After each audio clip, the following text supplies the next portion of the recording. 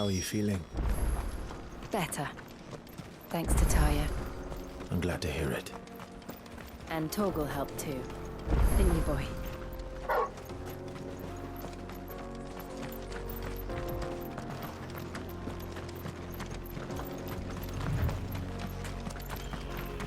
This used to be a trade route for merchants crossing the Scars. Till the Republic laid a new road wide enough to let wagons pass. And all official traffic moved there. Leaving this one for those living outside the law. Indeed. I doubt we'll be the only outlaws on the trail today.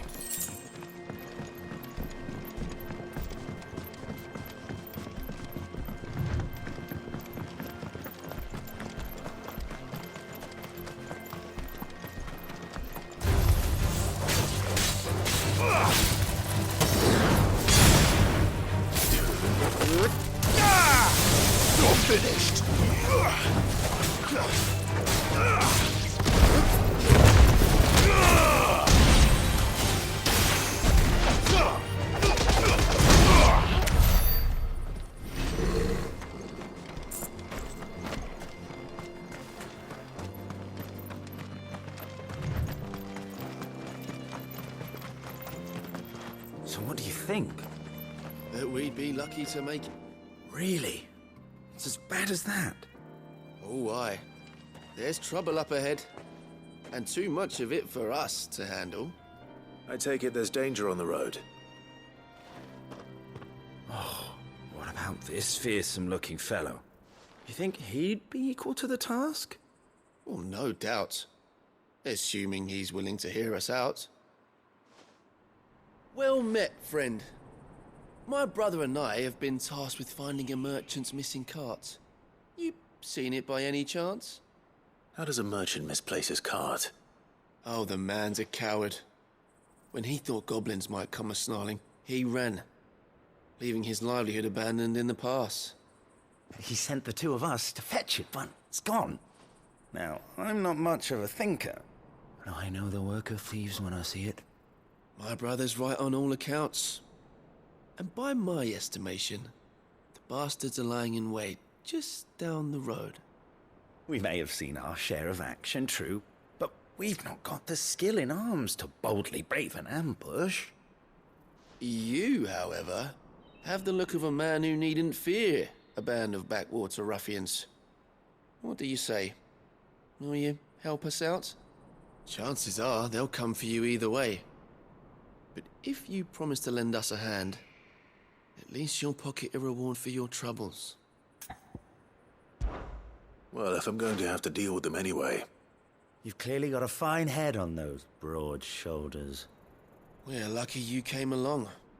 Now, hoping to make a heavy purse in Boklad, our merchant friend loaded his cart with as much as it would carry.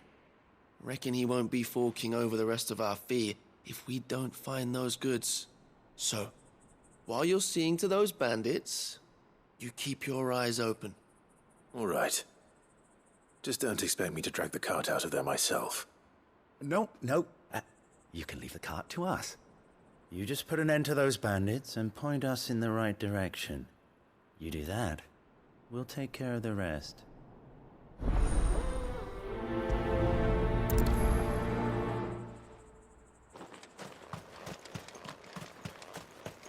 I'm not sure I trust those two. But if there are bandits lying in wait, I should probably take care of... Look lively, you lot. We've got guests. These are bandits.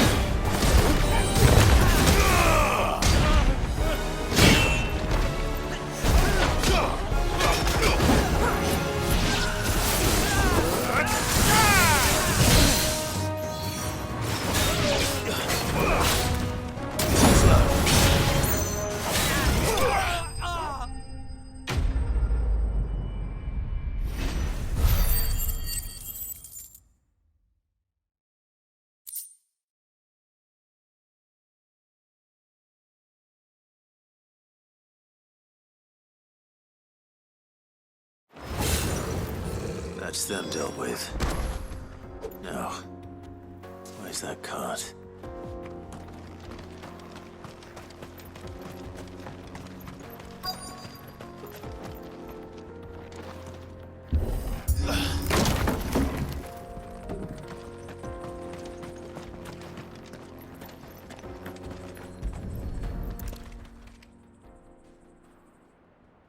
Getting all of this out of here will be a nightmare. Seems we've found ourselves the right man for the job, wouldn't you say? Found the cart and didn't leave a single bastard breathing. Our merchant friend will be delighted. And how exactly will he be getting his goods out of here? You leave that to us. After all, it'd be wrong to make such a fine warrior haul cabbages to market. You've done your part. And that's all you need to worry about. Here.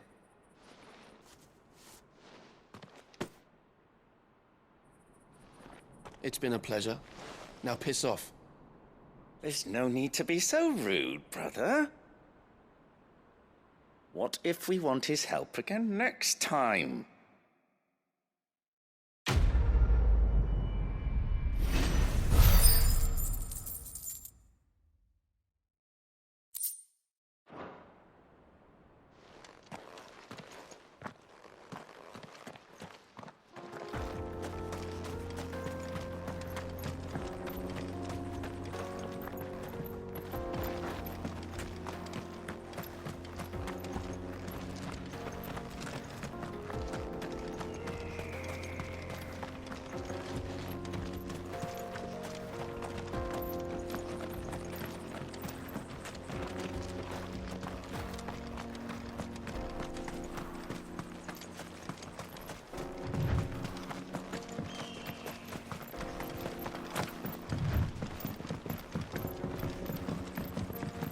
I see the Dalmex lag behind Rosaria when it comes to bridge building. A fallen ruin should hold, at least. The path continues on the other side.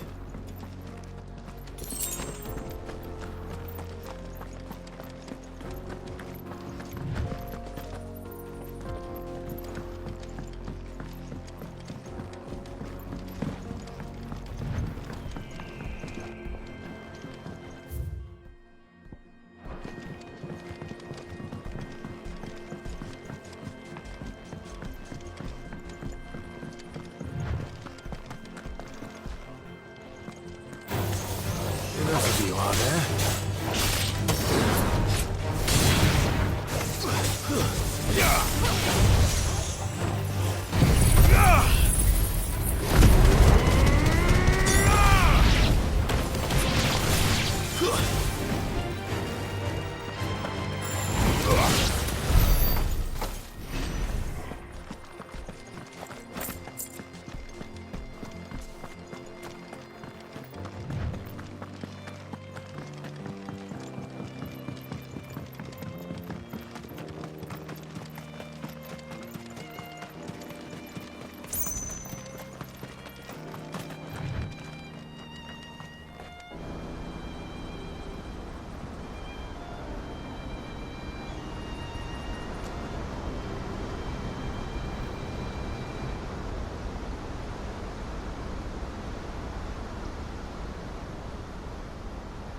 So this is Zemeckis.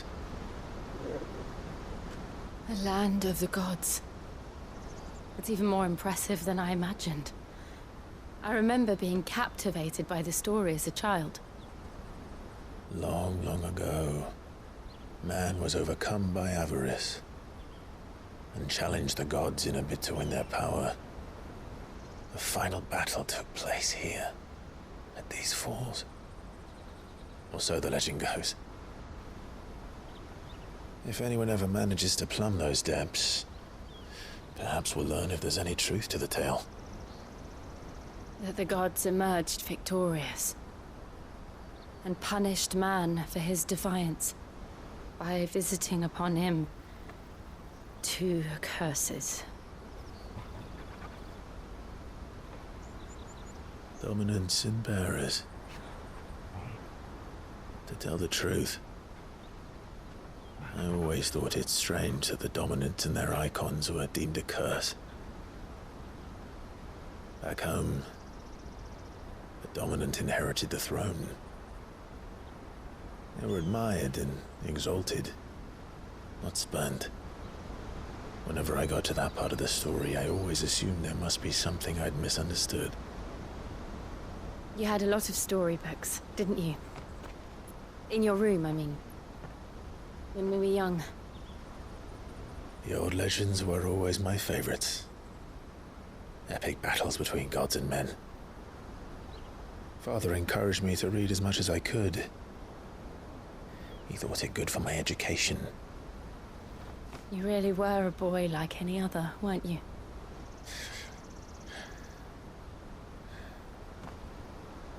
Just look at this place. It's enough to make you believe the legends are true. I know.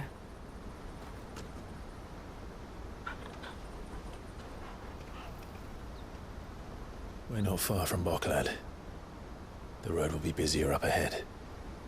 Then we'll have to keep our wits about us.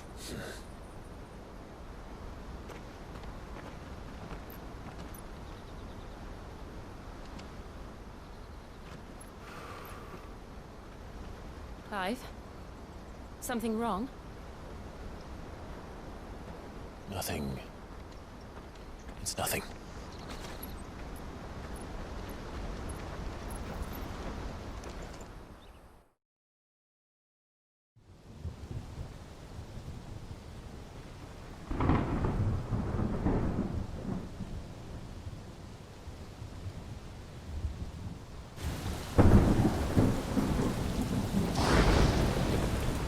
I see the reports are true, Father.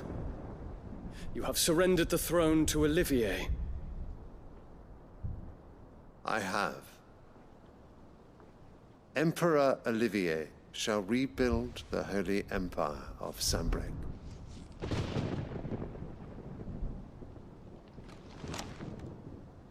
How is he to rule an empire? He is but a boy. I shall advise him until he comes of age, Father, please. or for as long as I am able. The empire we seek to build needs young blood to rule it, and I can think of none better suited to the task.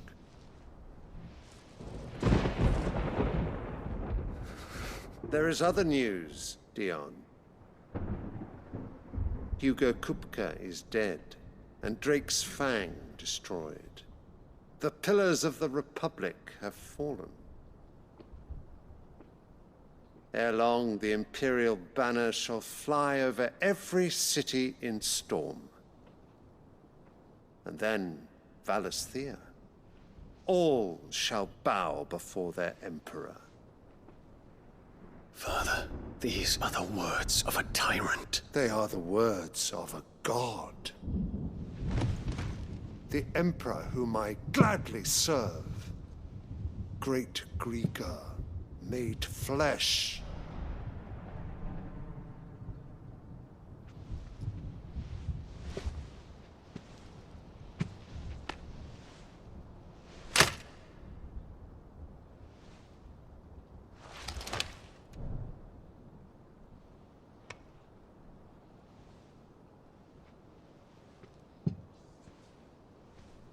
Return to your camp, Dion, and ready your forces. It is time to show the world the true power of Sanbreque.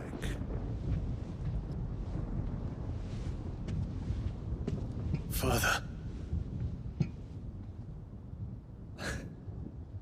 I find you much changed. Is this truly the path you wish to tread? Or are these the ambitions of another? Of Ultima, perhaps? What nonsense is this? I speak my mind, and my mind only.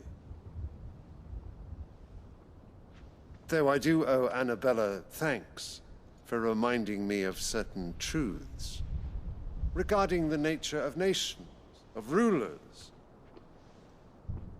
and of the divine. You would trust the words of this traitress? She betrayed her country. She slew her husband. You have ever been an invaluable servant to Sambrek, Prince Dion. I trust you will continue to serve your Emperor in the wars to come. The canker! Silence! Insolent wretch!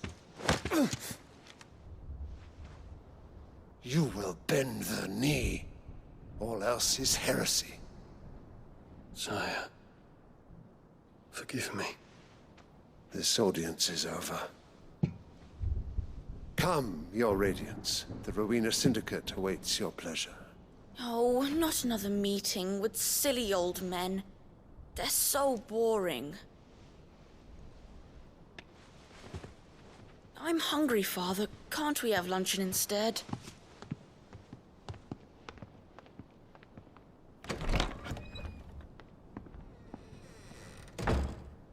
Does it pain you that you will not inherit your father's throne?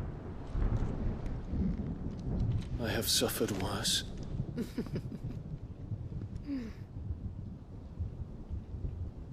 Count your blessings, Dion.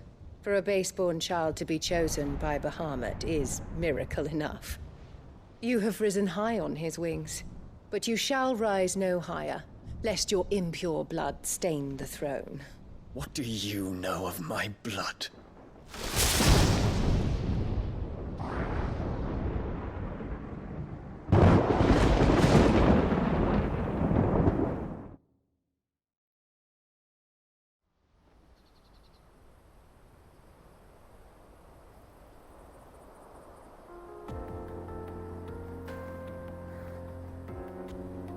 The Boklad markets are to the north. We just need to hug the coast.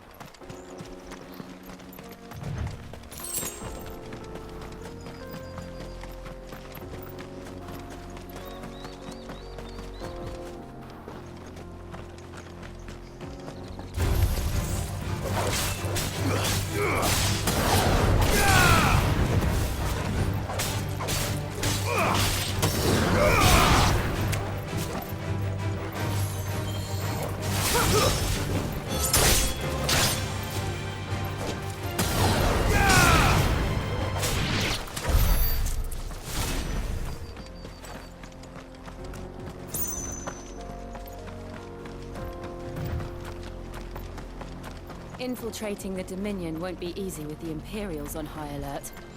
No. His Radiance has lost one capital already. We can be sure Sylvester will do everything in his power to hold on to Twinside. His troops are well-trained and increasingly battle-hardened. But it's not as if we can wait for the siege to end.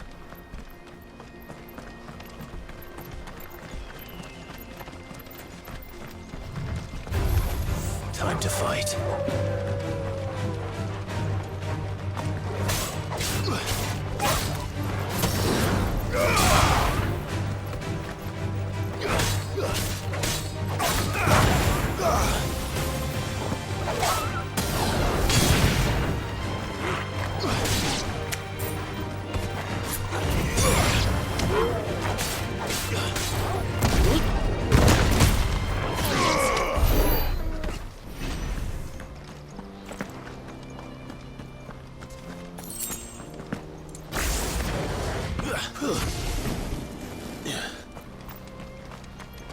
More refugees.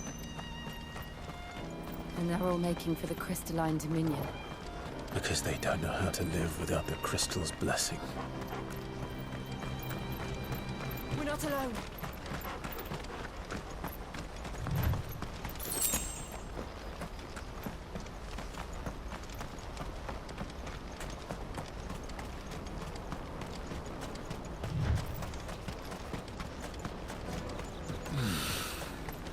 Boklad. There are no crystals here. This is where we're supposed to meet Goetz, isn't it? That's right. He said he'd wait for us here after replenishing his supplies. I dare say he'll have finished by now. Let me carry your goods. I'm cheap. And nasty. Let me, my lord. You won't regret it. Burning eye. Out of my sight, wretch. I've no use.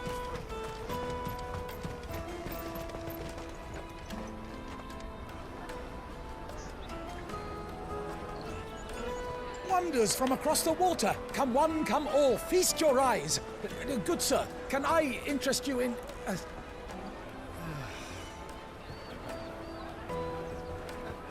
How much? For a measly crust of bread? You won't find any cheaper. Not nowadays. But you're more than welcome to look.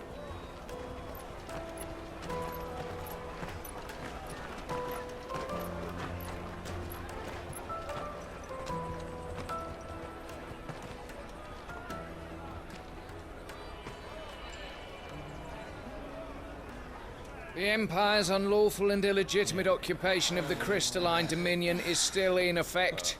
Only those whose business in Twinside has been officially approved by the Republican Army will be permitted to cross the border. All who seek entry are to form a line and ready their documents for inspection. It looks like we aren't the only ones who are eager to leave. And they're checking everyone. Can't you make an Not for the likes of you. We won't get through without that pass. Let's go and find Goetz, shall we?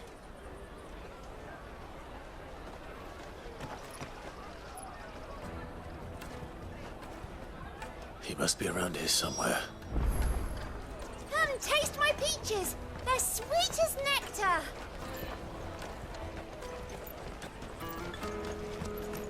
I'll take the large one. Ah, Goetz. There you are. Clive, I'm so sorry. Don't tell Nan, will you? Slow down, Goetz. Just tell us what happened. It's me trader's pass. It's gone. We cannot ride the caravan without it. We won't even be able to get through the flipping checkpoint. Do you remember when you last saw it? It was in my pocket a minute ago. Then a bairn bumped into me and... Yeah. You don't think that they might have nicked it, do you?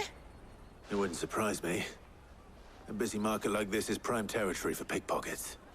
So, to get the pass back, we need to find this child. Where would we even start?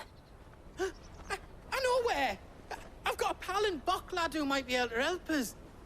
No one knows more about what goes on round here than she does. Where do we find her? She's the owner of the Crimson Caravans, up that way. Sign's got a red chocobo on it. No time like the present. You two go on ahead. I'm gonna check the rest of my stuff, make sure no one else is missing. All right. We'll meet you there.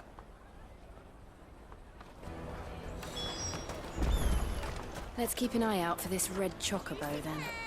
And the other on our purses. Next to the checkpoint.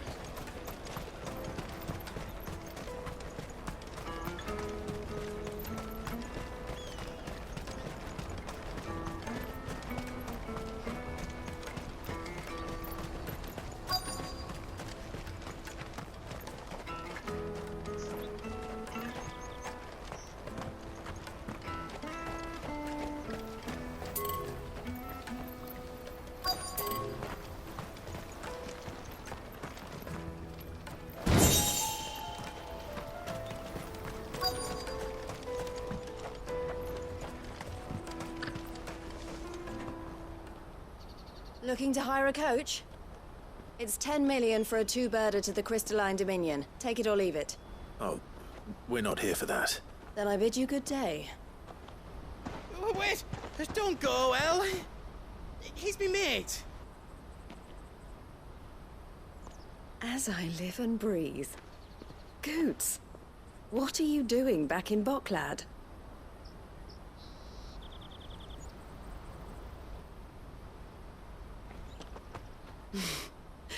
I gather Lady Karen didn't send you.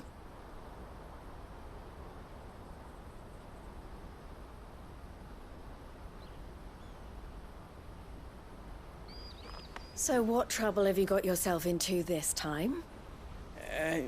It's me trader's pass. It got stolen. By a little bairn. Of all the... You're the size of a marble. Honestly. Ugh. Goetz told us that you know the markets well. Might you have an idea which little bairn could have done this? We don't intend to punish them. We just need our pass back. Then, we can be on our way. I see. So neither of you has a trader's pass either. Not that anyone would take you for traders, but I suppose that's why you came to me, correct?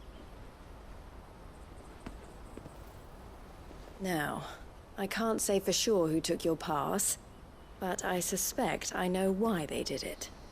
Let me explain.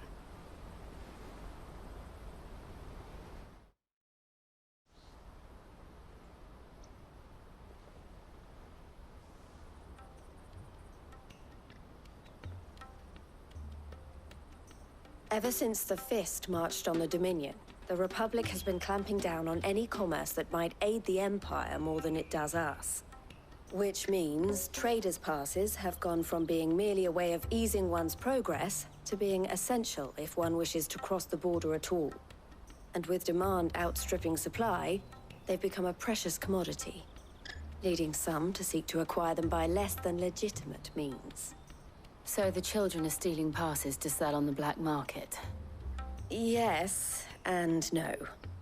Passes are inscribed with the names of their owners, and yet none of the victims' names have appeared on the register of those passing through the checkpoint. Which means? That someone is doctoring the stolen passes. The same someone who is encouraging the children to steal them. And the same someone who has Goetz's pass, no doubt. Whoever they are, they're ruining the livelihoods of honest merchants, which is why we've decided to take a stand. Will you stand with us? You want to get your pass back, and we want to ensure that no more are stolen. Catch whoever's behind it all, and 2 birds shall be slain with a single stone. Is there any other way of getting to the Crystalline Dominion, Goetz? They won't let you in if you're not with the caravan. It's that, I don't know, try swimming across the strait. But the guards will definitely spot you if you try and do that. Like, we don't want to get spotted, right? So either we find the people who took the pass, or give up all hope of entering the Dominion. All right. We'll help. Thank you kindly. But I don't know your name. Eloise at your service. Clive. A pleasure doing business with you, Clive.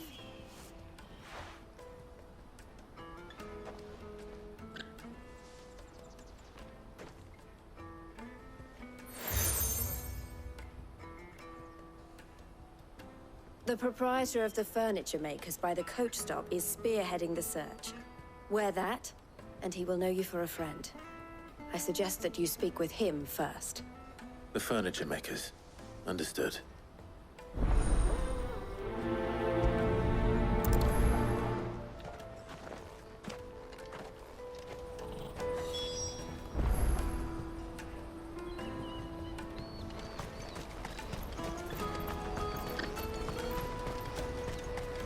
Out of my sight, wretch!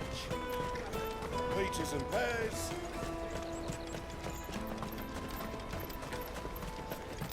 Come on! Jug of snake spit for the road?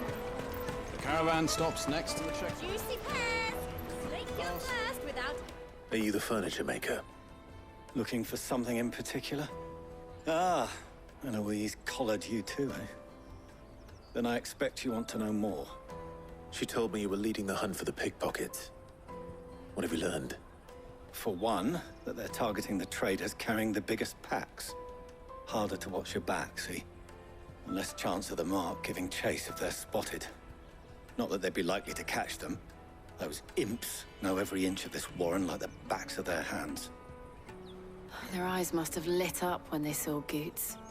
The fishmonger round by the gate's been trying to track down the children involved. You should go and have a word with her. Thank you. We will.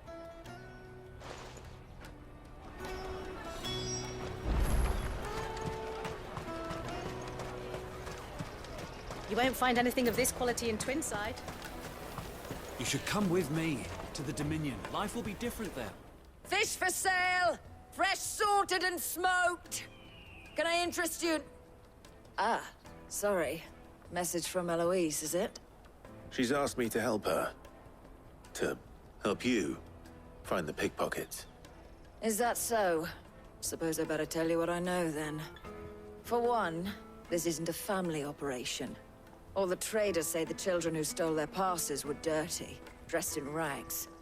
Street urchins, by the sound of it. We get a lot around here. Orphans from the wars. A few, perhaps. You saw the refugees gathered by the entranceway? They're all looking for a new start in the Dominion and beyond. Some of them take it as an opportunity to rid themselves of unwanted baggage. The shame of it. Whoever's behind this would have to have made themselves known to the children at some point. And so should we. You should start with the children around here, then. I doubt they're the ones involved, but they might have heard something. It's worth a try. All right, then. Questioning children. How hard can that be?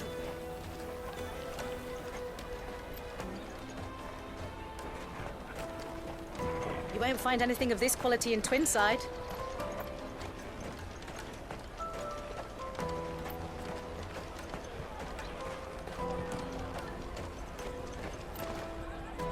Do you have a moment? What do you want? What I want is to know who's asking children like you to pick pockets. I don't know. Nobody's asked me. What's picking pockets? Do you get paid for it? No, you get in trouble for it. So if they come calling, you know what to tell them.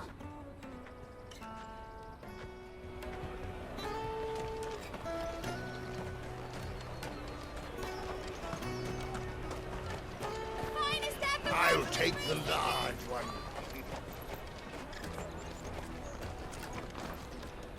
Excuse me. Do you mind if I ask you something? Can't stop you. I was just wondering if anyone has asked you to do anything out of the ordinary recently. Anything you grown-ups ever ask us to do is shut up and go away. So guess what I'm about to tell you to do? Sorry. I'll leave you alone.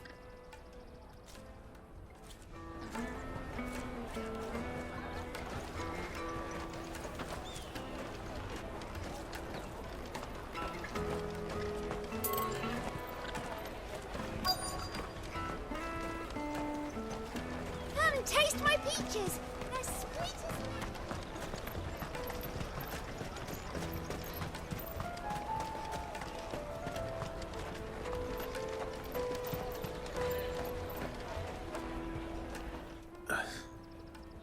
Excuse me? What do you want? I don't have any money. It's all right. We're not going to hurt you. We just want to talk. What about? We've heard that some very bad people are making children like you steal from travelers. We need to know who's behind it so we can stop them. I don't know much about it, really.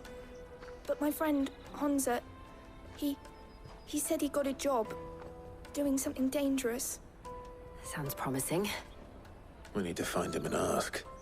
Do you know where your friend might be? He's usually by the tents outside town. Thank you. You've been very helpful.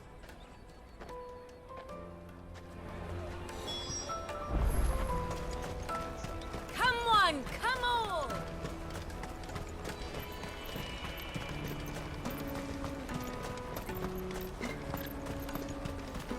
Let me carry your goods. I'm cheap.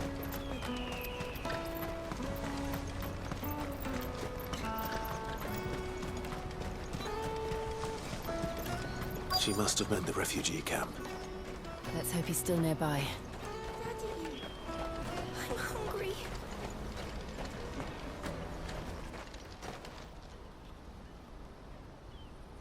That big fat donkey was easy pickings. He wouldn't have noticed if we'd robbed his boots off him. Yeah. Wish we hadn't handed over the pass, though. Could use one of those things to get out of this dump. Chance would be a fine thing.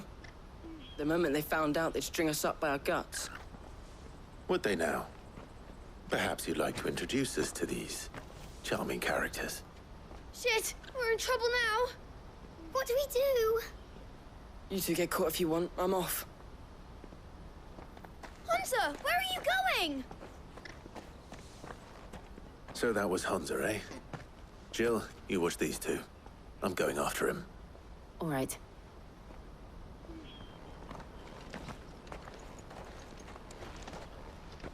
He can't have gone far. I need to find him before his employers do. Daddy! I'm hungry.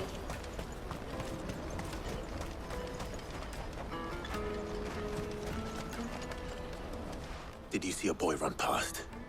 He stole something from a friend of mine. There was a boy ran back there towards the chocobo pen, but... Thank you.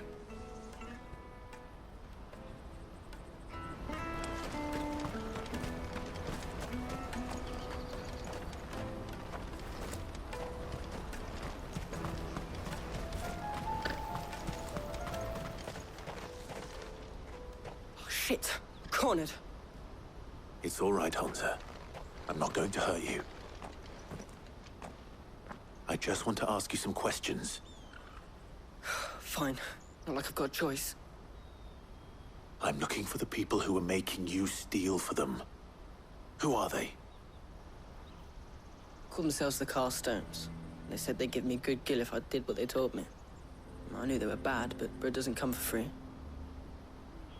Didn't come at all half the time, before I started buzzing for them. You know, if I didn't do it, they'd just pick on someone else. Someone they could push around easier. Hunter. You found him then? Jill. Where are the other two? Eloise is watching over them. She sent Goetz and I to look for you. You're...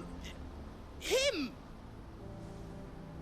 I haven't got your pass anymore, if that's what you're after. I gave it to the Carstones. Whatever you do to me, I can't get it back. Not that I go against them anyway. If it weren't for their gill, me and my mates would have starved.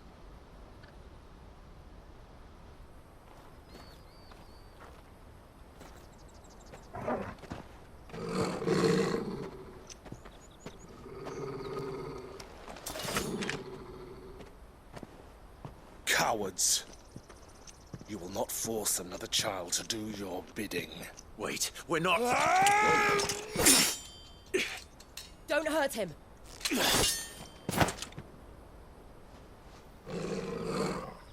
You're making a mistake. We're on the same side. Like hell we are. That brooch. Where did you get it? Master Theo. Goetz. What are you doing with these people? Unless you're the ones my sister was talking about. Your sister?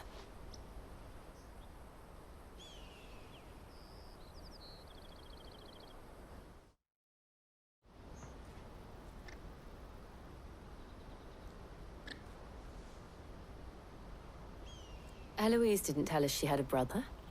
And why would she? I'm just her back and a blade. Theodore, at your service. Sorry about before.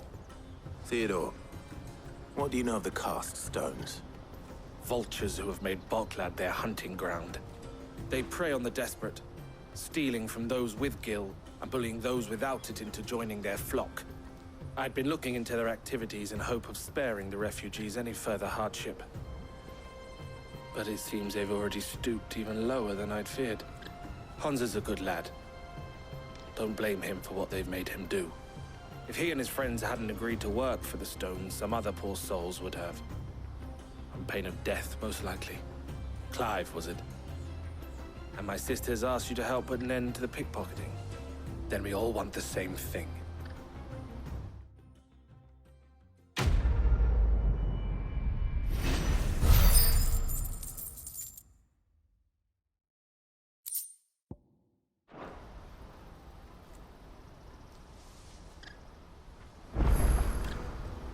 Oh, where is it? So, what's the plan? What else? We find the cast stones, and we crush them. You get your traders' pass back, and I make Boklad a safe place again. All right then. All right then. Honza, where are they camped? Don't worry. They'll never know you told us. Couldn't if I wanted to. They always come to town to collect the passes. Meet us outside the gate. I tried following them once, but they spotted me halfway down the trail. Said they'd string me up. We'll try it this time. Which way were they going? Back down the road towards Sleipnir's Cleft. To Sleipnir's Cleft, then.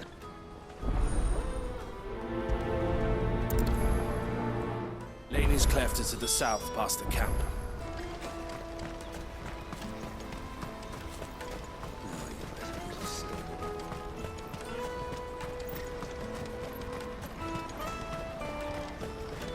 That's that, then. There are no crystals here.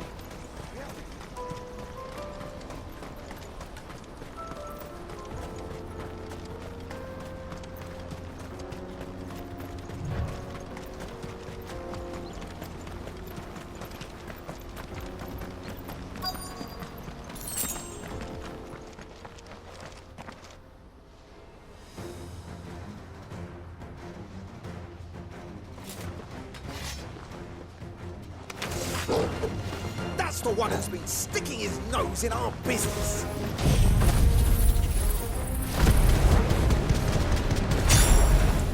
You should have minded your own.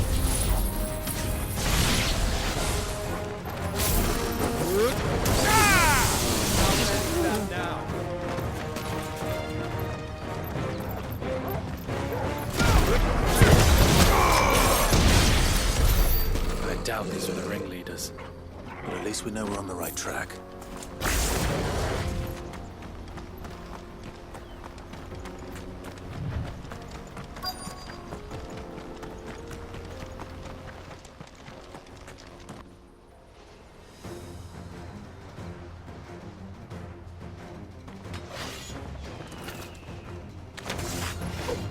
We got company!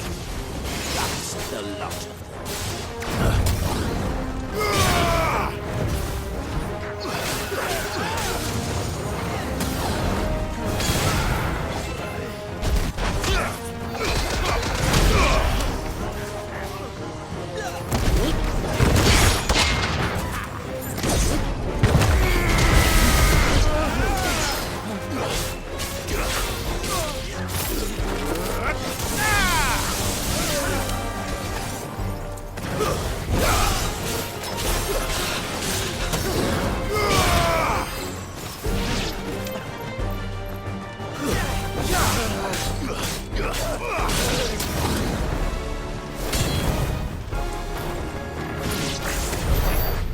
Soldiers. Fewer now.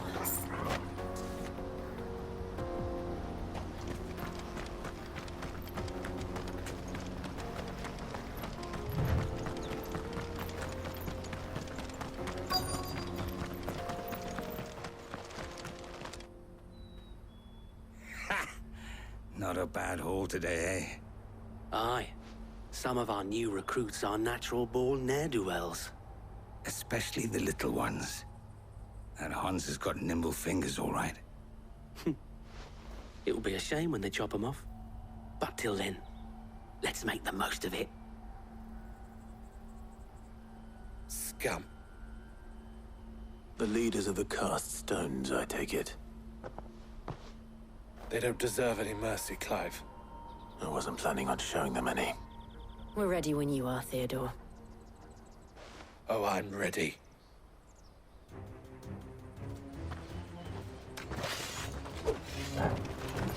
Fuck! It's that guard from Boklad! Kill him! Kill them all!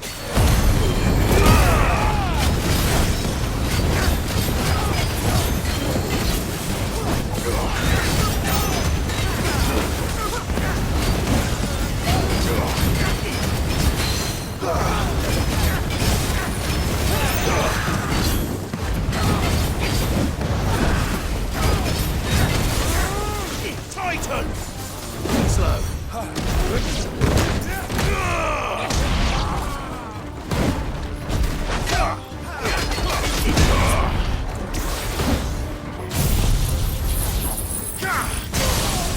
Let's end this now.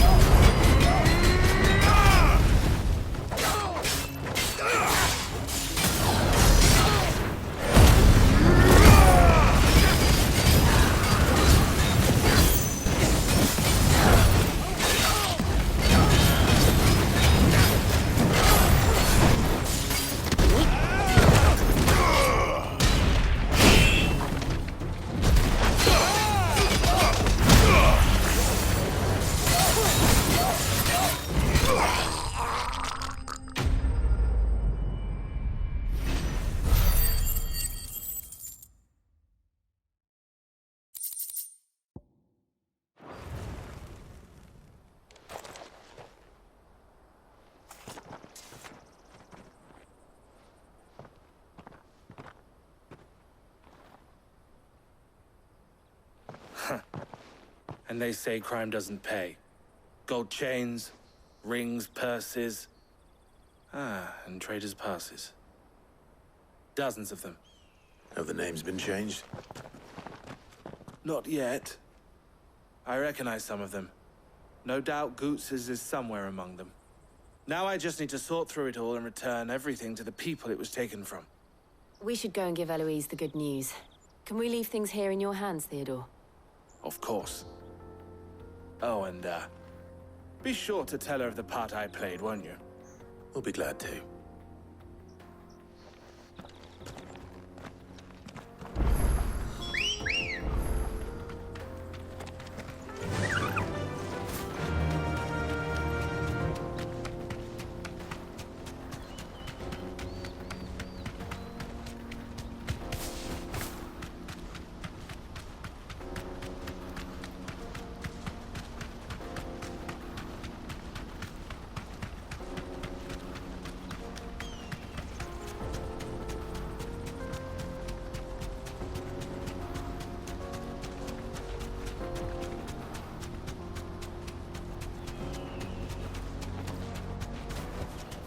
That'll do, girl.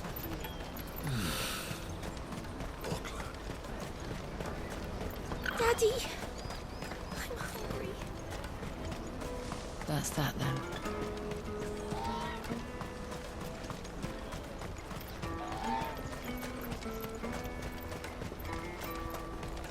Let me carry your goods.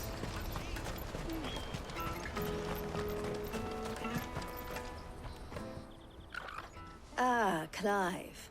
How goes the hunt? My brother isn't getting in your way, I trust? Quite the opposite.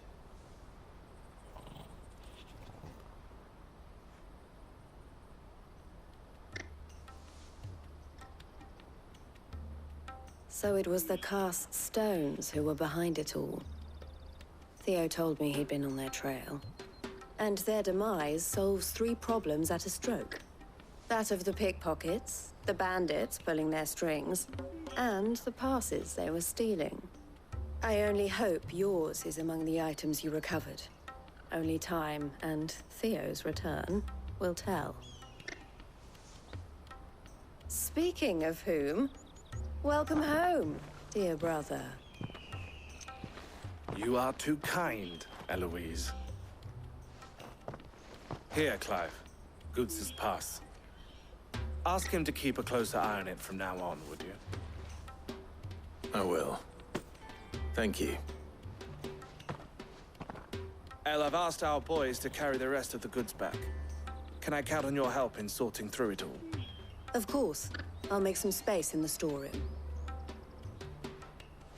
I expect you'll soon be on your way then. But it wouldn't do to leave without introducing yourself properly. Would it now? Sid. Don't look so shocked. We're on the same side. I don't understand. As you now know all too well, we at the Crimson Caravans are always happy to help those in need. For a small fee, we will move anything that needs moving. Be that goods to market, or bearers away from it. I was the first my sister helped escape. If it wasn't for her, I'd have been branded as a boy. I had no idea. It just so happens that we are seeking to expand our operation. And who better to join forces with than the leader in the field? Wouldn't you agree, Theo? I would. It seems our purpose is the same in more ways than one. So what would you say to working together again?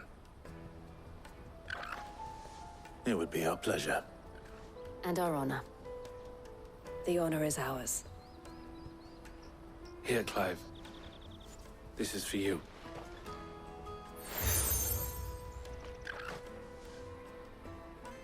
What is it? Elle has friends in high places, while I have associates in, lower ones. That mark is proof that you're a friend to us both.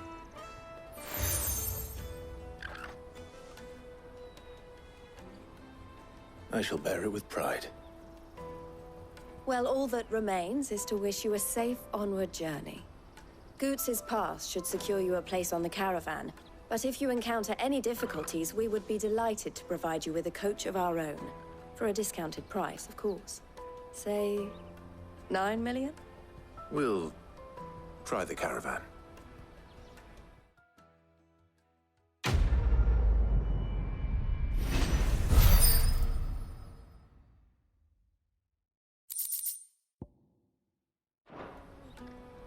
Right then. Let's get this back to Goetz. And then it's on to the Dominion. Let me carry your goods. I'm cheap. Pardon me, but would you happen to be a fighting? That well-notched steel and impressive physique. I have need of a sword for hire, and yours looks to be a weapon well worth the coin. Might you be convinced to offer me the use of those formidable arms? How exactly do you intend to use them? Well, being something of a scholar of Zemeckis history, I wish to investigate the ruins near the city. And I require a rugged companion, lest I find myself waylaid by ne'er-do-wells or the beasts said to roam the area. Should you accept, you will not only earn yourself material wealth, but partake of the true treasure that awaits us there. The rich and storied history of Zemeckis. Well, will you ever party to a finer proposition? My arms are yours. Wonderful! Then come. We must away. But where are we going? Along the old Zemeckis Road, and from there, onward to discovery. Quickly! There is not a moment to lose. Wait.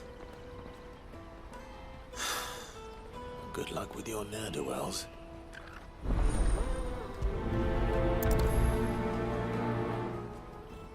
I'd better make sure he doesn't get himself killed.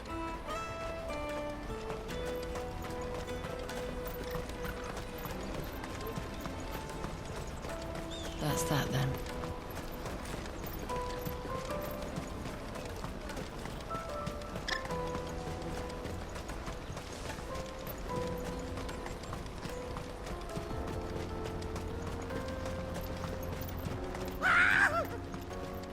Why am I not surprised? You'll hand over your coin if you know what's good for you.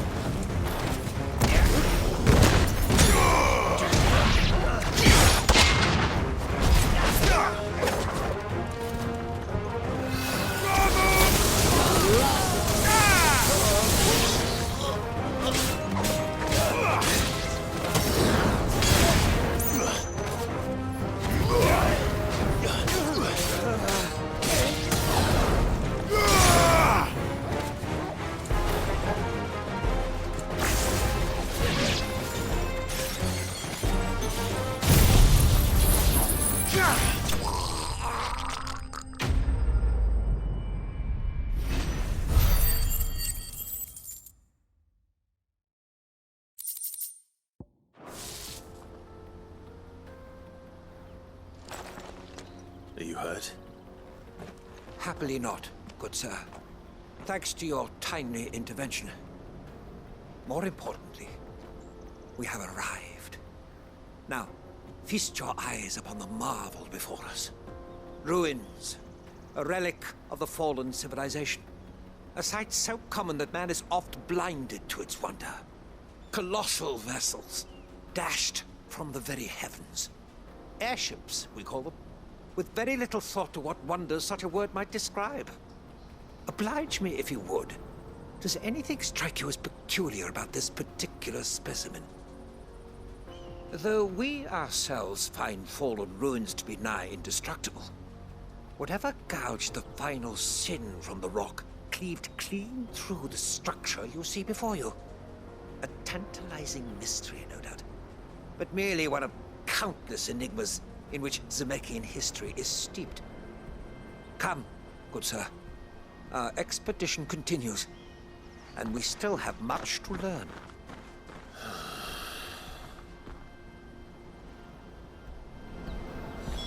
He's passionate. I'll give him that.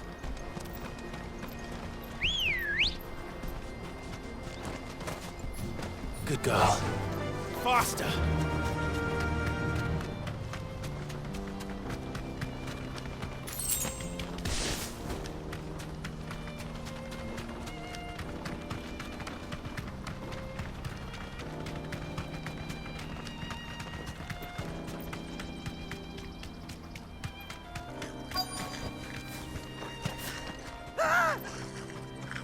Not again. All right then. Who's first?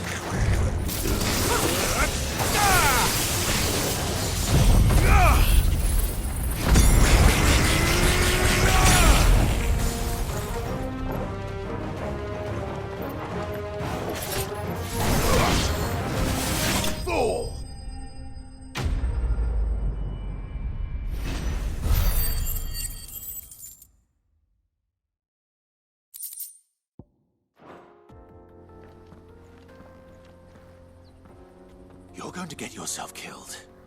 Oh, that would not do. That would not do at all. Not when such majesty stretches out before us. Behold, the final sin in all its glory. As Moss tells us, a battle was fought here in ancient times. A battle of such ferocity that it tore a great crater in the very land upon which it was waged. In reaching for their holy sanctum, did man enrage the gods, and great was the vengeance that was rained down upon him. Alas, the full truth of the matter is lost to time, though I live in hope that I might see it discovered. But we must not dwell upon such things. There is more yet to see. Onward! History awaits!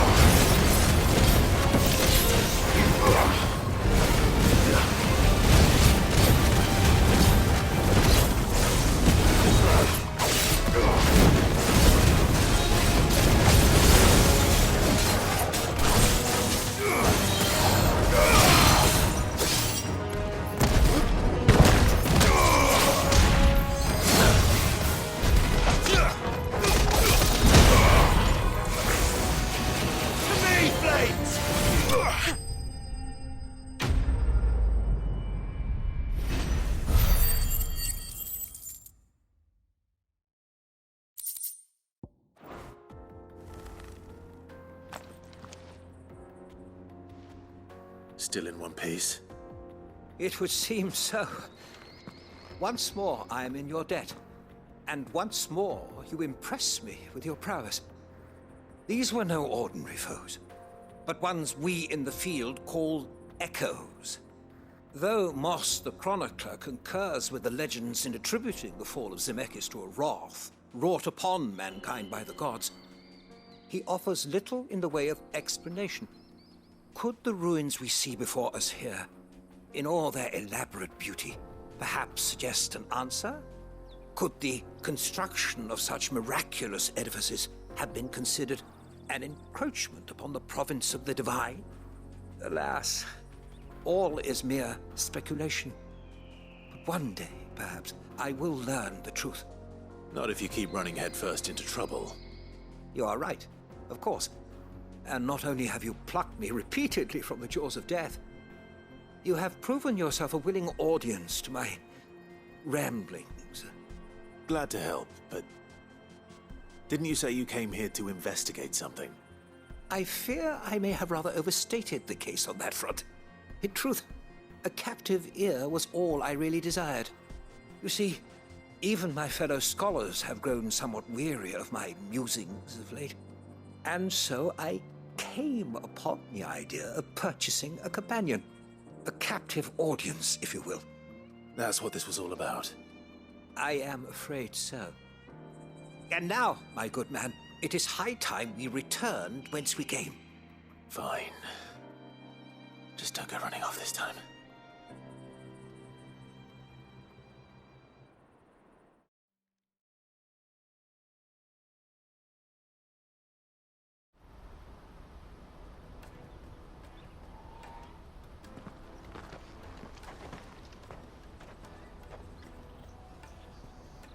And so ends a delightful day. Here, your reward for humoring my selfish whims, plus a little extra for the trouble I have put you to.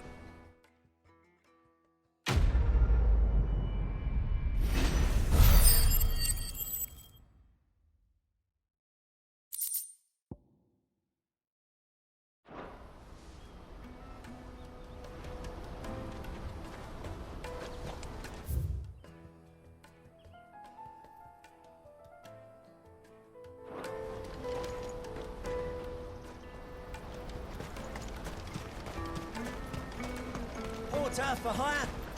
Best service at the best price. I see you've been of some assistance to Eloise. Perhaps you can extend me the same kindness? Perhaps. What would I be doing? Finding someone. You see, I've been having trouble with thieves, and despite the many pains I've taken, I can't stop them from rummaging through my packs. I was griping about my lot to a friend of mine a few days back, and he offered to track the culprits down. Now, Joseph's a sellsword, and a good one at that. But he's been gone days, and I'm beginning to fear the worst. Any idea where his search for the thieves might have taken him? The old Zemeckis Road, perhaps?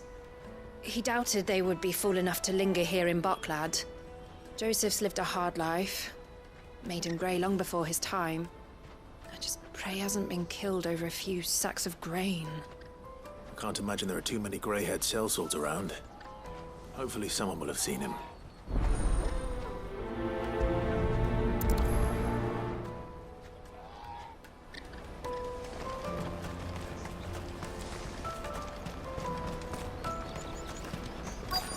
Daddy! There are no crystals here. We have to keep going. What do you want? I've no coin on me. Just information. Has a sellsword passed through here? Grey hair. Now you mention it, there was a young man with salt in his mane sneaking around out there a while back. Which way did he go? How am I supposed to know? I got off down the road, I expect. Now why don't you do the same and leave me be?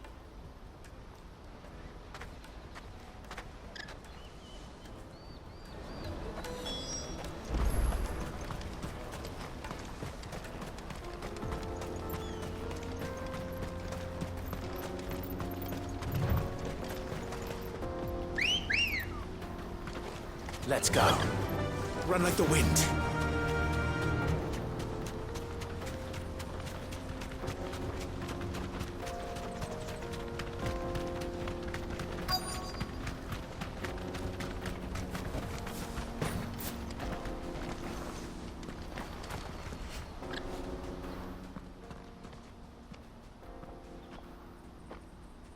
We don't want any trouble. Neither do I. I'm looking for someone. A grey-haired mercenary. Well, we haven't seen him. Yes, we have. We saw him climbing up the rocks. And those ones, over there.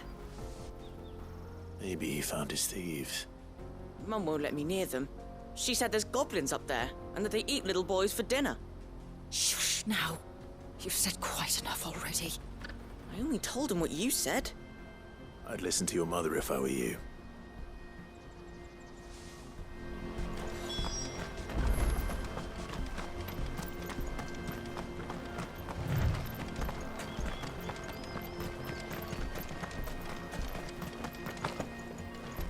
Did Joseph's thieves really lug their stolen wares all the way out here?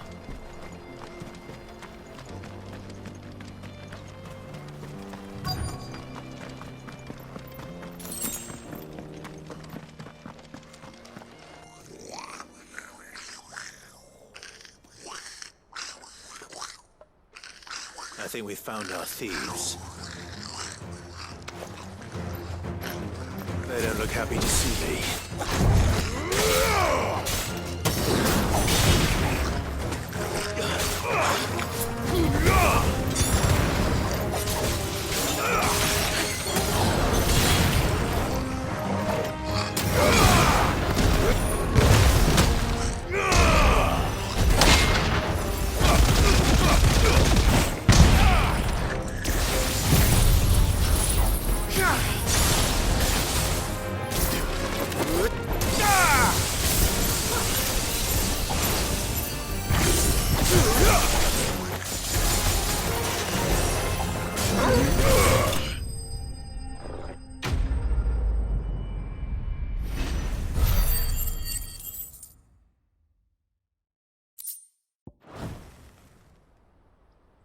Let's get this over with.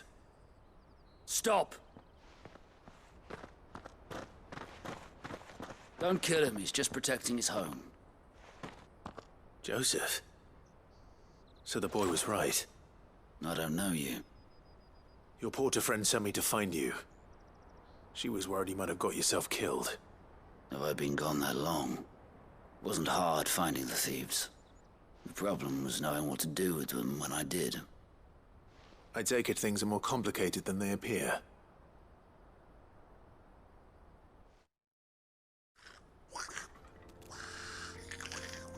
I'd all but ruled out bandits before I even left the market. You know why that is? Because our thieves had no interest in gold or gems, or anything they couldn't eat for that matter. Add to that the rumors of goblins in the area, and the mystery practically solved itself. I soon found their cozy little homestead and all the missing food. I launched myself at them, full of righteous fury, but their leader was the only one who moved to meet me. The others, they huddled around that food, ready to die protecting it. They stole because it was that or starvation. I've been there myself, back when times were hard. So you spared them? And earned their trust into the bargain by the look of it. These goblins aren't native to the area. They don't know how to survive such barren lands, so I've been teaching them. And once they've learned to hunt and forage, they won't be fool enough to risk their necks in Boklad. I'm impressed. I didn't know goblins could be reasoned with. Do me a favor. Let the porter know I'm safe. I'll head back to the market once my work here is done. Oh, and don't mention the goblins. I don't want people coming here brandishing pitchforks. Not now this lot have sworn off thieving. Your secret's safe with me. I appreciate it. Thank you.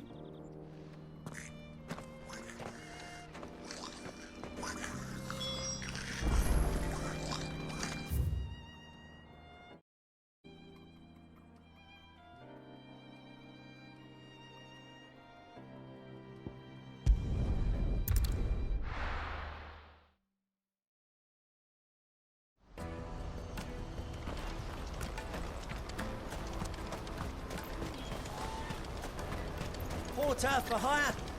Best service. Joseph's fine. He'll be back once he's tied up a few loose ends. That's a weight off my shoulders. He certainly knows his business. You found your thieves all right. And I dare say they won't be coming back. A good man to have around, that Joseph.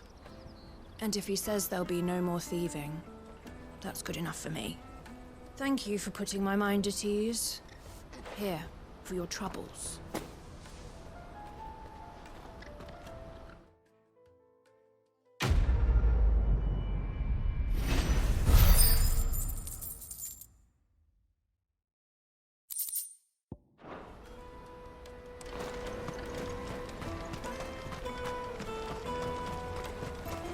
Hurry, man. I must leave for the delivery. Bloody crews and caravans.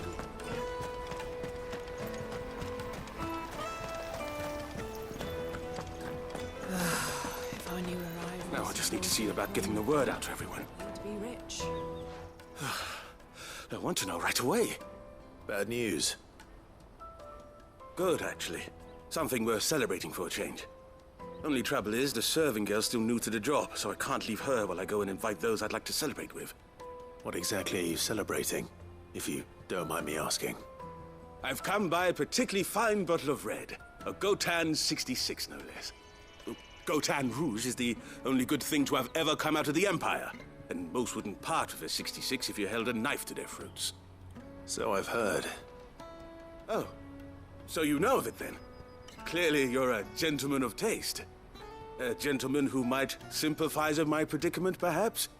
Would you pass the good news to a few friends of mine? I'll give you a little something for your time, of course. Sounds simple enough. So you'll do it? Marvelous. Thank you. You won't need to go far. All three of them should be right here in the market. There's Aldrich the porter, Milan the butcher, and Bolek, a guard over at the north gate. Three of the finest fellows in Boklad, if you ask me. Tell them to come to the tavern when they finish for the day. Stop by again when you let them know, and I'll give you your little something. I'll be right back.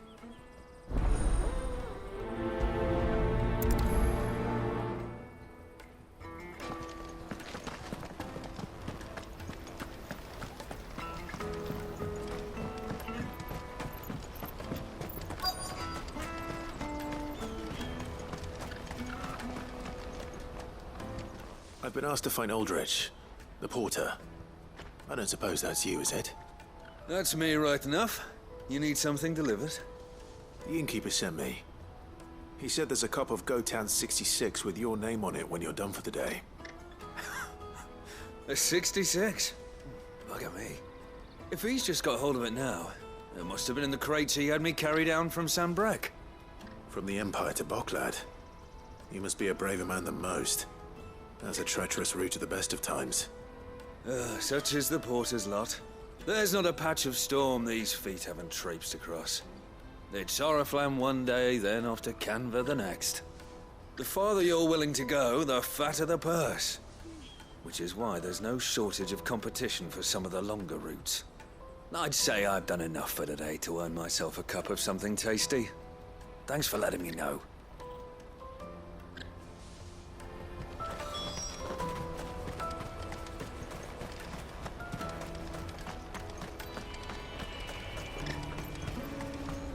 Out of my sight, wretch!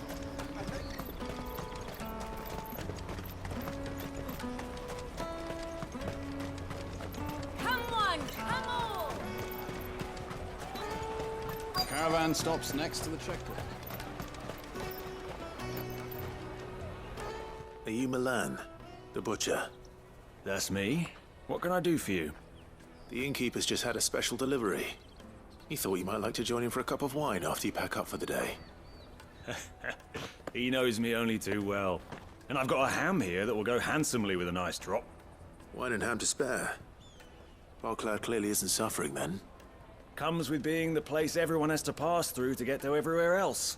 Those who travel the Crystal Road bring all manner of goods with them. We get meat from Sanbrek, herbs from Rosaria. Why, sometimes we even see curiosities from across the Narrow. My old man knew what he was about when he set up shop here all those years ago. Anyway, thanks for the good news. Oh, you know what? Maybe I'll shut up shop early. Wouldn't want to keep our friend waiting.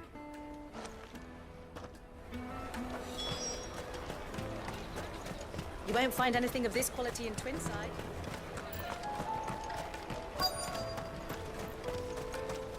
Let us through!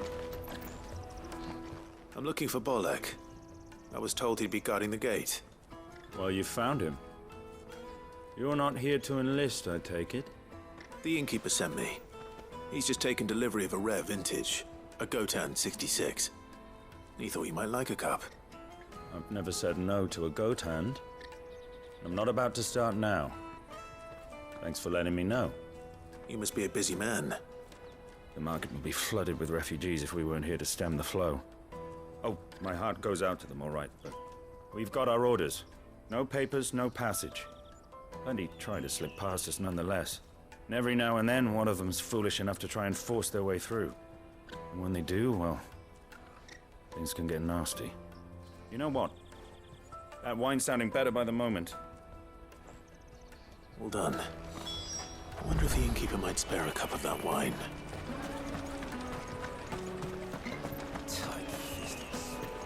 You won't find anything of this quality in Twinside. The caravan stops next to the checkpoint. Jug of snake spit for the road? Come one, come all!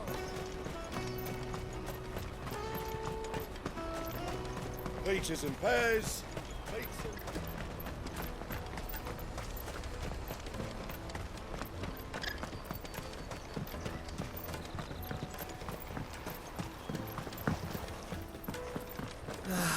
If our new arrivals had brought any I spoke to your friends. They'll be along soon. That's fantastic news. Thank you kindly. It's been a while since we all sat down together. And the way I see it, that wine is as much theirs as it is my own. How so? Well, I wouldn't be serving anything but slops without Aldrich to go and fetch the good stuff for me. And then there's Milan, who always sends customers my way. And Bolek, an even-handed keeper of the peace, if ever there was one. Those three are the backbone of Boklad. Lose any one of them, and the market would soon fall apart. And without the market, I wouldn't have a single customer. I'd say that's worth a bottle of 66, wouldn't you? And more besides. Everyone needs a shoulder to lean on. Be they world-weary innkeepers or brooding swordsmen. Right. I'd better prepare for my guest's arrival. I hear you had me carrying a bottle of Gotan 66.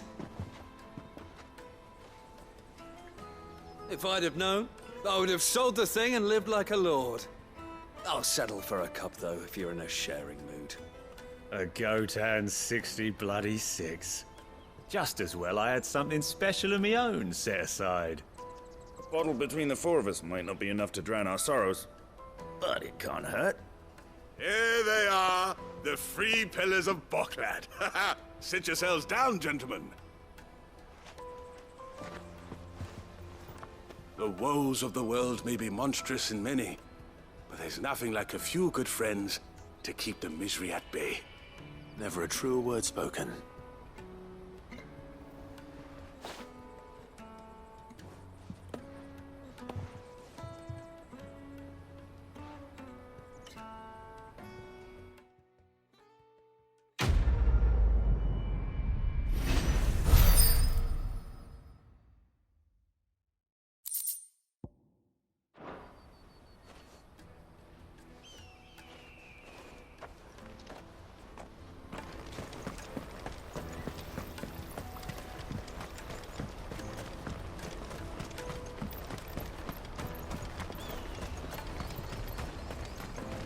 Out of my sight, wretch!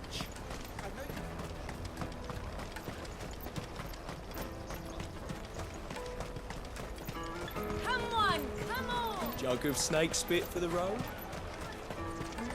Juicy pears! What I really want to be is a blacksmith. You gonna do it? Here you are, Goetz. Try not to lose it again. Me pass! You found it! Oh, thank you so much. Nan would have killed me if I'd come back without it. I'll have to say thanks to Elle and Theo, too. So should you, Honza. You and your friends don't have to steal anymore. If anyone threatens you again, you know who to turn to. We do. And we already have. Miss O's given us a job shifting the chocobo shit out the stables. It's hard work, and the pay isn't half what we got from the stones. But if we stick at it, we'll keep ourselves fit. You stick at it then. And Goetz, I'm sorry for stealing your pass. That's all right. I've got it back now. And all's well that ends well, eh? You said you're trained to be a blacksmith, right? Well, I'm gonna be your first customer. I'm gonna save up all my gil and get you to make me a massive sword. I'll do me best. Till then, eh?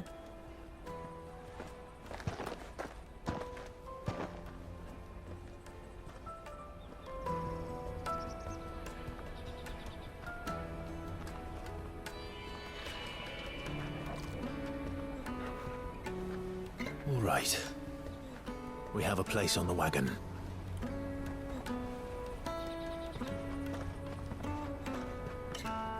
Remember, Goetz, we're mercenaries. You hired us to protect you.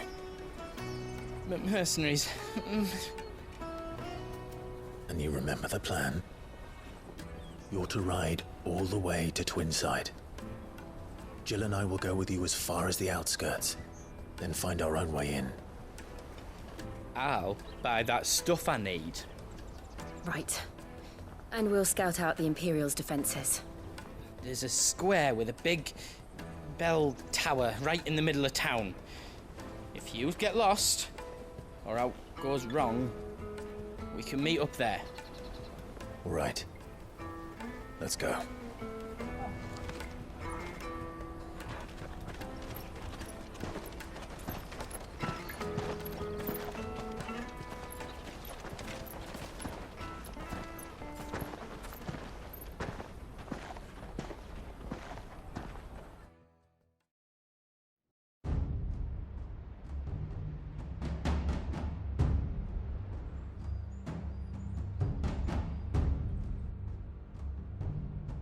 I see. And you're quite certain your father has no knowledge of Ultima? I am. I have no difficulty believing a sinister force has come to exert an influence on Sanbreque. But be that as it may, it is yet to claim my father. For better or worse, his radiance speaks his own mind. Then the Fiend works from the shadows. I confess, when first you told me of this Fiend, I had my doubts. And more than a few at that. A beast that labors to plunge Valisthea into turmoil, all in pursuit of your brother. But that wound is proof enough that evil is afoot. Then I have your answer, Your Highness. You will join me in my fight. I cannot. Not yet. Your Highness, please. As you are aware, the Dhalmekian army is at our gates. They have lost their mother crystal, and with it all hope of a negotiated withdrawal. It is but a matter of time before they invade. If Bahamut is not here to meet them, my people will be slaughtered. Though not by Hugo Kupka, thanks to Ultima's machinations. I know the fate of your people weighs heavy on your conscience, but if we do not put an end to Ultima's plans, they shall face a far darker fate. The chaos he would wreak would sweep all of Valisthea into the abyss. The lives of every man, woman, and child in the Twins are at stake. I believe what you say, Phoenix. But I have duties of my own, and I must discharge them. Come what may.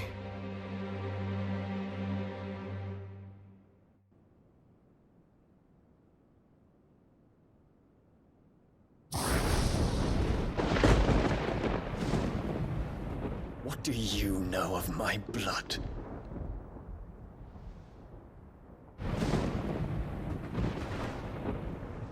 I I know that it is wholly unworthy of the highest offices of state, which rightly belong to those of purer breeding. Alas. Your bloodline runs through the Oriflamme gutter, from a whore who weighed her child's worth in gil.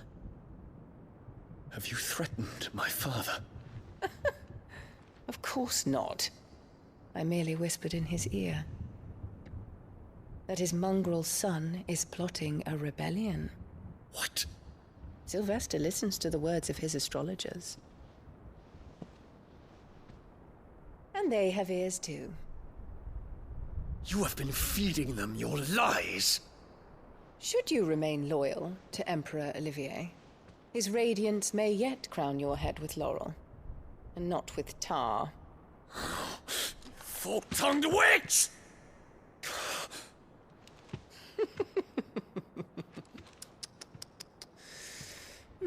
In consideration of your long years of service to the Empire, I shall forgive this uncharacteristic rudeness. Now hurry and make ready, Your Imperial Highness. Emperor Olivier expects much of you, Dion. Or should I say, of Bahamut. May your fire reduce his enemies to ash, till all of Valisthea bows to its rightful ruler.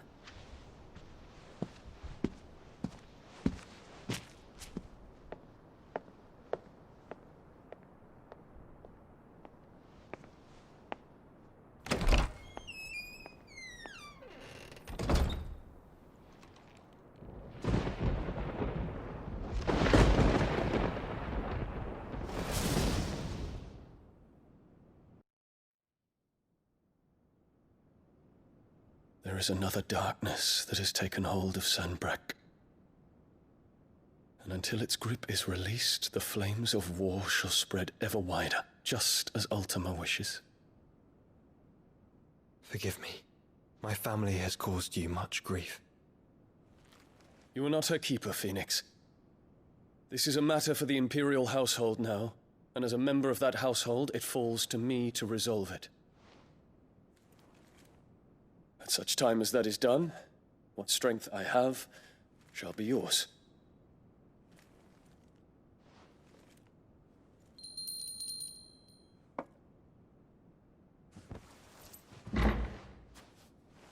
Thank you, Your Highness.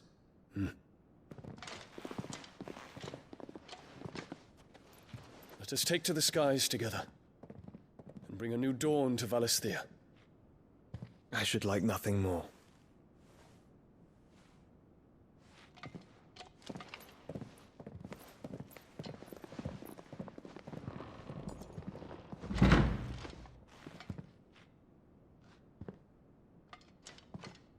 Terence. My prince. Tell me true. Do you believe what I'm about to do is wrong? We dragoons have but one leader, Your Highness. And we shall follow him unto the very end. Thank you. This is my decree. For their crimes against the crown, the traitorous Annabella and her usurping son shall be put to death, and the Empire restored.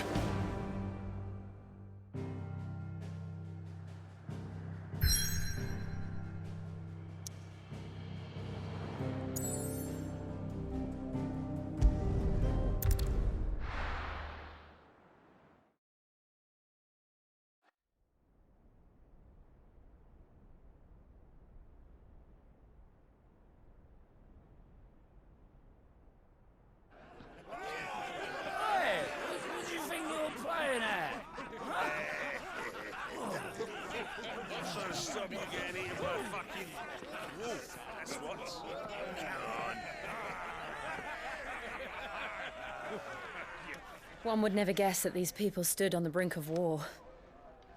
They're afraid. They turn to drink to forget their fears. Anything you want to forget?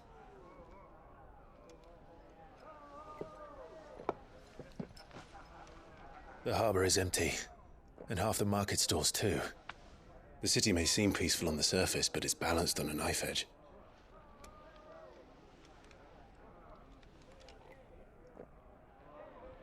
Were we to give it a nudge, it might be just the distraction we need to reach the Mother Crystal. I thought you might say that. We should send for Gav. We'll need someone to keep the fires we start from going out. And we can busy ourselves scheming until he gets here. I'll send a Stolas then.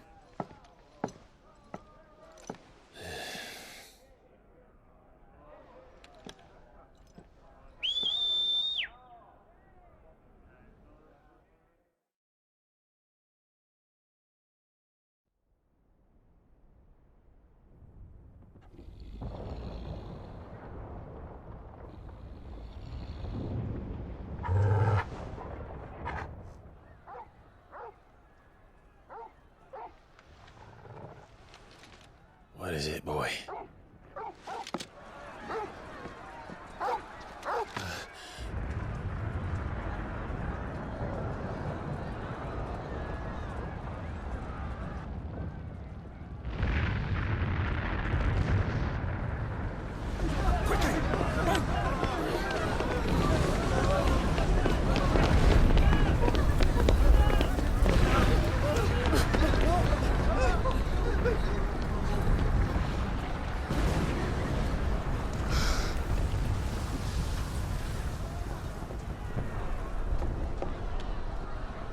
What's happening?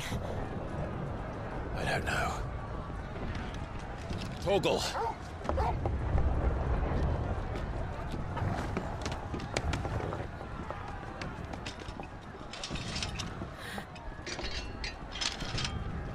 This way.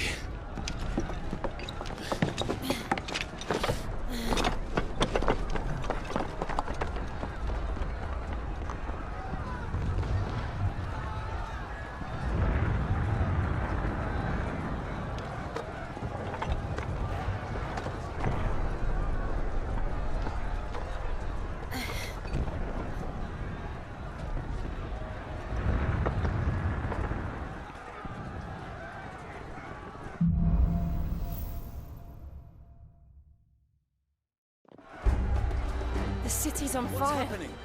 I'm sure Goetz is fine. He'll be making for the square. The one with the bell tower. In the middle of town, right?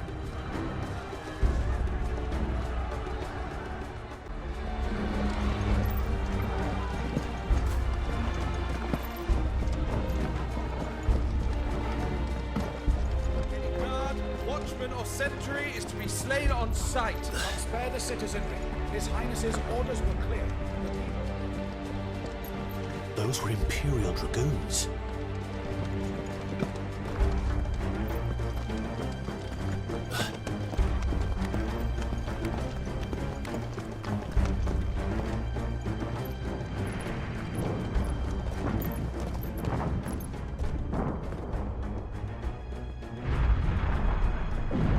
What in the hell is going on? Let's go and see. Right.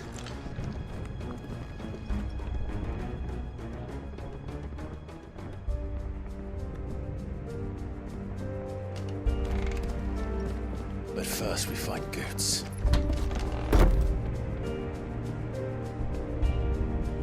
I just hope he's all right.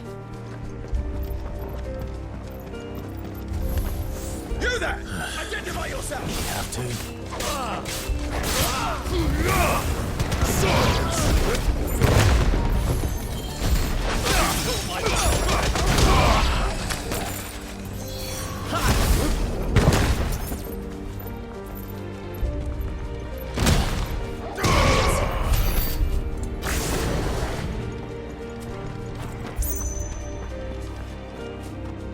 Around!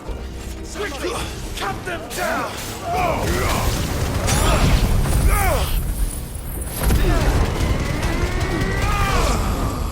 Bravo!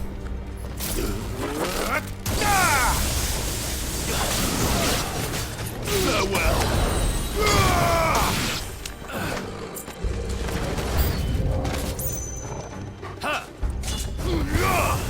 Soil and stone!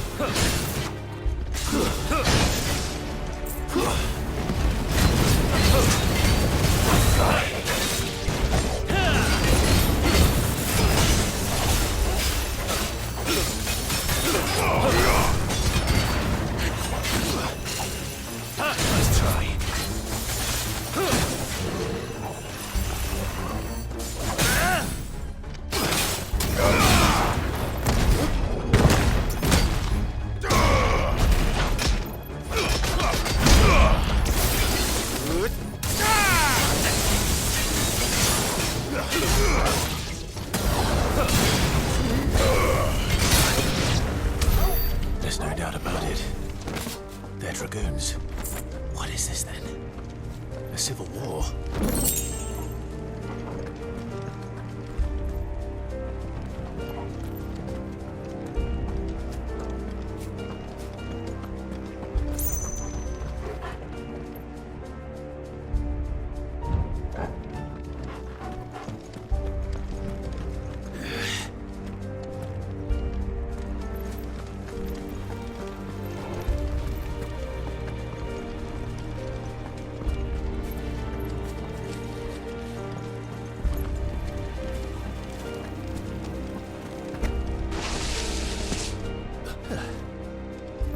Thought I'd be glad to fall into a sewer.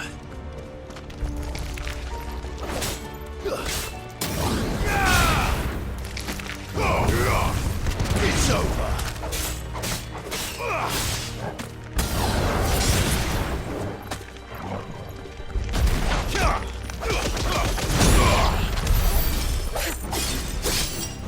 Ward secured, Captain.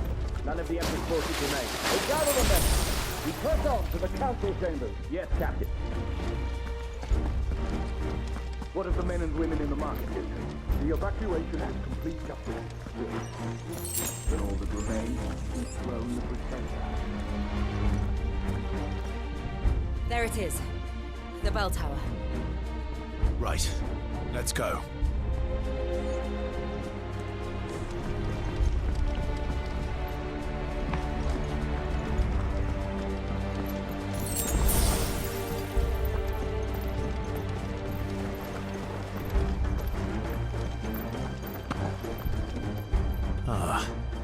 A goods lift.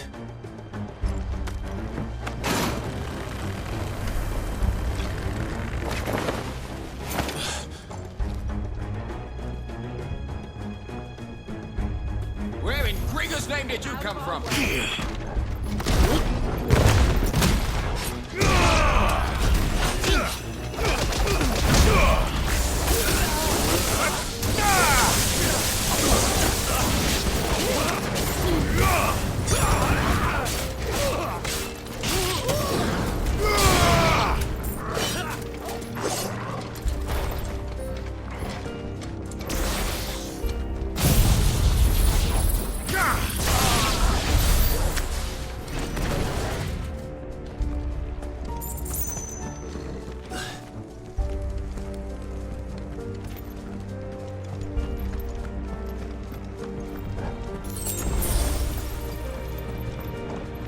Intruders! Defend the gates!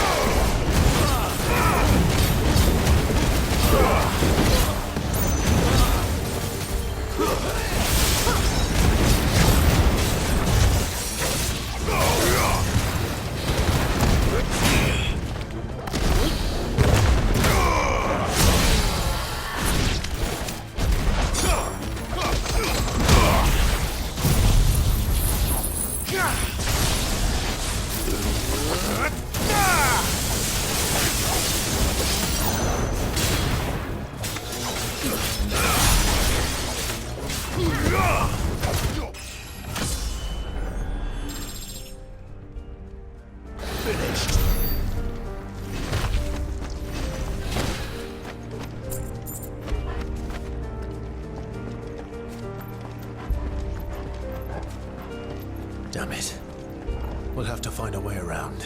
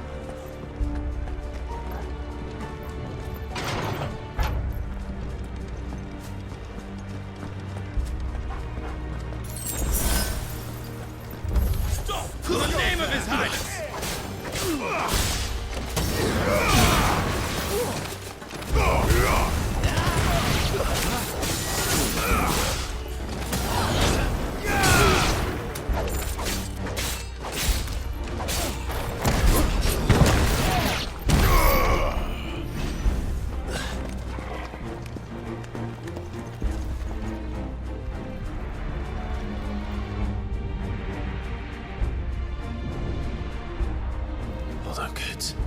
We're coming.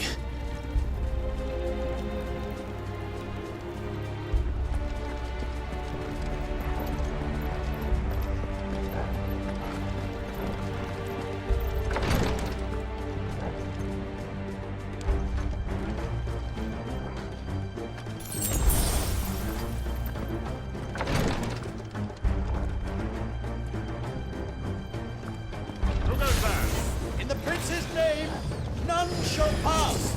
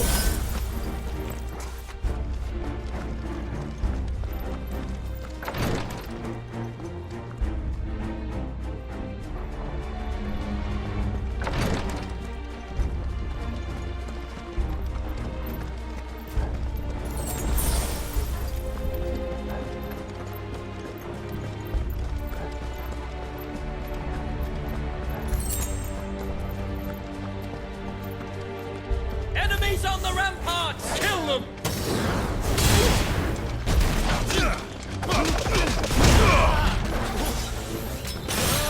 There you go!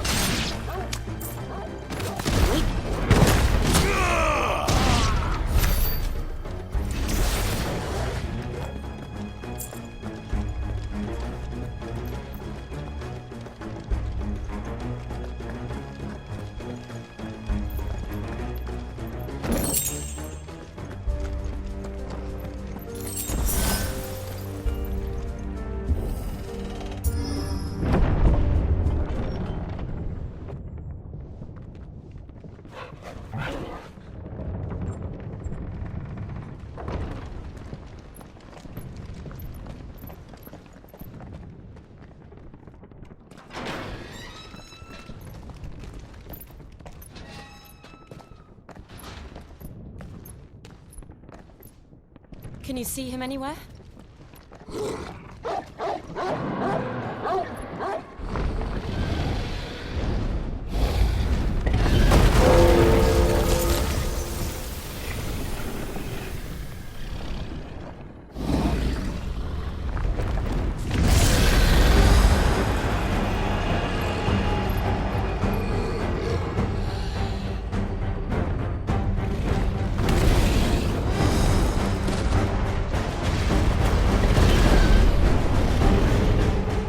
It must be one of the Dragoon's pets.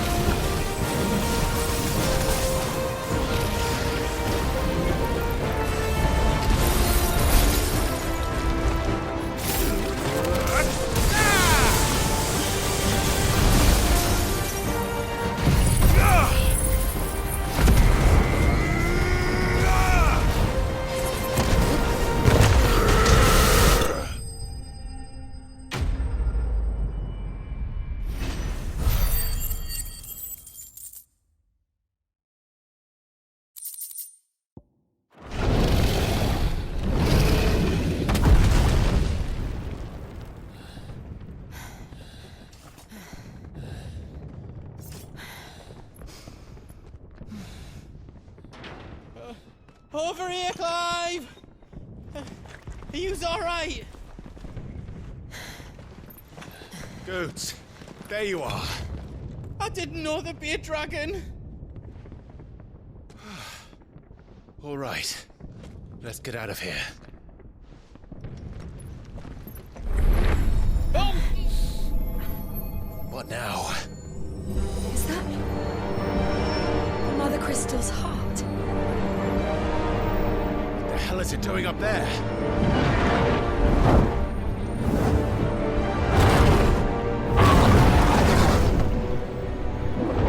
Bahamut.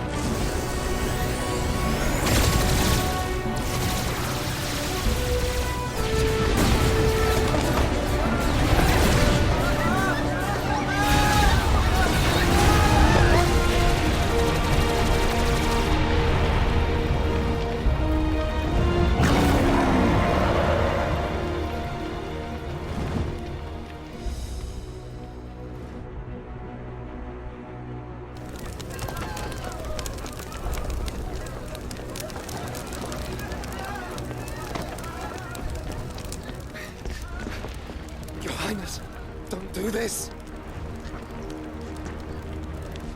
We must leave. Now, Your Grace. I beg of you. This is not what he wanted.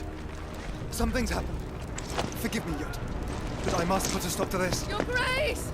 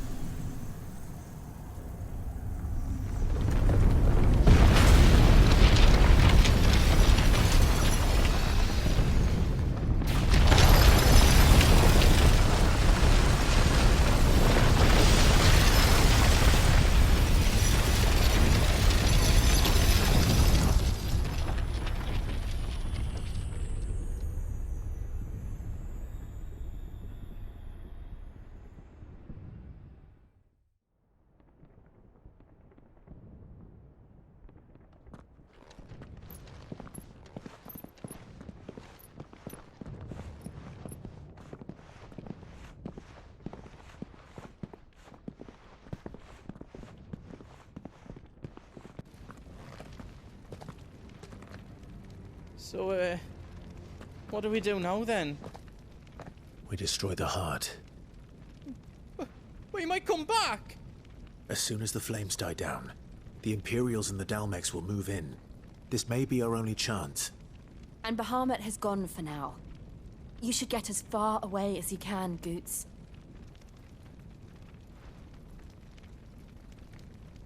What?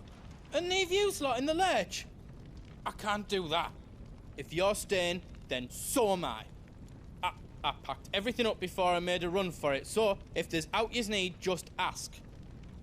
But I won't be giving it away for free. Nan'd never forgive us if I did. Thank you, Goetz.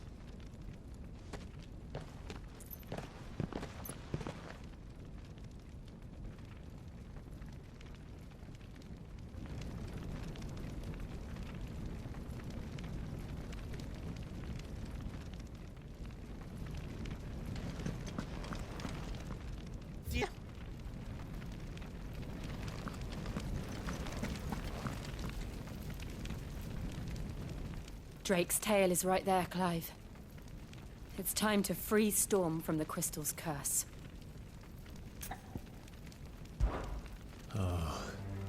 It's past time. But remember, Bahamut is still out there. And I dare say we'll be seeing him again before the night is done.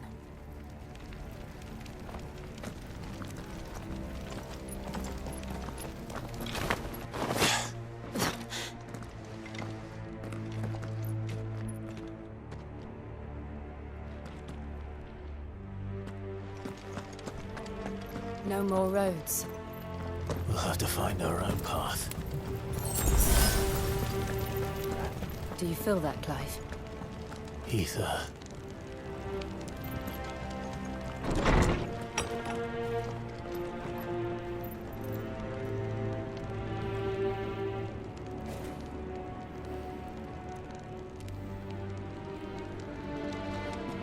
Just what we need. Another flood. It's already turned them. There's no reason to hold back. Give me thunder!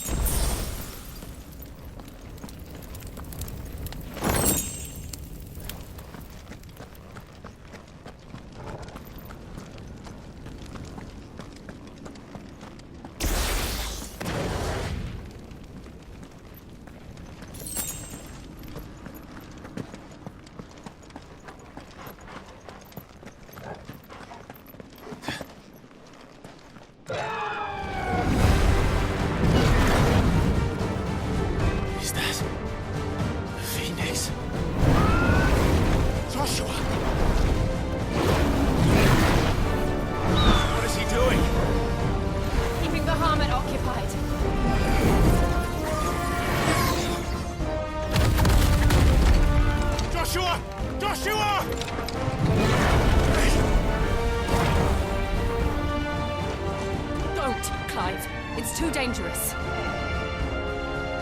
Fuck. Hold on, Joshua. I'm coming!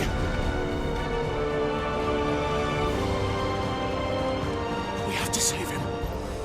And we will. We just need to keep moving.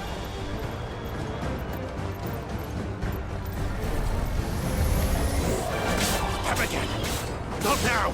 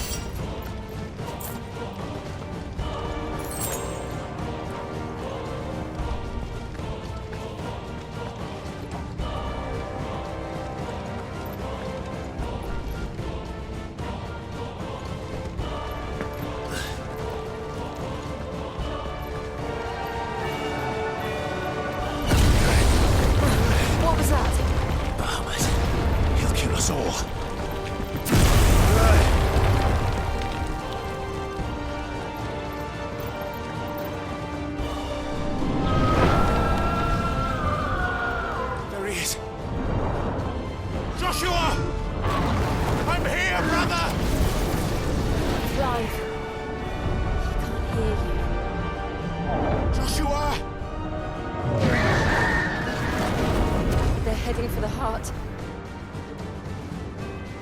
And so should we.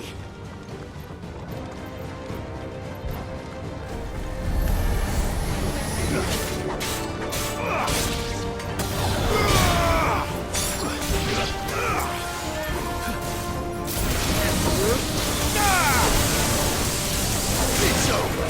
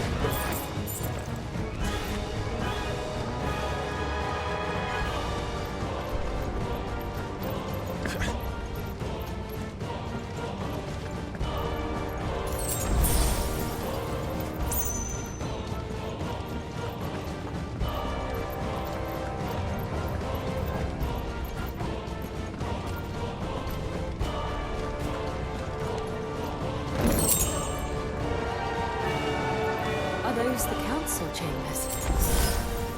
How are they still standing? I don't know.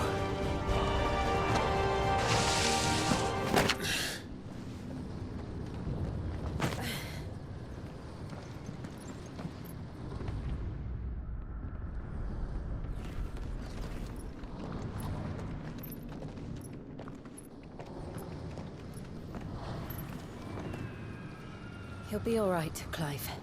He's a survivor. We're getting close.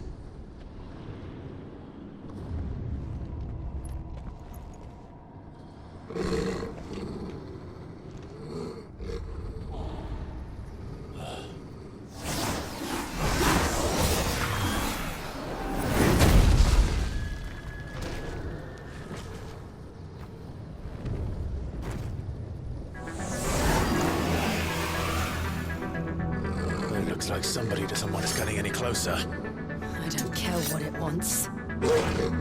Neither do I. Nice try.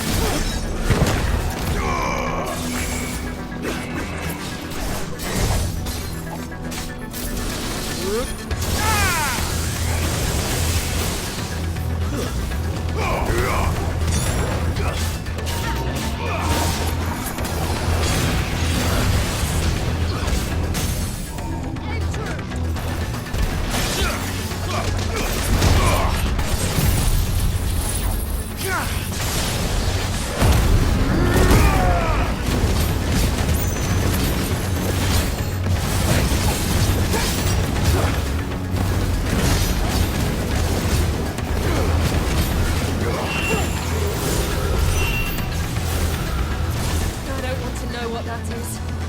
We have to end this right now.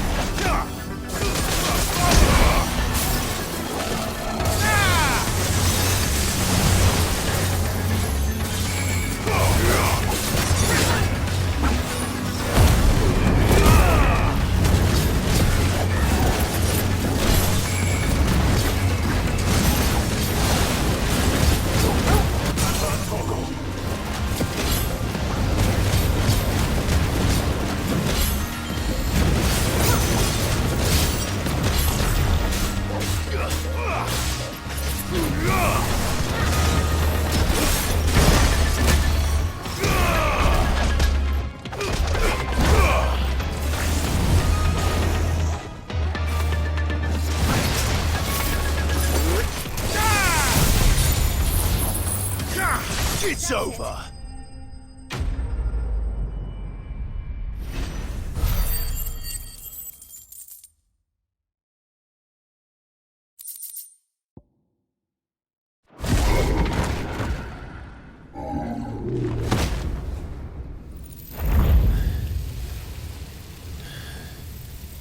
These beasts, they're getting stronger.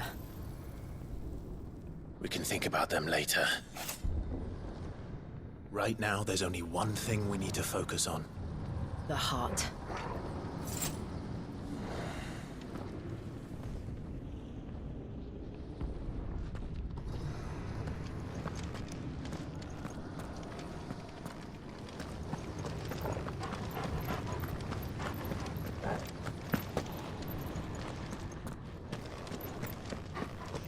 We might be able to get up through the building. It's worth a try.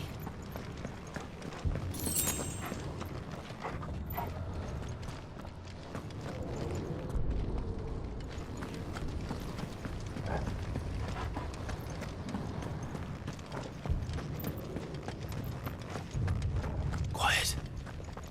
There's someone up there. Is someone there? Mother. It's you. What happened here? He tried to take him from me. Oh, my boy.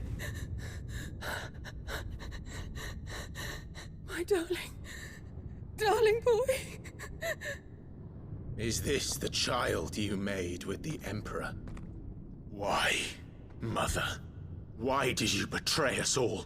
You have no right!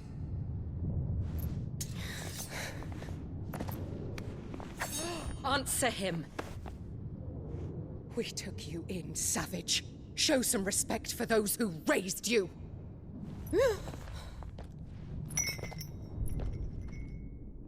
Honorable Elwyn, always thinking of his precious homeland. But what worth is a homeland in a world beset by the Blight? Father did not seek to protect his country. He sought to protect his people. A leader's duty is not to protect his people. It is to protect the source of his sovereignty. The noble blood that runs in his family's veins. So long as this bloodline remains unbroken, what does it matter if a nation falls? One can always found another. Unlike him, I did my duty. I preserved my line. I bore a son of the noblest blood, to whom the whole world might kneel. That is why I gave Rosaria to Sanbreque, that I might join my line with the Lesages and birth a savior of this benighted land, blessed by both Bahamut and the Phoenix!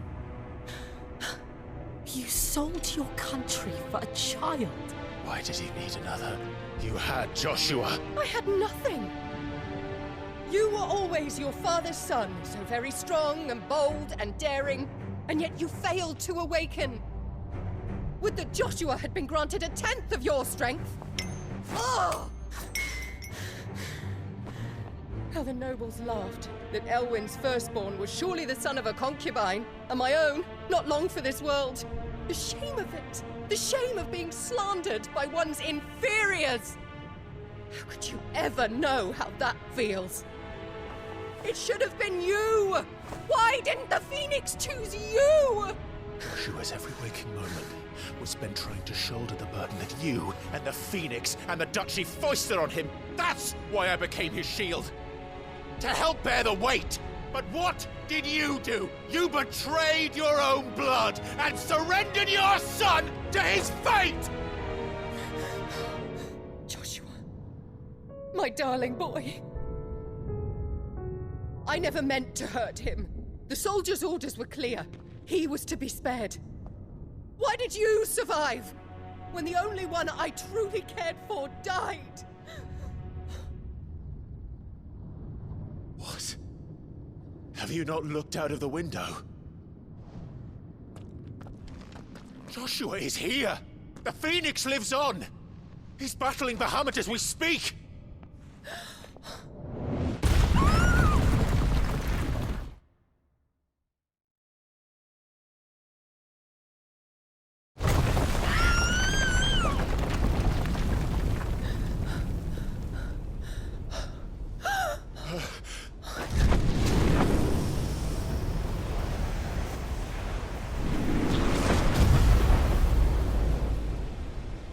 Joshua! Wake up!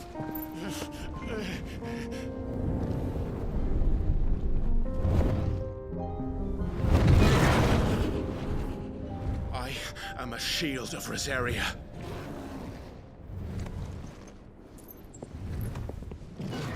And I will do my duty. What are you...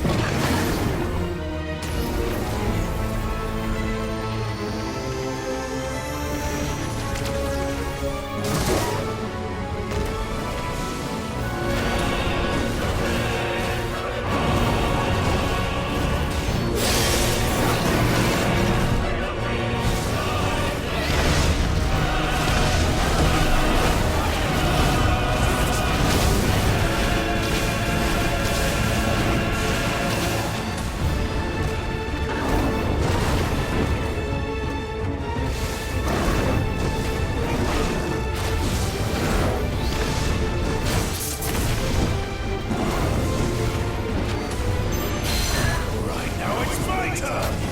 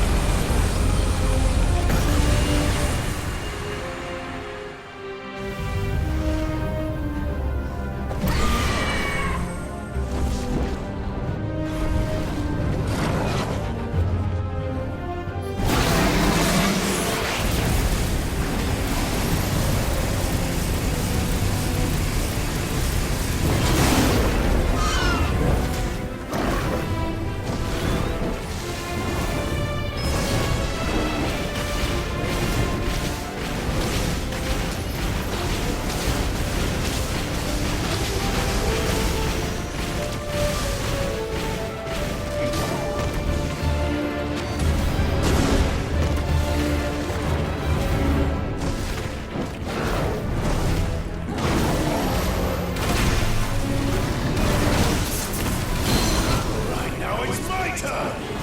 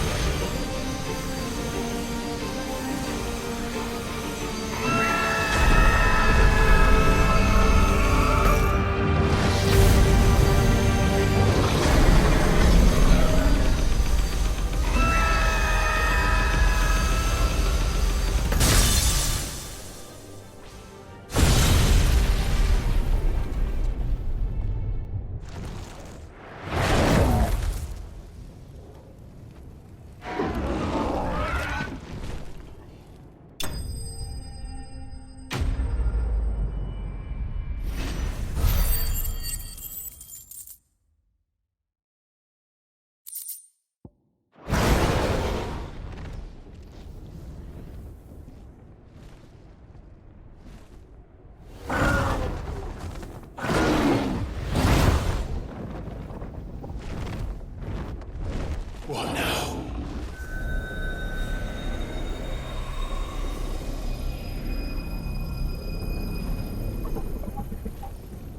This is drinking the ether. We have to stop him.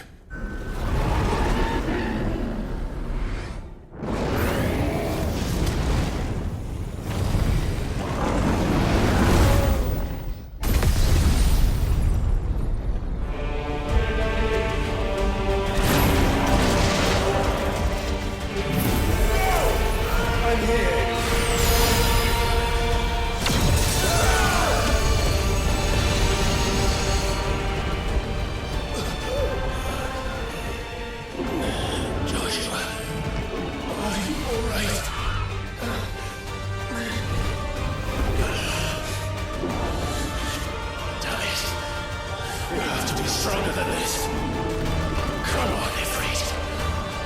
Show us your true power.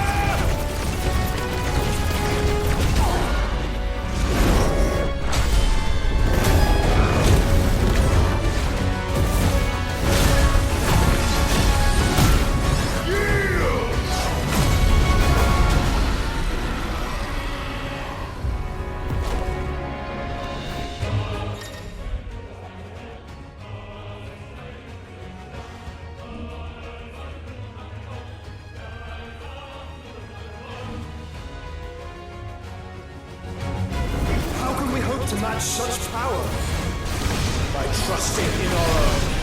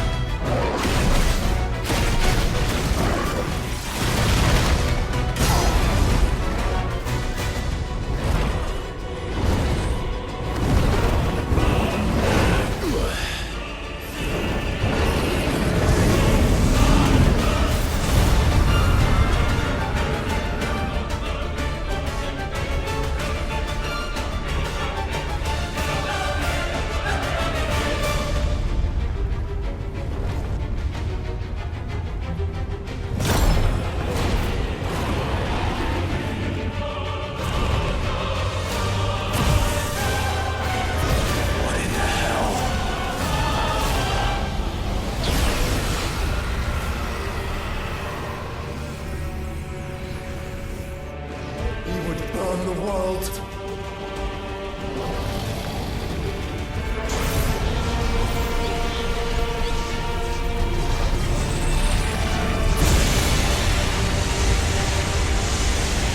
Not today. Come on, Joshua!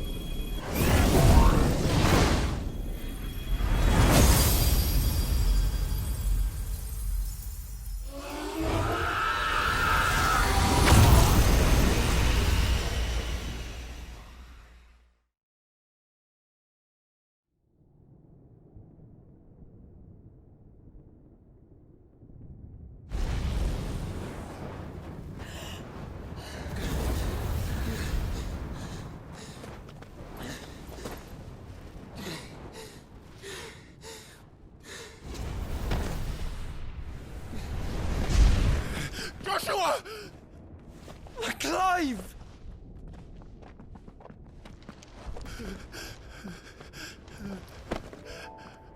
My brother. I'm sorry. I'm so sorry. You're alive. We both are. Nothing else matters.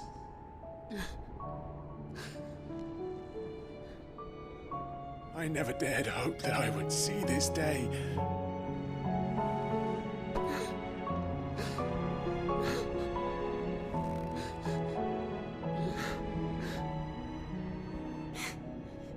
Reunited at last. Jill.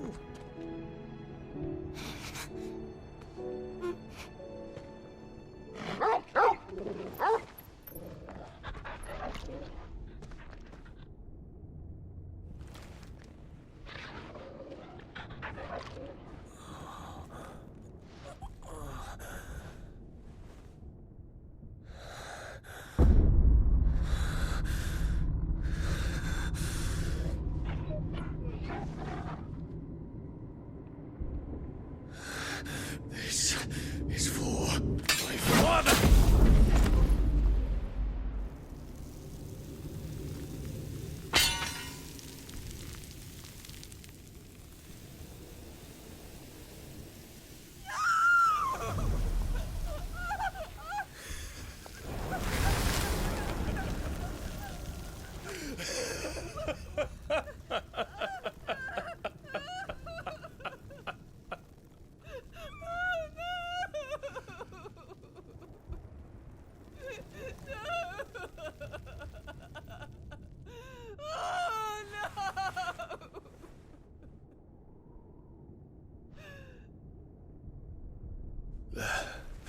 It is done. The demon that would tear our house apart is no more. Father.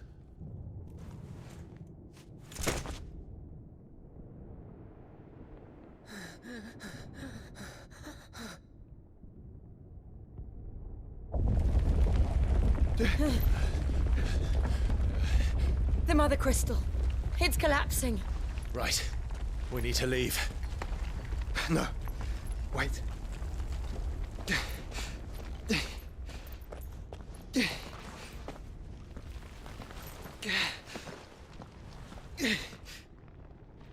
I owe him a debt. Fine.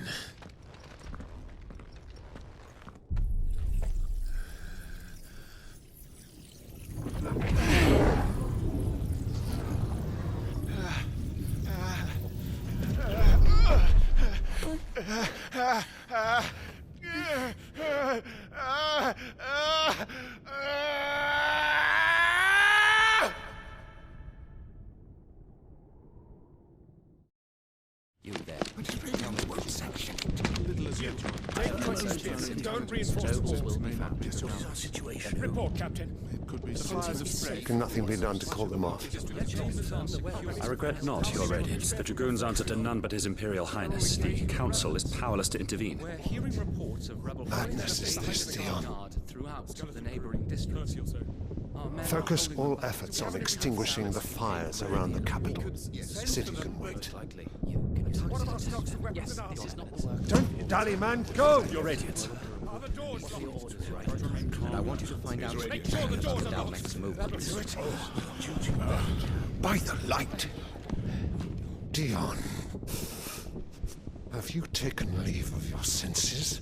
Call off the Dragoons at once! Fear not. The populace will come to no harm at their hands.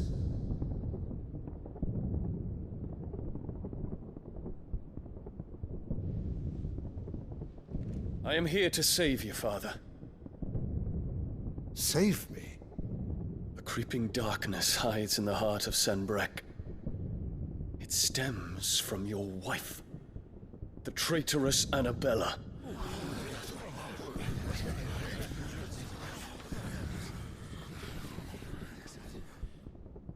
Not another word, Dion. Father, though you may not see it, the darkness has taken hold of you. It has made you forget yourself. But I bid you remember, there was a time when you ruled not with cruelty, but with compassion. Why now do you turn your back on your people? Why now do you seek to stoke the fires of war? You too have borne witness to this change, Your Eminences. And you know, as well as I, who is responsible for it. A puppet now sits upon the throne, but cut his strings, and the master loses the power! What? Dion, you bear steel before your Emperor? Guards! Take him!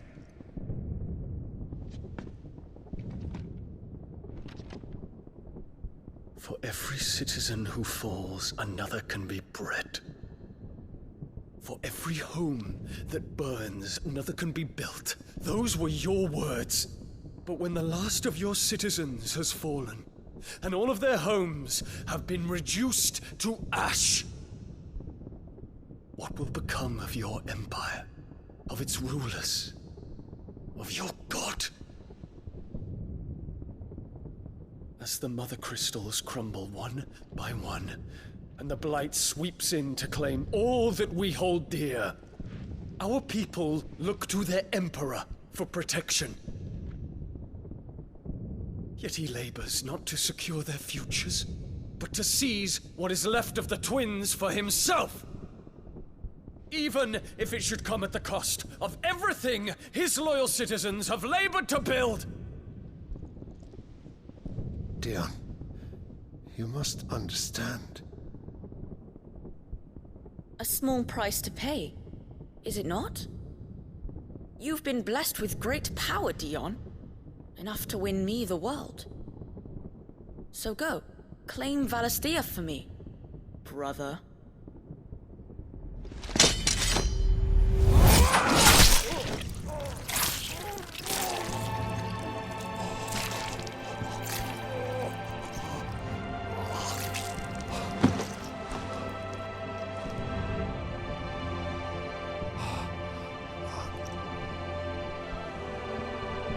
Dion.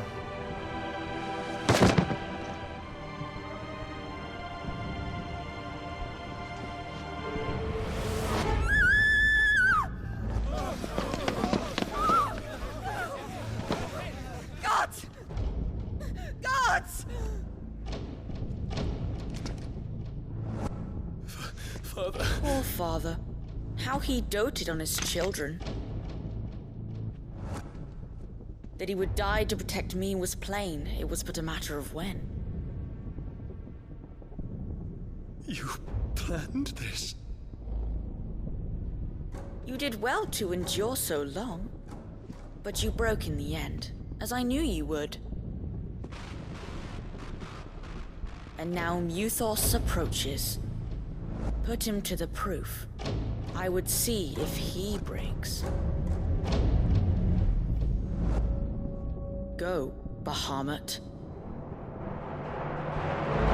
Kinslayer.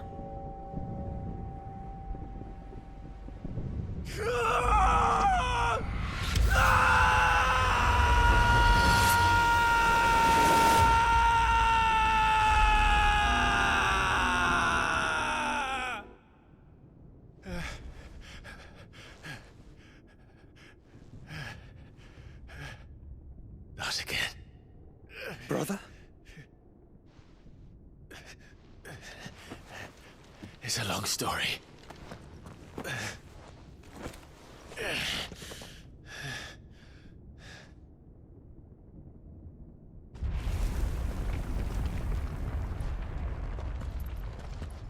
You cannot stay here, Mother. Come. Take my hand.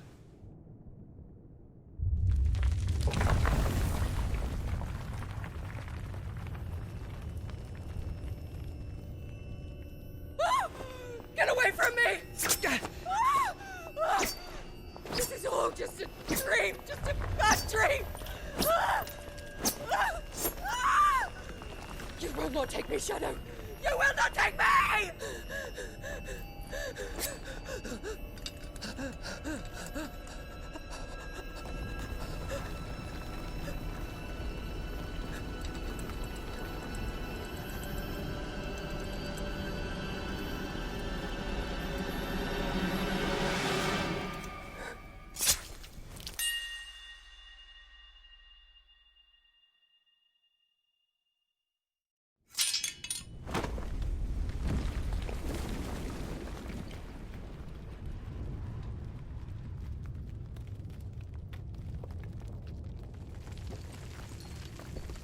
Mother.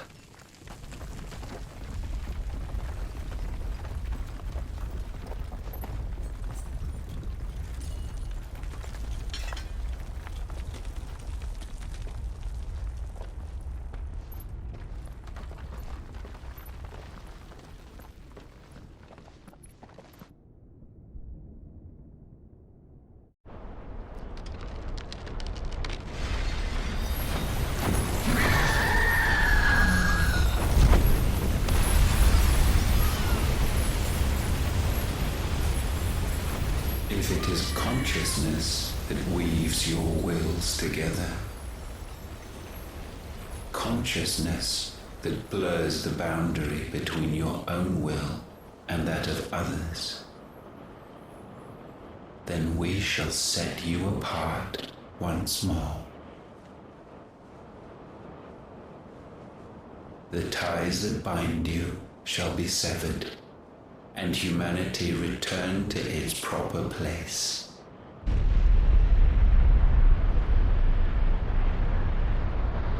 By primogenesis shall a new age of reason begin.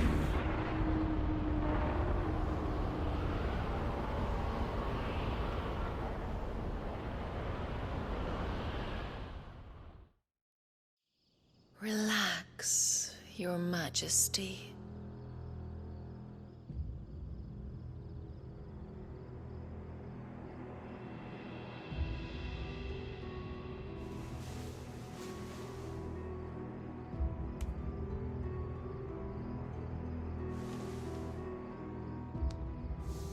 Don't you want to play? It's been a long time. If that is your wish. Men, you are as meek as all the others.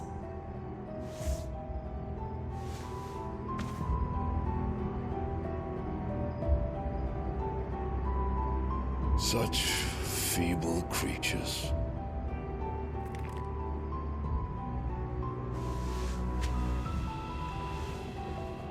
Gifted the power of icons, yet slaves to fickle emotions which usher you to your doom.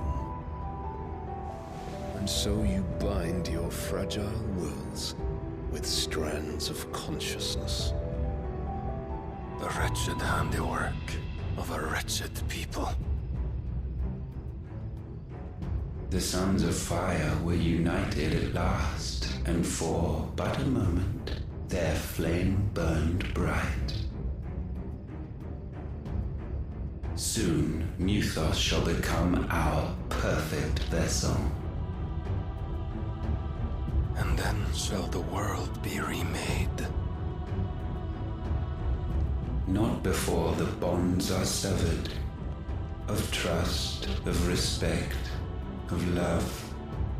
Only when every strand of consciousness is cut away, may Muthos return to our side. By primogenesis shall all be undone. Mankind shall be rid of his wretchedness, and Muthos of his will. But while he yet clings to it, he has the power to forge bonds anew. And so we bid you, find Muthos, and sever every one. To destroy that which has no physical form. You ask the impossible. There is nothing your black blade cannot cut, Odin. We shall unite with Muthos, and bring forth a new world. So long as our vessel remains unclaimed by humanity. It shall be done, Master. My will is yours.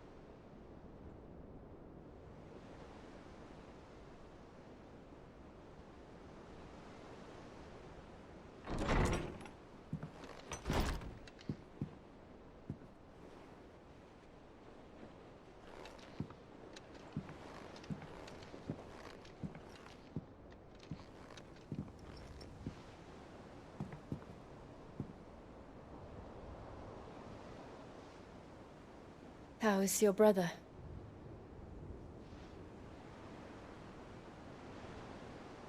Asleep since I returned from the Dominion. Tyre says he should be back on his feet soon enough. For a while, at least. She discovered something on his chest. A swelling, circled in stone. The curse.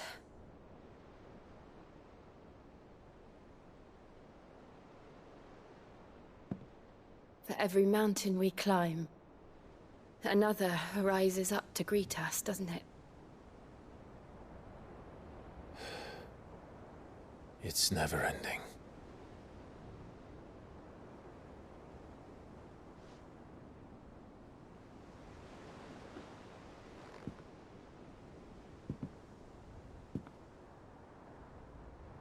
Even the sky seems to have grown tired of it all.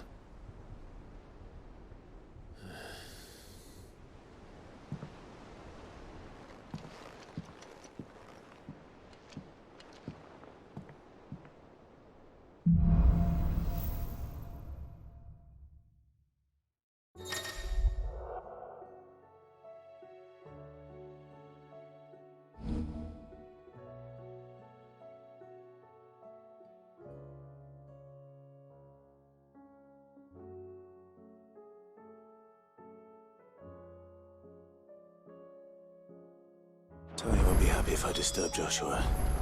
While he rests, I might as well see what Otto has to say.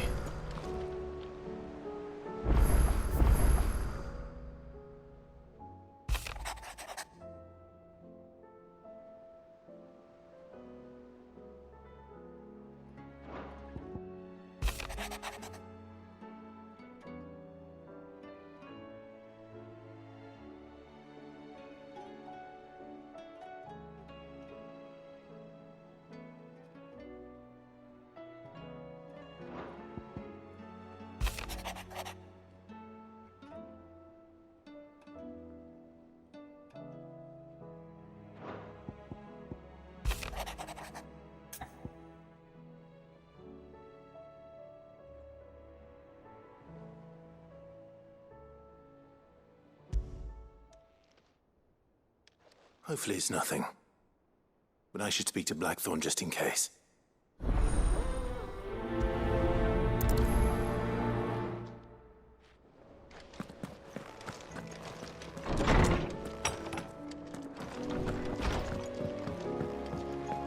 Did you see the pair that got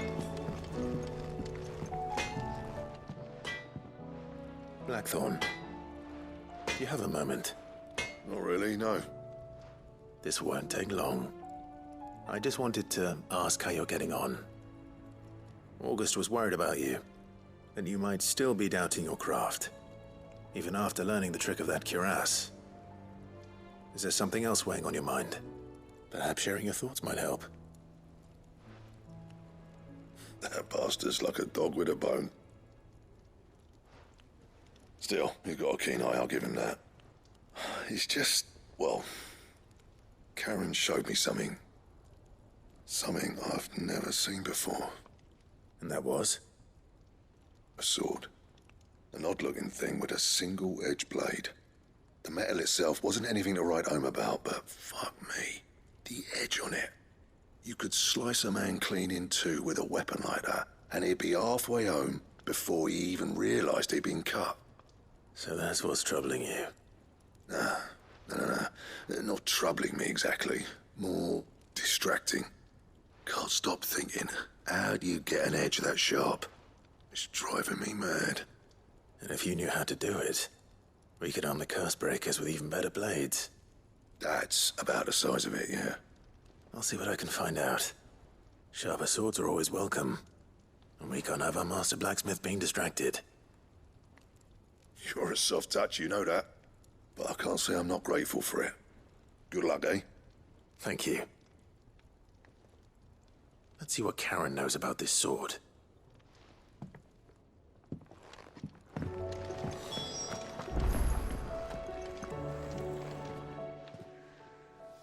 You're looking well, Karen. What you want? Out with it. I want to know about the sword you showed Blackthorn. Single-edged and extremely sharp. Running around after him again, are you? I suppose I am, yes. But I need to help him find out how to work an edge like that. It's driving him to distraction. Little wonder, I suppose. There's not many like that make it as far as the twins, and those that do go straight into private collections. Which made it nice and easy finding a buyer. Can you tell me who bought it? Where is it now? You think I tell people who my clients are? Suppose you're not likely to go nicking him off me, are you now? Fine. If you stop mooning at me like that. Lord Ignac's the man you want. Dalmekian bloke. Collects weapons and the like. And he's got more money than sense, which is why he's one of my favourite clients. Reckon he'll still be at the inn in Dalamil, where I left him. Thank you, Karen. Oh. And he's a touch eccentric. If you take my meaning. I appreciate the warning.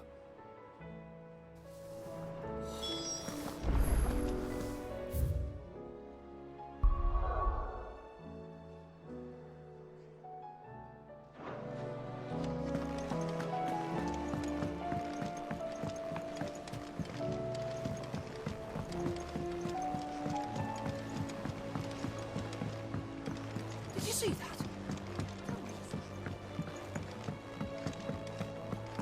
What do you make of them skies, then?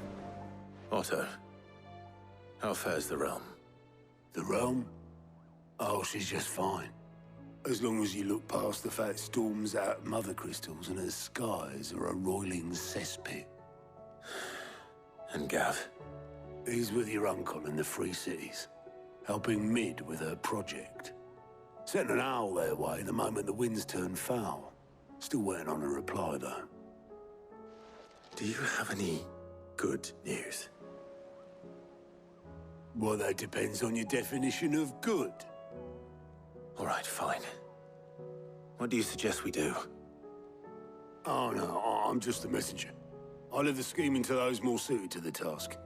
Could be that Lady Vivian and Old Tomes have their own thoughts on the current state of things. Could be that they don't.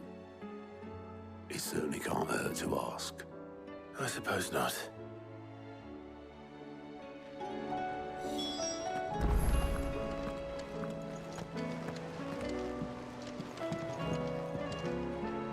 How is it that every one of your little excursions presages some inexplicable catastrophe? Not that you are to blame for the Dominion's fate. No one could have predicted the actions of the Crown Prince. I'm sorry I couldn't save your home. My countrymen are stronger than you think. A few toppled clock towers won't break their spirits. They'll be back on their feet in no time. I hope so. Look at us. Bluer than a pair of bog crabs. Tempting though it may be, sulking will not help us find a solution to this mess. You believe there's one to be found? I don't know. But I am certain we're more likely to find it if we first examine the facts.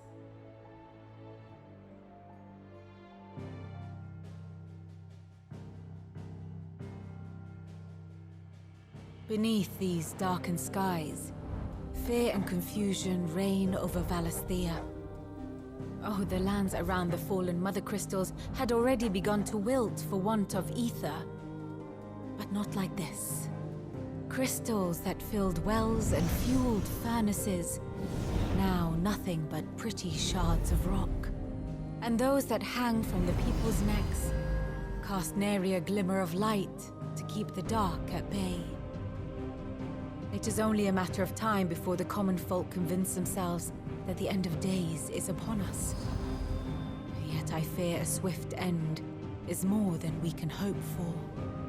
While most of the world thirsts for ether, the remainder drowns in it, spawning Akashic in droves.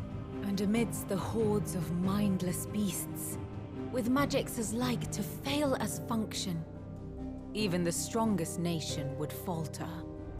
Rosaria and the Iron Kingdom teeter on the brink of collapse, while the tragedy in Twinside has all but paralyzed the Holy Empire. Dhalmekia fares little better.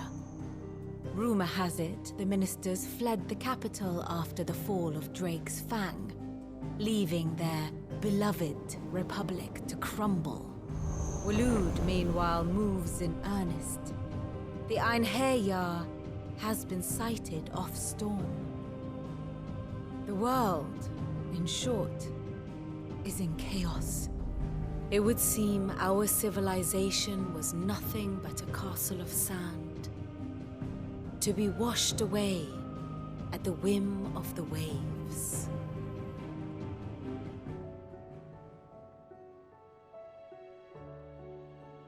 A castle of sand. Not my best flourish, but it seemed fitting. The reports I've received are considerably more blunt in their appraisal. Without the protection of their nations, it will fall to the people to defend themselves against those who would take what is theirs. Which is only ever going to end one way. Defending a farmhouse against a band of chocobo thieves is one thing, but pitchforks and palisades will do little to stall an army's advance. Should the King of Waloed deign to invade, there would be none to stop him. None but us.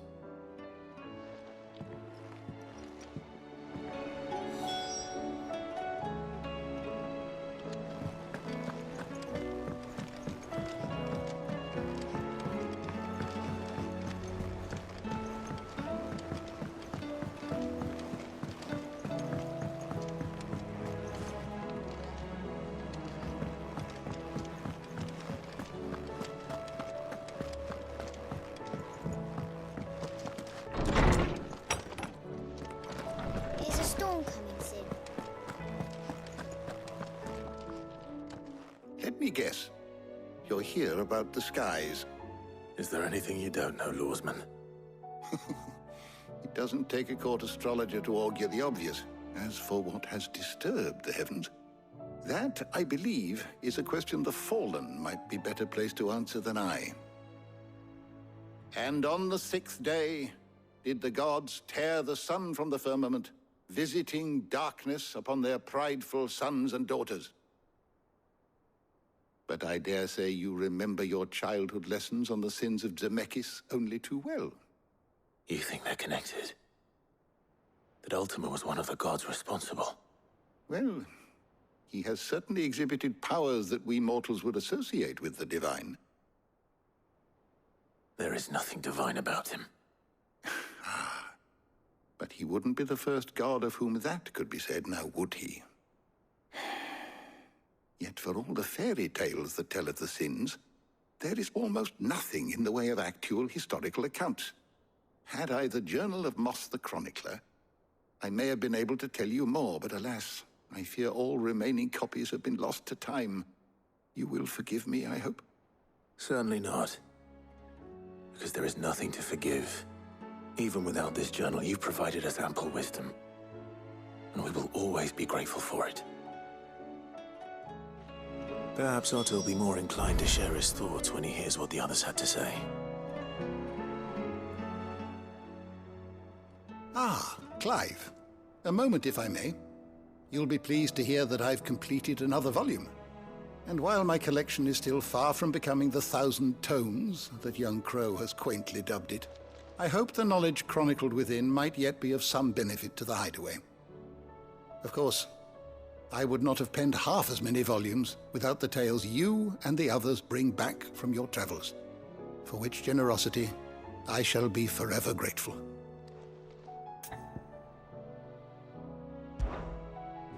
I don't believe you've read this particular chapter before. I have compiled some new entries, if you would like to see them.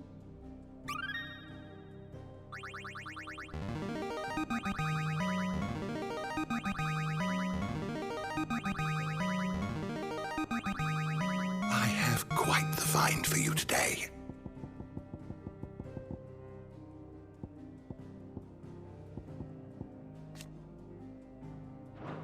What subject shall we consider today?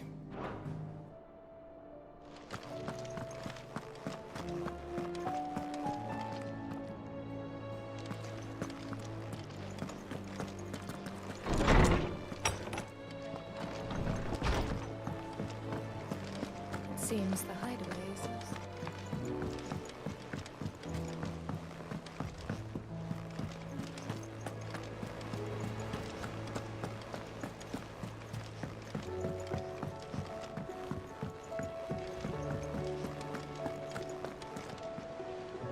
Clive, we have a problem. Only one. That would be a first. It would. Actually, there are 3. We had as many owls arrive while you were at the shelves. Martha's got a Akashic out of Gates, and talk of monsters roaming the hills outside of Northreach has put the wind up Isabel and her lot. And don't forget Dalimil. Lubor says the village was raided by bandits. When it rains... It fucking pours. The curse breakers are spread thin, taking stock of the damage in the Dominion. And even if I could get word to all of them, I doubt they'd get here in time to make any real difference. Which means there's only 2 people who can. Jill and I. Let them know we're on our way.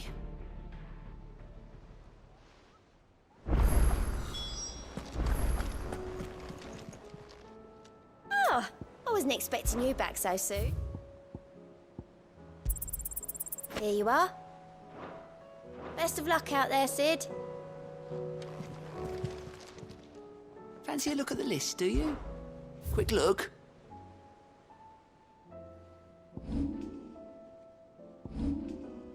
Always something in there.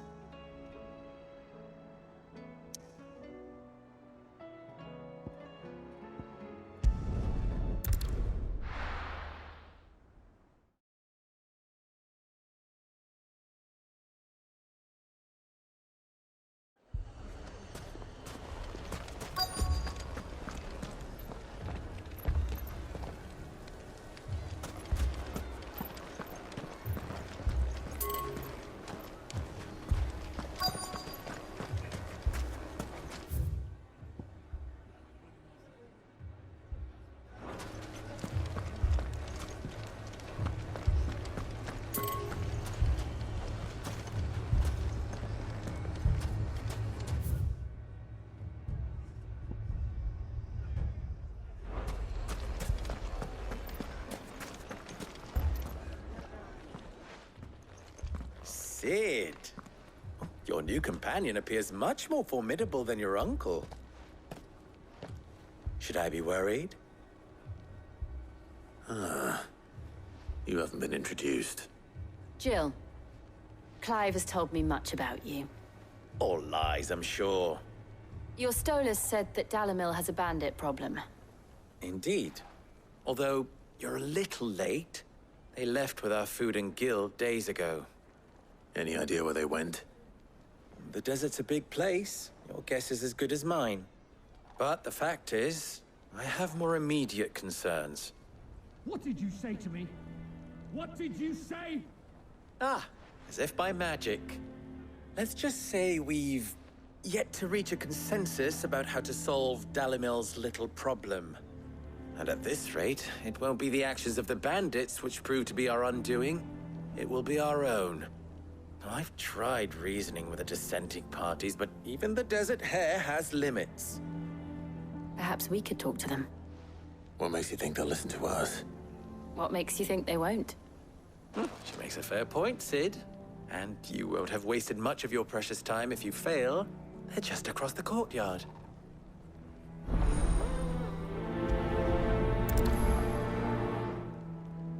Suppose we just follow the shouting.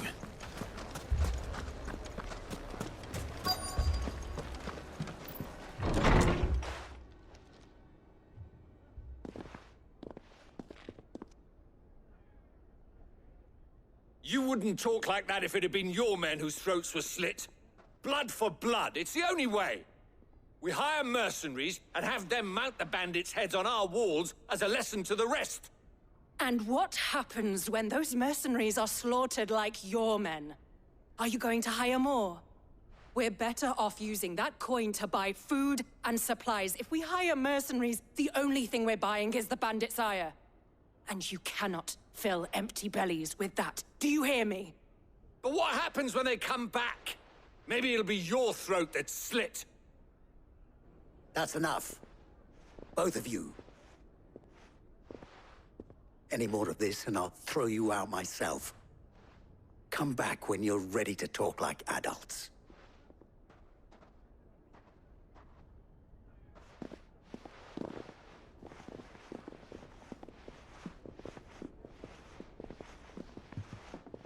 Victor. What's he doing here?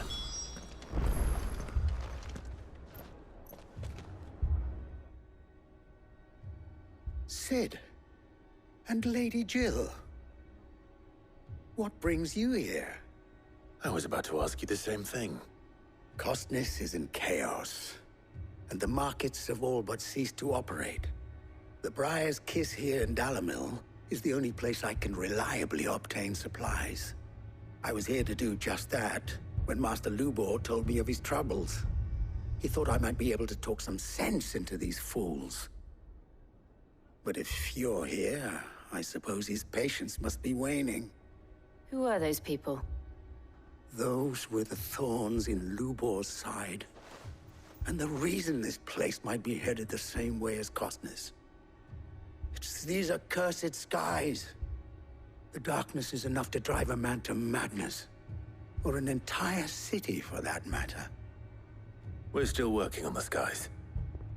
But in the meantime, perhaps we can find a solution to Dalimil's problems. I hope so. For all our sakes.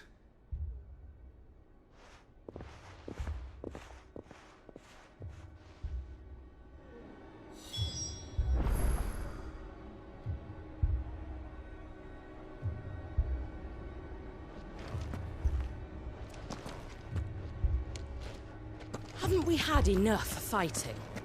I know I bloody well have. Those two go for each other's throats. People take notice of wealthy men. Shouldn't be too hard to... My reputation will be ruined! Ruined! Calm yourself, Lord Ignac, I beg of you, before you do yourself a mischief. Pardon the intrusion, but... Out! Get out! I paid for these rooms so I wouldn't be disturbed. Leave me be! Please, allow me to apologize. His lordship is going through a difficult time, and he's never been fond of guests arriving unannounced. Radim! Get rid of the filthy oaf this instant! Very good, Lord Ignac. Would you mind stepping outside for a moment?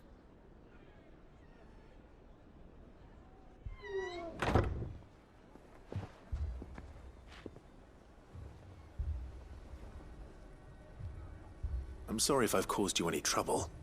That? Oh, no. That's just how his lordship is. Though the morning's events have left him somewhat fractious. He has been dispossessed of his luggage, you see. The thieves also made away with a considerable amount of coin. Coin the innkeeper will soon be keen to collect. I don't suppose a certain blade was among the stolen items. A single-edged sword. It was purchased from a merchant friend of mine. Ah, you know Lady Karen. Yes, I'm afraid it was. Then I'll retrieve Lord Ignac's luggage. But I have one condition. You have but to state it. You are welcome to anything that is within my power to grant. I want an audience with Lord Ignac. A few minutes should be enough. Then I'll be on my way. A condition I would be a fool to refuse. Of course, you shall have your audience. I don't suppose you saw where the thieves went? I did not, no. Though some discreet inquiries made on his lordship's behalf mean that I know where you might find them. The bandit's bed. Every ill-gotten coin in Dalimil is said to pass through that disreputable corner of the Valcroy. Then that's where I'm heading.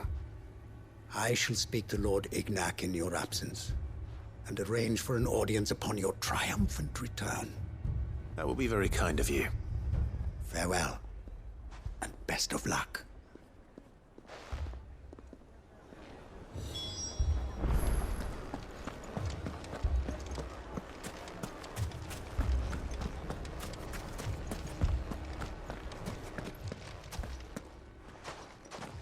So, you see my predicament? What I saw was a room full of people who were angry and afraid. And with good reason by the sound of it. But if left to smolder, that anger and fear could set the entire town alight. My thoughts exactly. What to do? Both sides wish to protect their homes and livelihoods, if only they could agree on how. But as long as they are divided, we are vulnerable. And if there's one thing bandits like, it's an easy target. What would Sid the Outlaw suggest? Well, if it were my namesake, he'd let them choose for themselves, and be on hand to pick up the pieces when it all went wrong. That sounds like a recipe for disaster. A recipe for disaster is precisely what it is.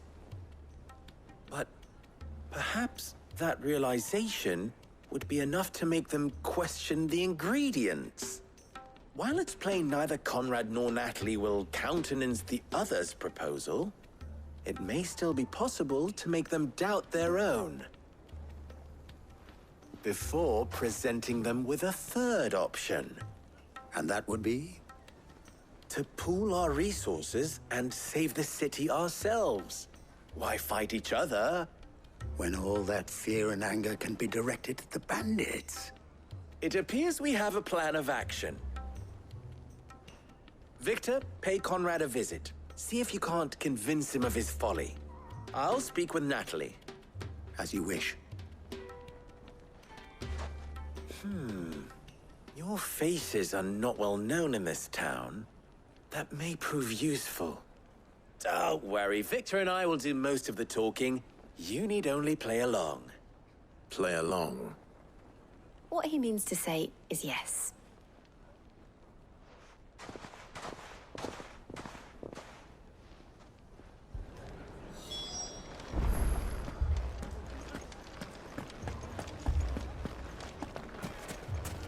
My shop.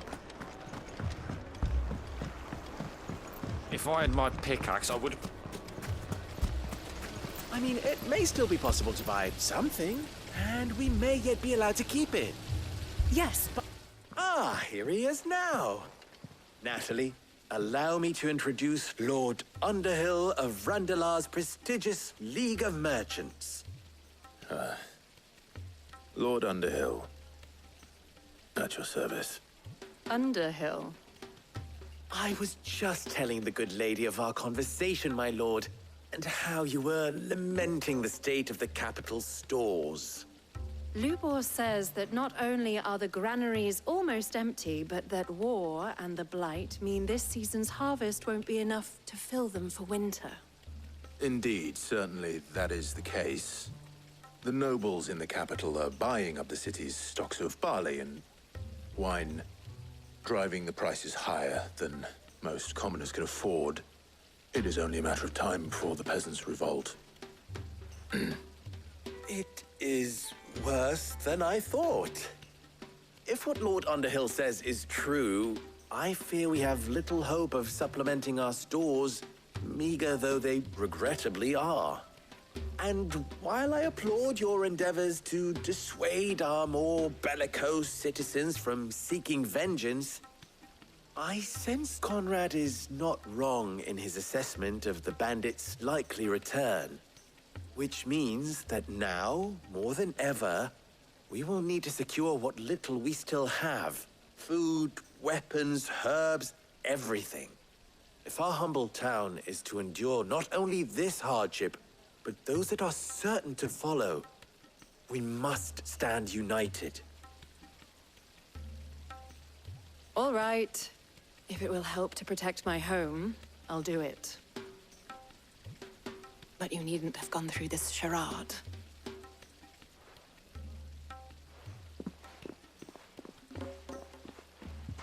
Thank you, Clive. Your performance was nothing if not workmanlike. She saw right through it. I didn't say it was good, merely that it produced the desired effect. Now, my scouts should be returning shortly. Meet me back at the Briar's Kiss, and we shall see what we face.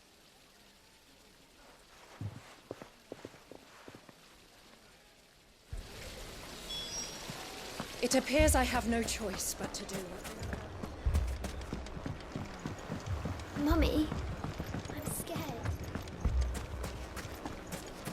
Oh, I'm ruined. Picture it, Conrad. Your own city guard, with you as captain.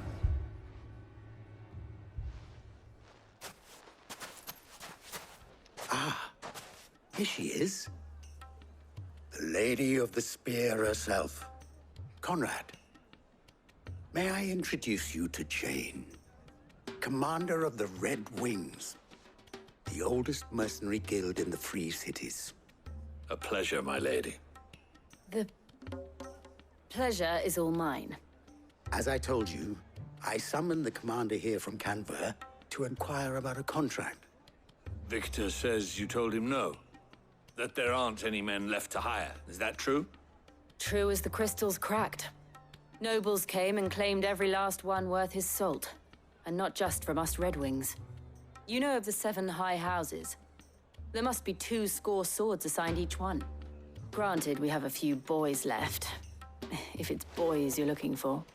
Well, Conrad, are you saying that Dalamel's finest cannot defend this town better than a gaggle of unblooded striplings?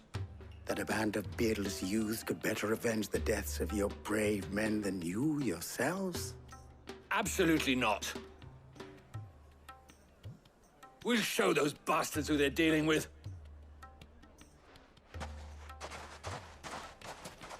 I can't believe that actually worked.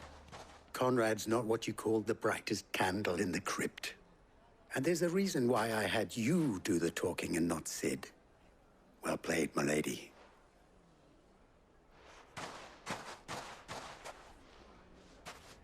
I'm not convinced our roles in this ruse were entirely necessary.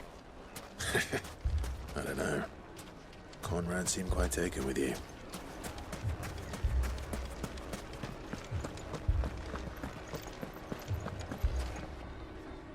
Good news, Sid.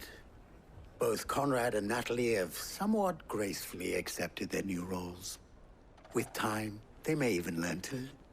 Time no longer appears to be the luxury it was before lunch. I take it your scouts found the bandits. Technically, it would be the bandits who found my scouts. It appears they march for Dalimil as we speak. All of them. You're not serious. They don't just want food, they want the whole damn town.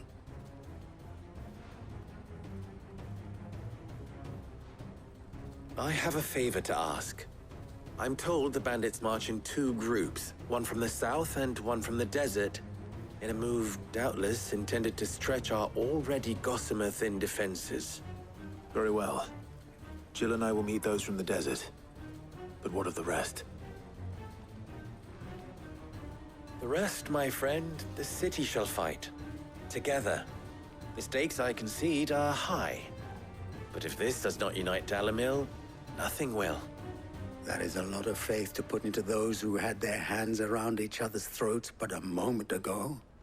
Then it will be for us to see that their hands are kept occupied. And I do mean us. I thought you might say that. We'll hold them off for as long as we can. And we will do the same.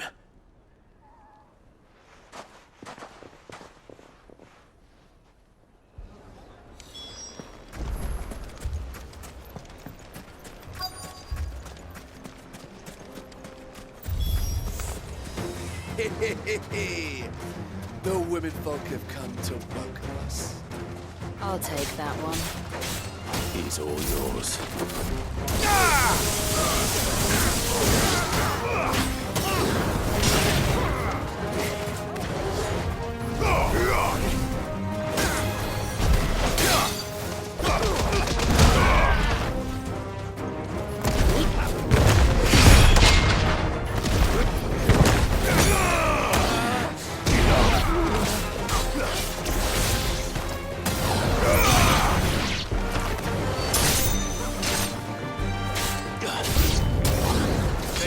Overwhelm us.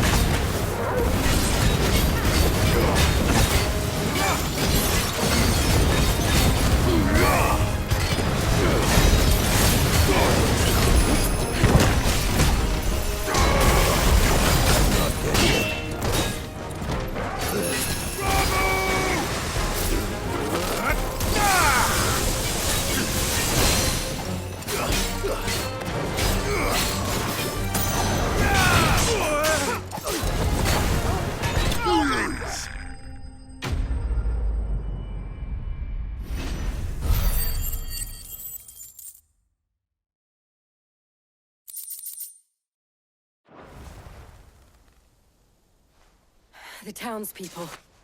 Could they have held out? I don't hear any fighting. What do you think? That we should hurry.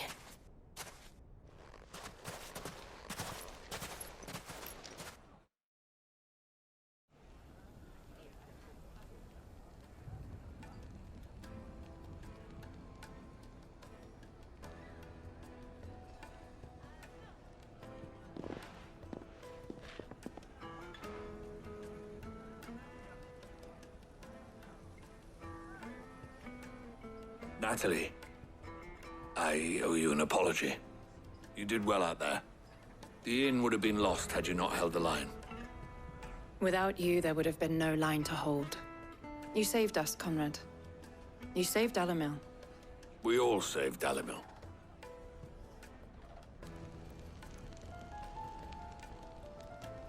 Conrad seems to have had a change of heart.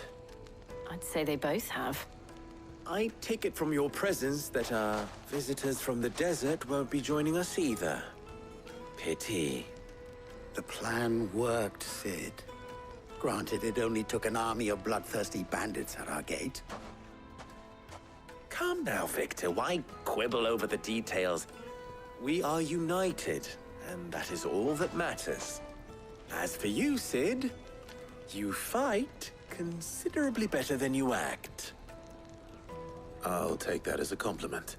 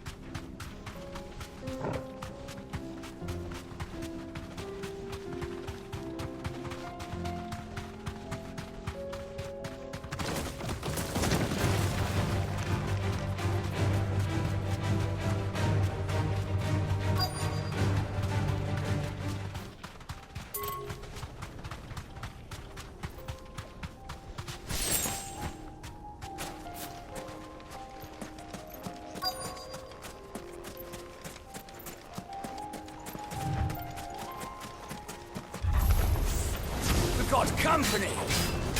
Come on, lads, let's tear the bastard's head off!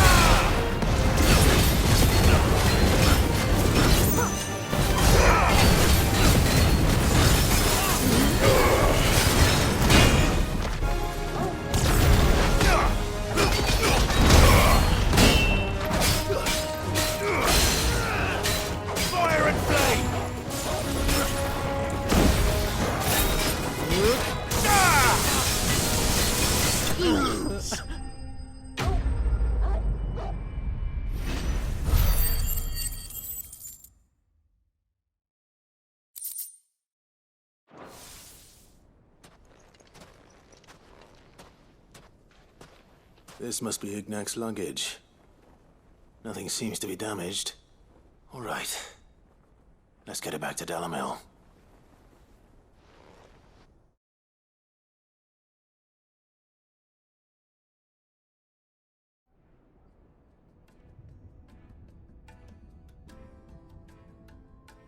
I hear I have you to thank for the return of my effects. What shall I call you, my good man? Wyvern. Glad to make your acquaintance. A formidable name indeed. Well, Wyvern, I appear to be in your debt. Redeem here tells me you wished for an audience. Is that all? A few moments of your time should suffice, yes. You're a peculiar fellow, Wyvern. All right, speak. Master Wyvern was wondering if you could tell him about a certain single-edged sword you recently acquired. Oh, a true work of art, that one. Karen drove me hard on the price, but I would have sold her Radim here to get my hands on that sword. It was made in the Outer Isles, far beyond the Twins, and is used exclusively by the practitioners of a unique school of swordsmanship. They believe no combat should ever exceed a single strike, and hone their blades to such perfection that none ever does. Each sword is made for that one perfect stroke, and for that stroke only. They crack upon a second blow. There's a brutal sort of beauty to it, really. But how do they hone such an edge? Fine question. Why, they use a whetstone, of course. Whetstones, rather. A whole array of them, ranging from the coarse to the fine. 10,000 licks with the sharpening stone, then 10,000 more. But it is the final stone which lends the blade its legendary sharpness. A mineral quite foreign to this great realm of ours. And that is the key. The secret ingredient. Wyvern, it occurs to me that my little lecture is hardly equal to services rendered. Take this, together with my regards. The very stone of which I spoke, far rarer among collectors than even the blade itself, and a far more fitting payment. Thank you. Pardon the intrusion, my lordship. However, it is long past time we prepared ourselves to depart. So it is. I am locked in bitter competition with a rival collector of curiosities. I am one step ahead of the unscrupulous scoundrel, but he is hard at my heels. Are there many other collectors out there? Too many to count, but only one do I consider my nemesis. Lord Byron Rosfield, and is a perennial thorn in my side. I can imagine. Farewell, Wyvern, may our paths cross again. Radim, we mustn't dawdle.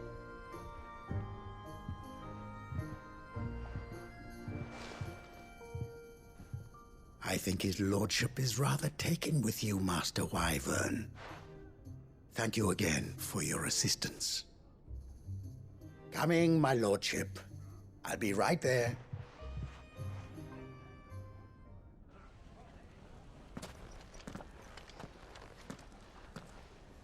Trust Uncle Byron to find such an interesting rival.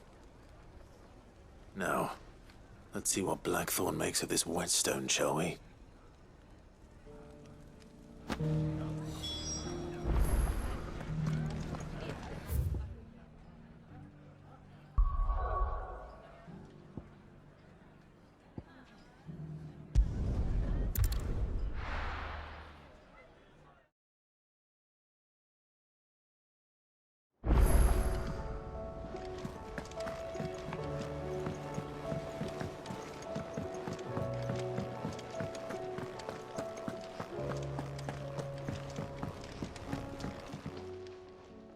Sorry for the wait, but hopefully you'll agree it was worth it.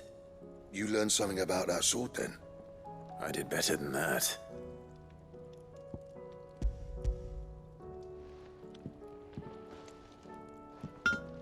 A whetstone? Yes. But not one you'll find anywhere in Valisthea.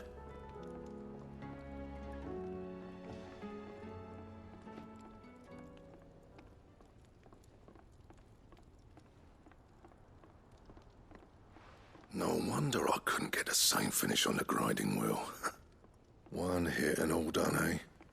Might not be so bad if all you ever fought were duels. Good luck on the battlefield. Your second opponent would be your last, no matter how good you were. Even so, is there some way it could be used to give the Cursebreakers an edge? I think so, yeah.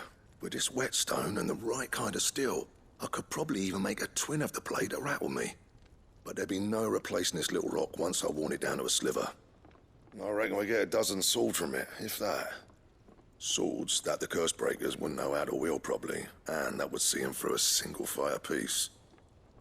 Nah, no point trying to copy that thing. Be about as much use as a wax anvil. But finishing our blades with a whetstone this fine, now that's something to consider. And what's finer than fallen masonry, eh? Or more hard-wearing, for that matter. Just imagine it.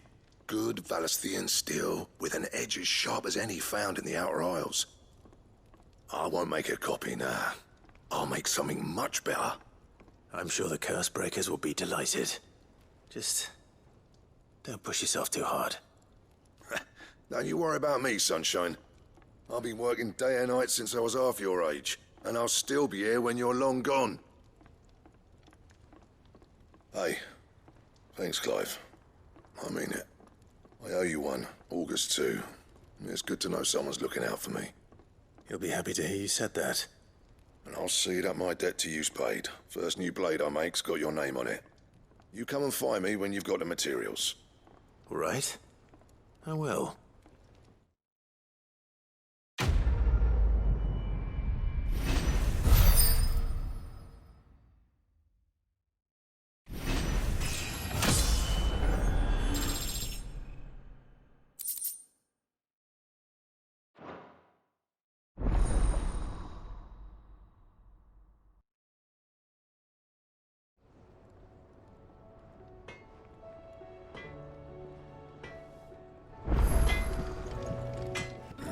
Fine.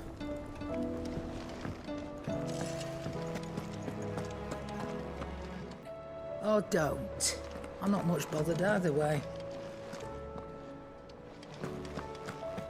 Did you see the pair that got hauled into time?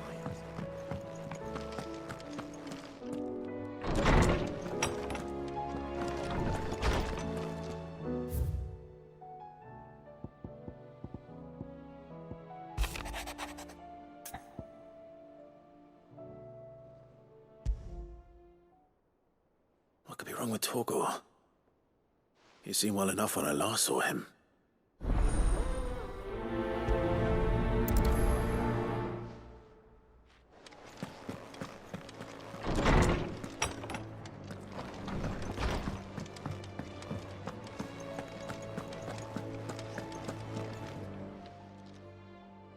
I got your note. You think something's wrong with Torgor? So you can read. Congratulations. But I didn't say I were wrong with him. I said something weren't right. He's not been eating me treats. He used to love cracking the bones from Molly's boiled brown, but now he won't so much as look at 'em. Didn't like him. Which is why I'm of a mind that his mind's on something else. You've not been working him too hard, have you? No harder than usual. Is that it, boy? Do you need a rest? What was it you said he was? A frost wolf? That's what the lawsman seems to think. Then maybe this all has something to do with whatever it is that's woken inside him. I suppose things have been different since Rosalith. Perhaps Harpocrates knows something. Instead of everything, you mean? Perhaps.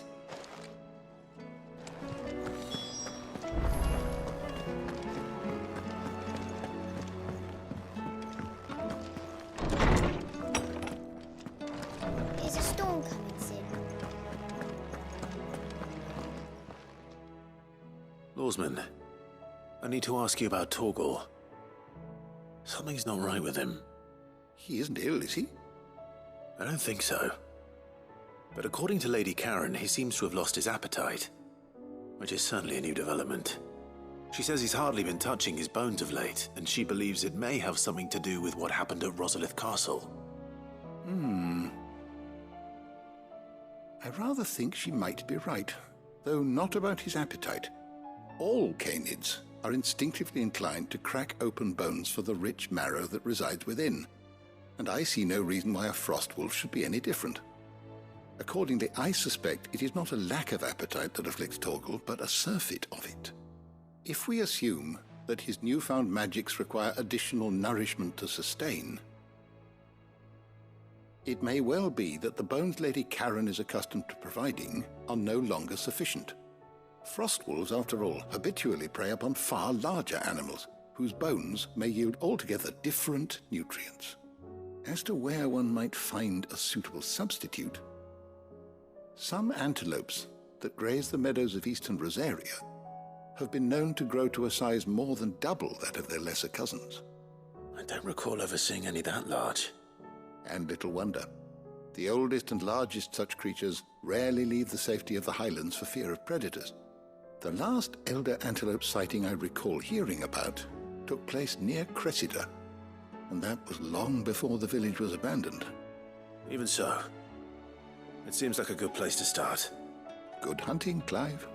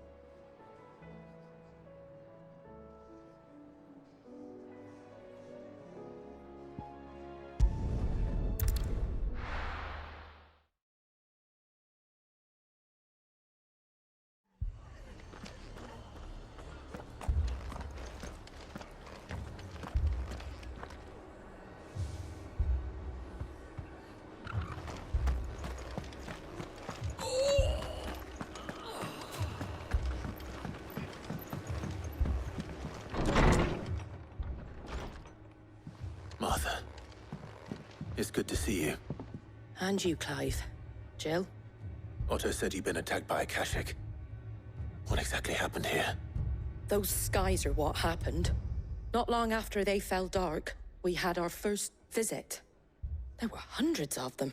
Tried to storm the hill. Only a handful made it up here, but that was more than enough. The rest are still down there now. And while we have a few willing fighters holding them back, they're sorely outnumbered. What do you think, Clive? That we join the fight? I thought you'd never offer. Now, where I need you is the Fallen Gate. That's where the fighting is fiercest. Let the men know you've come to help. Something tells me they'll be pleased to see you. We're on our way.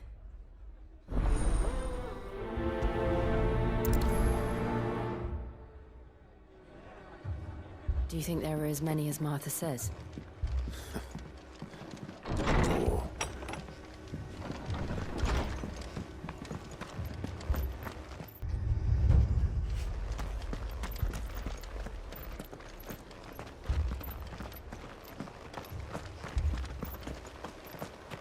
You don't think they've abandoned us, do you?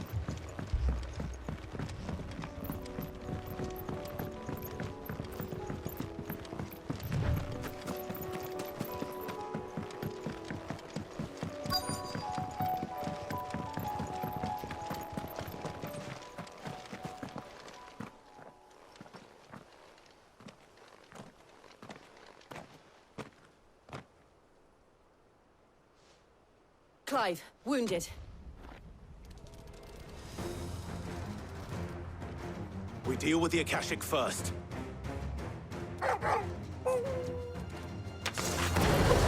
Titan!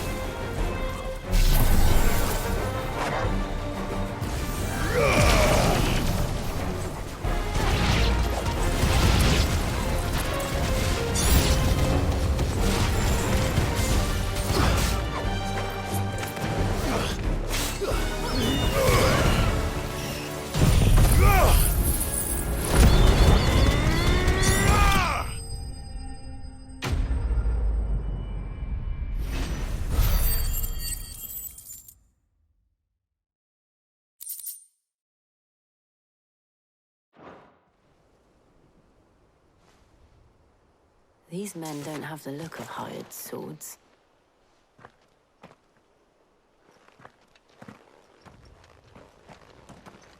If you've come to rob this place...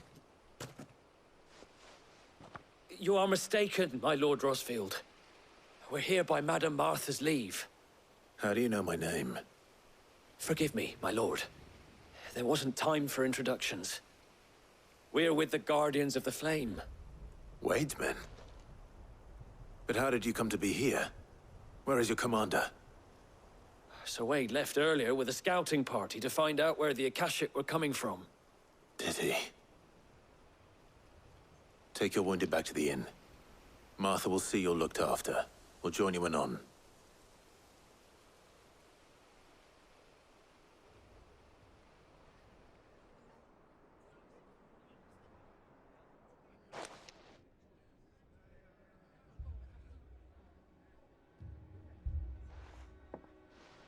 And to think you took them for thieves. A fine reward for holding off the horde, that is. When did Wade and his men arrive? Not long after Rosalith fell. The Guardians asked me to shelter some of them that had lost their homes. They were making ready to leave just as the skies turned, and we agreed it was best we stuck together. Martha! Trouble! The scouting party's almost at the lift, but they got a pack of Akashic snapping at their heels! And they got wounded with them! They're not gonna make it! Damn it all. We'll worry about them, Martha. You look after everyone here. If any can still fight, send them to the lift. I will. You two be safe now.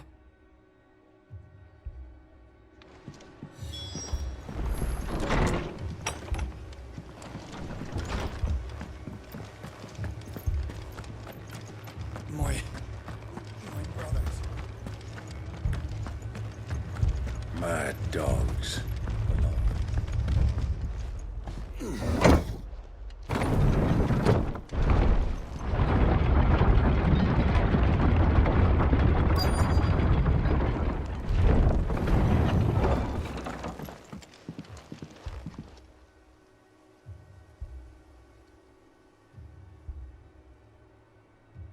Squire, I need you to get those who can still walk up the lift to Martha's. But what about... I didn't ask, Oscar. Sir. Sir Wade. Lord Rosfield. If you aren't a sight for sore eyes. Martha seemed to think you might need some help. And by the looks of it... We thought we could sneak by them. But we didn't know there would be so many. How could we have? Behind you!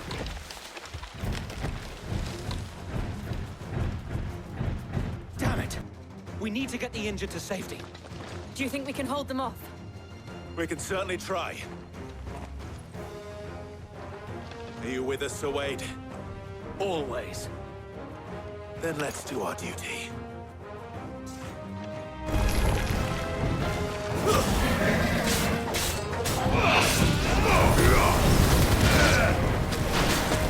Too slow. Stay down.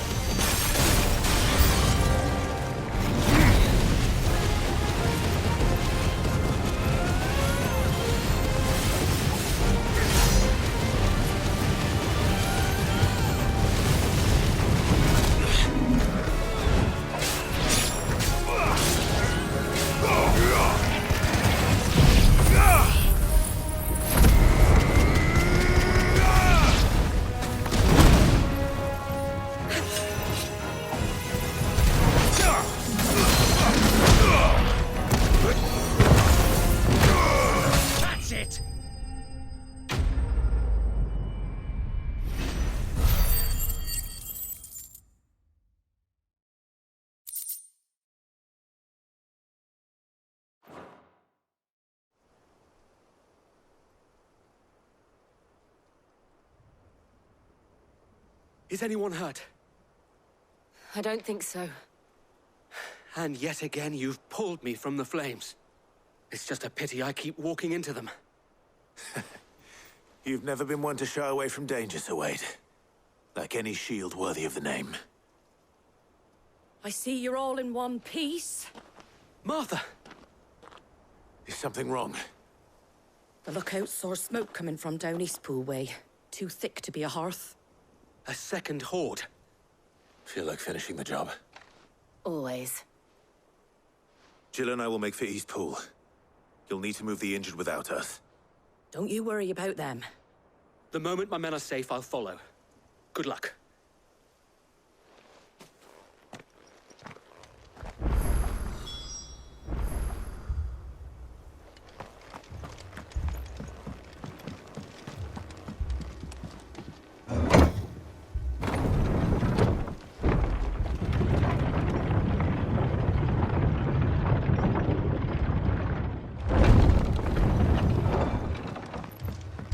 Mad dogs.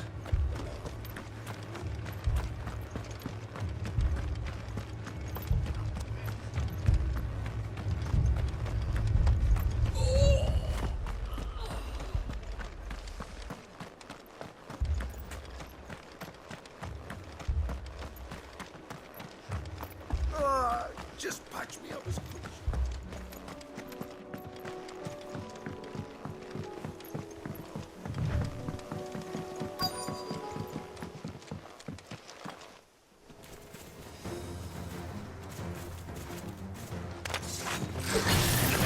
They're headed for the rest.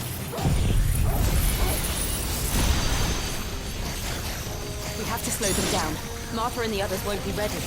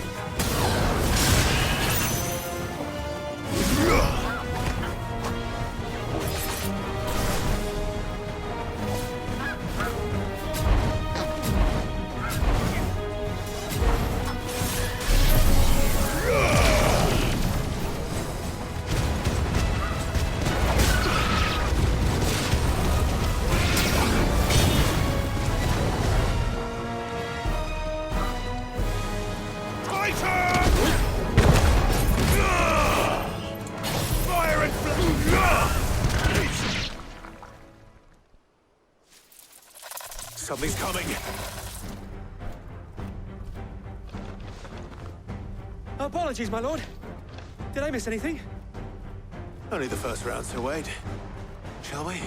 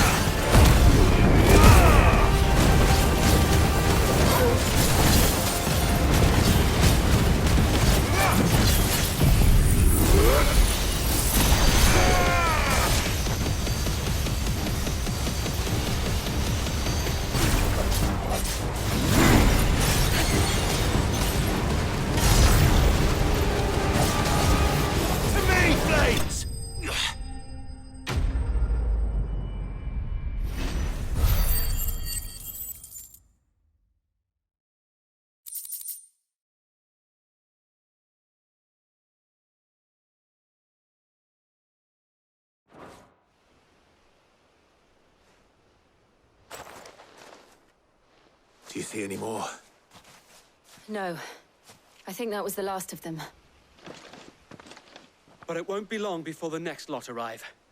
Then we make for Martha's while we can.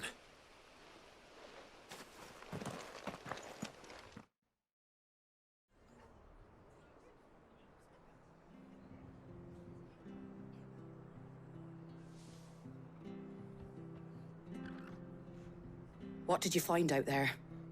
The same as Sir Wade. Scores of Akashic. Well, wherever they came from, they're gone now. Our lookouts say the lowlands are clear. Hopefully we'll have enough time to lick our wounds. How many of your men were injured? A damn sight less than if you hadn't turned up. Thank you. It was a hard-fought victory. But as long as the skies remain dark, I fear the Akashic's numbers are only going to rise. It's not a matter of if the Horde will be back, but when. And whether that's sooner or later, we'll need to be ready. The inn here affords a good view of the land, and is easily defendable. I'd like to make this one of our outposts. What do you say, Martha? You'd have more men to guard the rest. Well, when you put it like that, of course they can stay.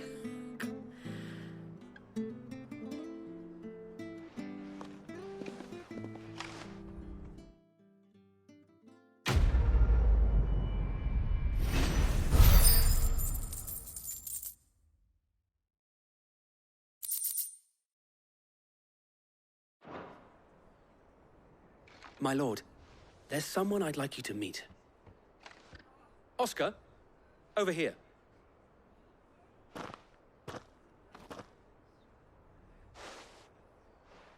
It is an honor to make your acquaintance, Lord Rossfield. I am Oscar. Oscar of House Murdoch. Murdoch? I wasn't aware the Lord Commander had children. Oh, he didn't. But his brother, my father, did. I am Sir Rodney's nephew. Well, go on, then. It's not for me to ask him. Yes, Sir Wade.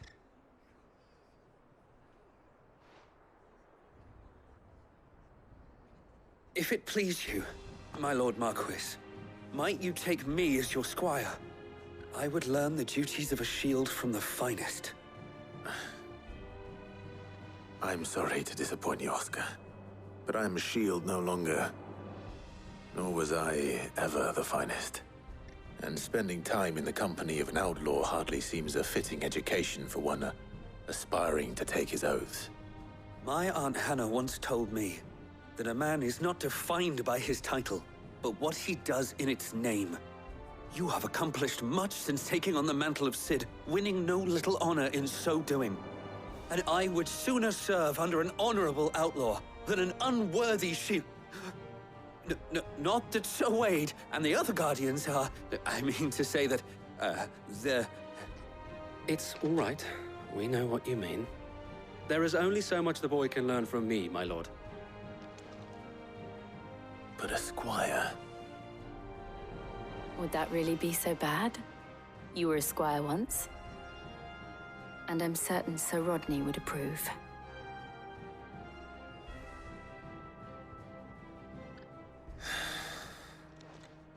Know that I'll show you as much leniency as your uncle showed me. I would not have it any other way.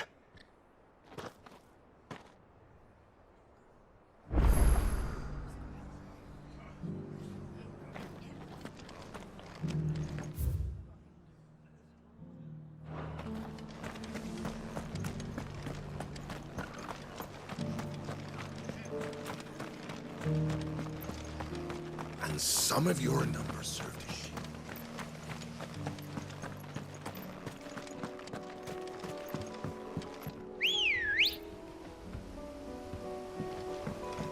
Let's go.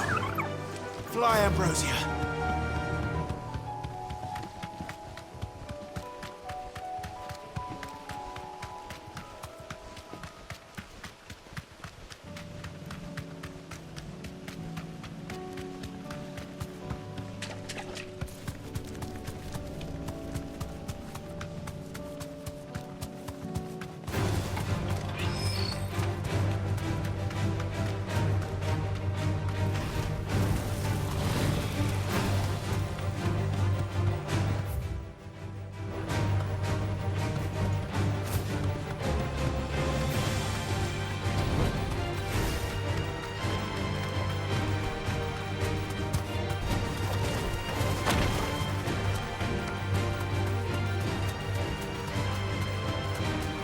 certainly quiet.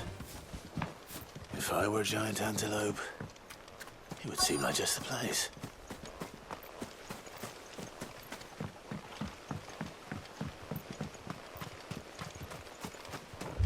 I doubt we'll find one bigger than that. You hungry, Torgal?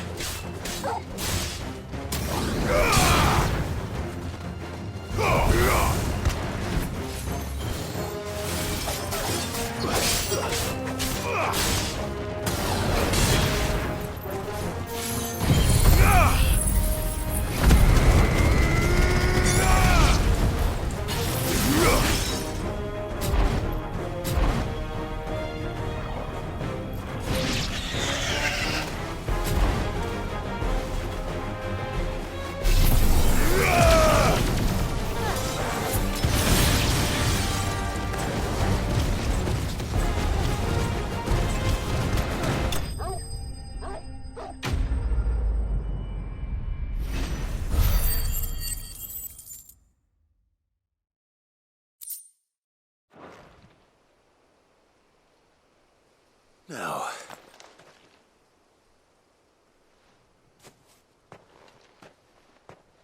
will it be enough, I wonder?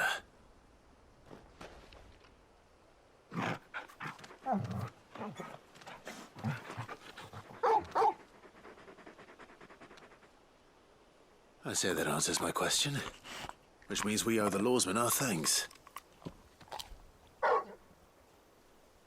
You're just a big puppy, aren't you? A very big puppy.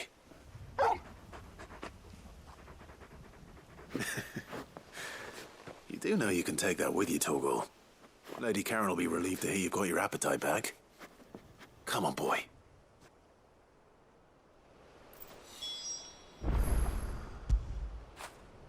After it.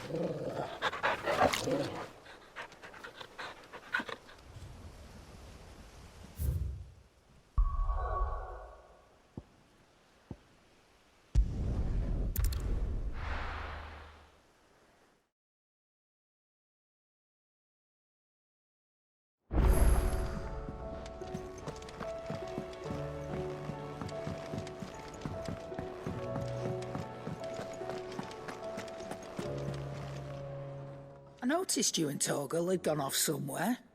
Take him for a walk, did you? You could say that.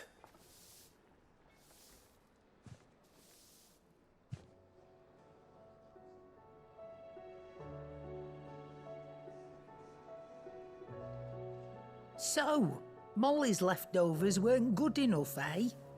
That'll teach me for treating you like you're still a pup. All right, no need to shout. Now we know what you're after, I can see about getting some in. Speaking of which, I brought one for later. Can I leave it with you?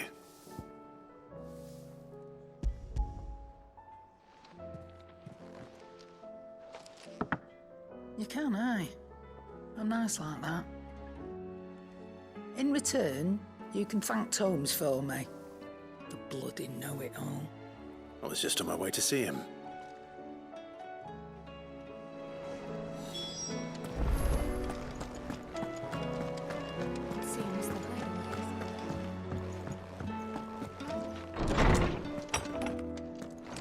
Is a storm coming soon? Ah, Clive. Were you able to locate your quarry? We were indeed, lawsman. You pointed us in exactly the right direction. And Torgal's been a very happy hound ever since. Very good, very good. Lady Karen sends her thanks, by the way, for your part in solving the mystery. Ah. But that reminds me. After your last visit, I found myself pondering Torgal's talents. Do you recall our conversation concerning Lady Jill's role in Torgal's transformation? About how she somehow woke the power within him. Precisely that. A reasonable conclusion, I thought, but one which raised certain questions in my mind. You see, the Fenrir of legend served Shiva and Shiva alone. And while the powers attributed to him are certainly impressive, the records imply they are somewhat different in nature to those you described Torgal as having used. What are you suggesting? that Torgal may be the beneficiary of more than one icon's power. Consider that in addition to Lady Jill, he has served as a loyal companion to you, your brother, and even the late Cid. In short, the icons hitherto near at hand, or should I say at paw, have been diverse and plenty, and that number has only grown as the realm's dominance have fallen to your sword. One can but speculate as to how all of this has affected Torgal. He has seemed more fierce of late. And if I am not mistaken, he will grow fiercer still. We are fortunate indeed to be able to count him amongst our allies and not our adversaries. Oh, he's more than an ally. He's a friend.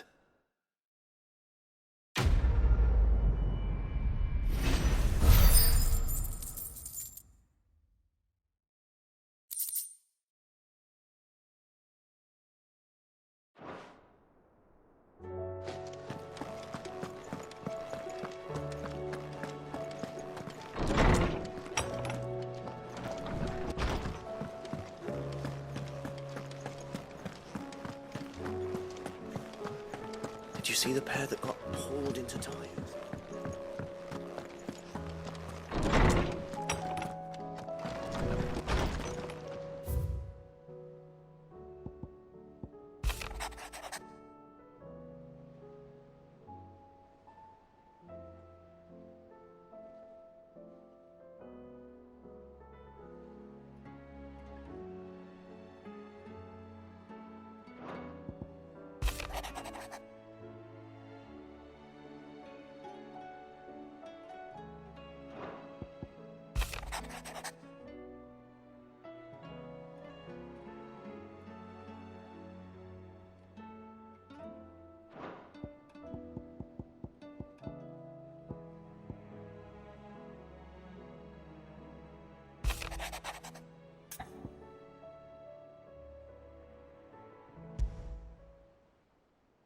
Trouble with the ledgers. Shouldn't he be asking Otto for help?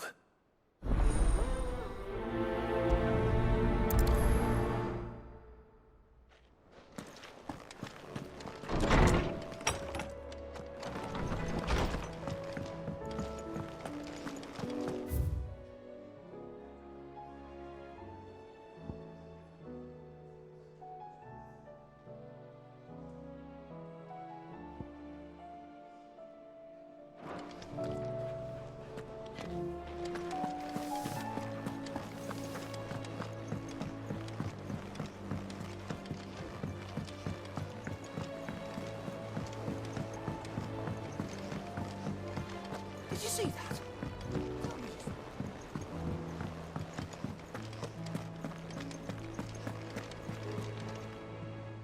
Clive, did you get my letter? That's why I'm here. Shh. Otto won't be listening. Is this better? A little. Listen, I've some bad news. It turns out the hideaway may be slightly behind in its payment to certain lenders, and it may be my fault. But I swear to the goddess, I thought I had the numbers square. Sadly, that square turned out to be more of a circle.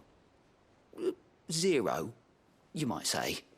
I can straighten it out, I swear, but it's gonna take some time. And I'm gonna need help keeping it from Otto. Bit late for that, I'd say. There you are! What a surprise! So let me get this straight. You forget to pay our lenders what they're due, and instead of coming straight to me, you get Clive to come to you. And I hope he'll dig you out of the hole you've dug for yourself. Clive, the man in charge of the place you've been cheerfully trying to bankrupt. And you thought this was a cunning plan. Why? Well, who needs paying? Oh, just Martha. And the dame. And, well, Lady Karen. But only 500 talents. We owe 3 of our most trusted friends 5 million gil. Each. 5 million each. They lent us the bulk of the money we used to rebuild the hideaway, you see, and, well, I must have made some sort of oversight. Those ledgers were my responsibility, and it was my decision to entrust them to you. This is my fault. Do we have that much to hand? I can always ask my uncle. No, we don't. And no, you won't. We've lightened Lord Rosfield's purse enough. After the king's ransom we had off him, he deserves better than to see our begging bowl. Besides, we'll need to learn to stand on our own if we're gonna make this work. All right. But that doesn't mean you have to shoulder the burden yourself. Is there anything I can do to help? There might be. How'd you fancy taking these to Martha and the dame? Rocks. Rocks, he says. Worth 1,000 talents apiece, these are. A little something Sid and I set aside for when times got lean. And I reckon 15 million in overdue debt probably qualifies. I just hope our associates' eyes are a bit more discerning than yours. I'm sure there will be. Should be me making the rounds, really. But you know how it is with this place. Orders to bark, arses to wipe, and all that. I know. Which is why I don't mind going in your place. Go. Do you know why I only gave Master Clive here 2 star rubies? Because you'd rather Lady Karen killed me. Because I'd rather Lady Karen killed you. Yes. Well, I suppose this is goodbye then. Don't worry. I'm sure Karen will understand. Really? Do you think so? No, I don't.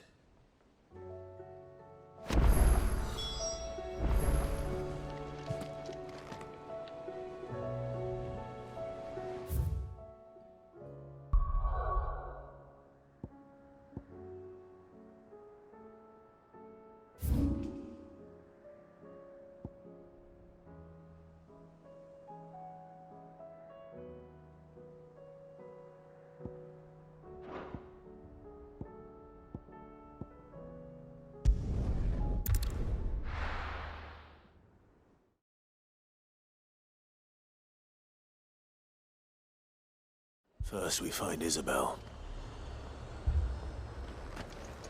Heard a bloke saying he saw ghosts on the far side of the wall. I saw it with my own eyes.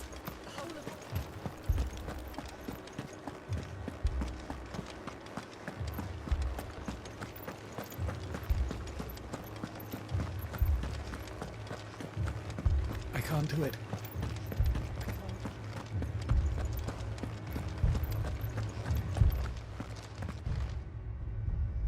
My lord, my lady. We received the dame's message. There have been sightings of strange creatures, I understand. With the blue eyes. Yes. Like a Kashik, but different. They've taken so many. I've lost count. Akashic, but different. Ultimus thralls. And what of your mistress? Is she here? Oh, no. She went to the garrison to ask what they were planning on doing about all this. Then we'll look for her there.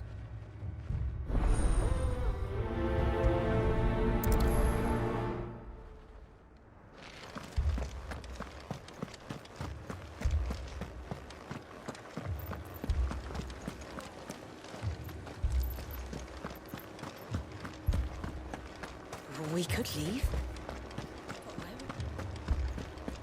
The 2 soldiers were carrying...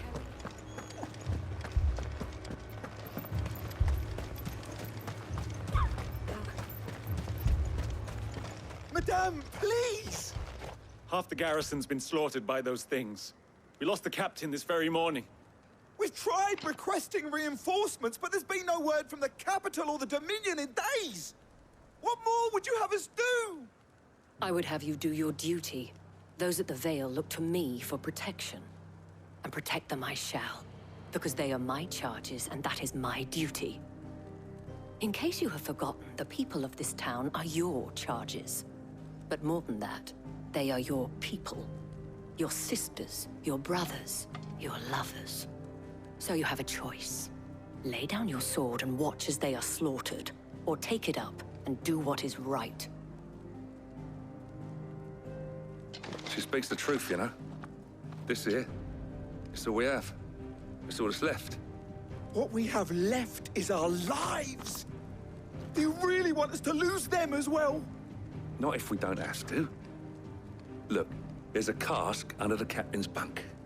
Let's talk about this over a drink, eh? I'm listening. I'll have a word with her.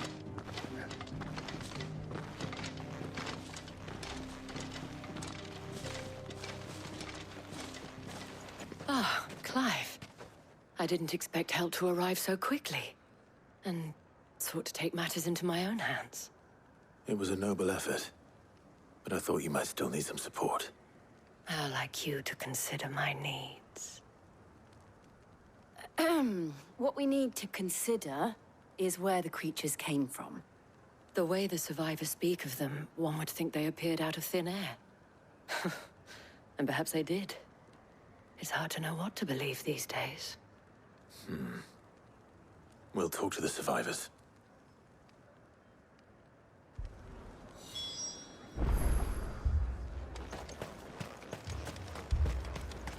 That thing, it took off the Did you see the creatures that attacked you? Creatures? Yeah, they came out of nowhere. They went for Joseph first, then me, and then they were just gone. Do you remember where you were? On the road from Oriflamme. We just passed Moor when... Where's my Joseph? It's all right. Just rest now.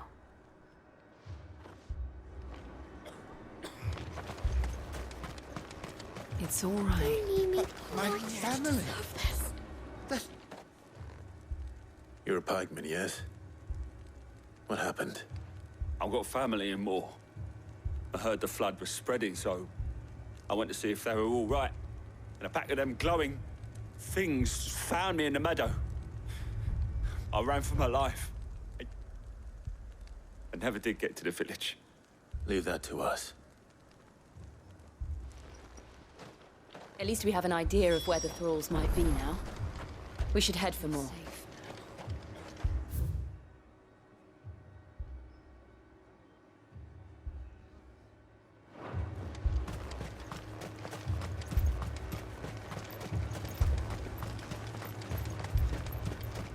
I assume you have a plan?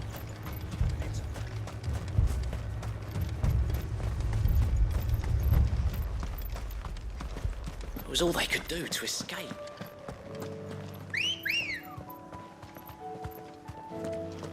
Ready, go?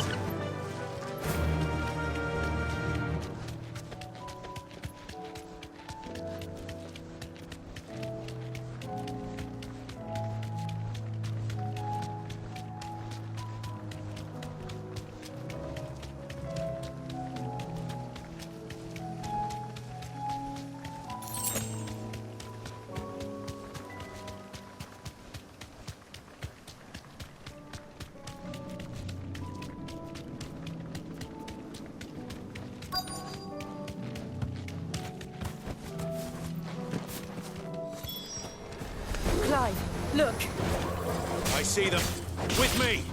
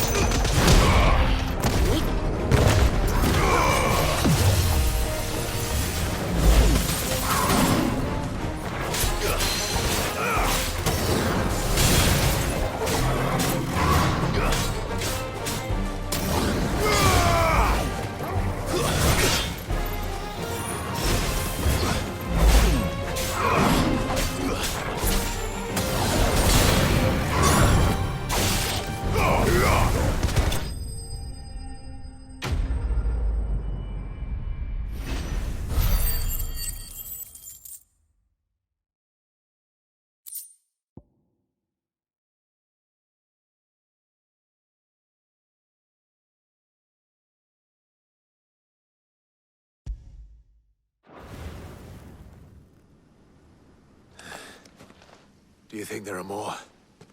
There are always more. But I'd say we've done what we can for the time being. Then we should let Isabel know.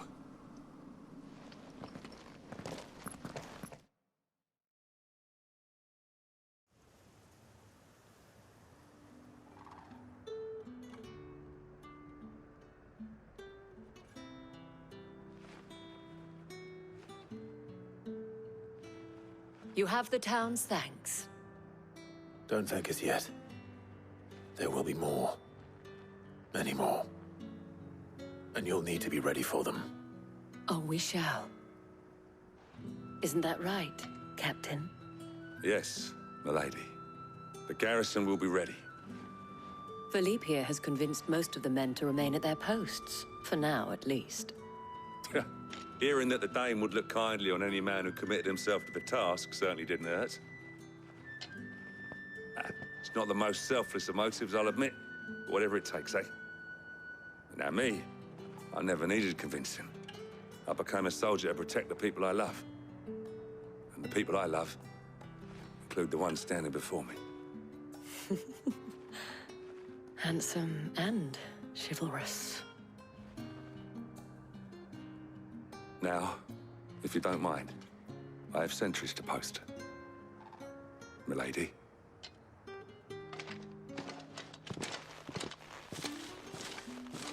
Lest you wonder, I'm not foolish enough to believe that this has solved all of my problems.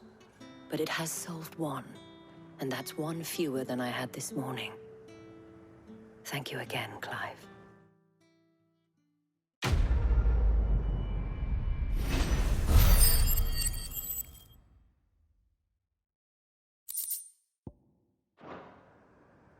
Our friends seem to have things under control.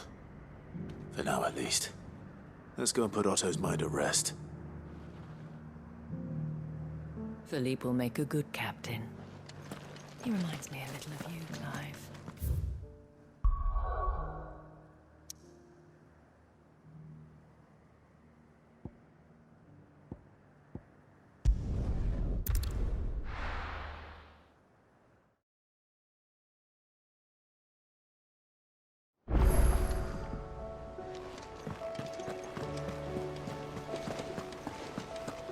Did you see that? Tell me you saw that.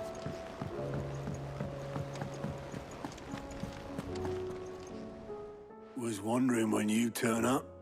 Had owls from all our friends thanking you for your timely intervention. How is it you always manage to arrive at just the right moment? Luck, I suppose.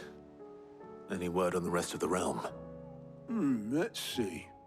Storm's still crying out for mother crystals. The nations are still in chaos.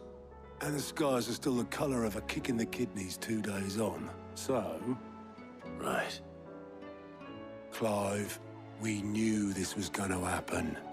Well, not the bleeding skies part, but you take my point. Now's not the time to second-guess yourself. Now's the time to visit the infirmary. Taya says your brother's awake. Thank you, Otto.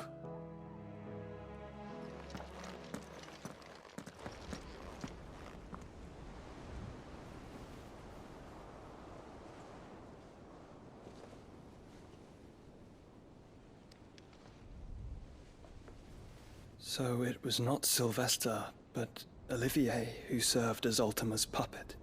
And when Dion learned of this, he sought to slay the fiend.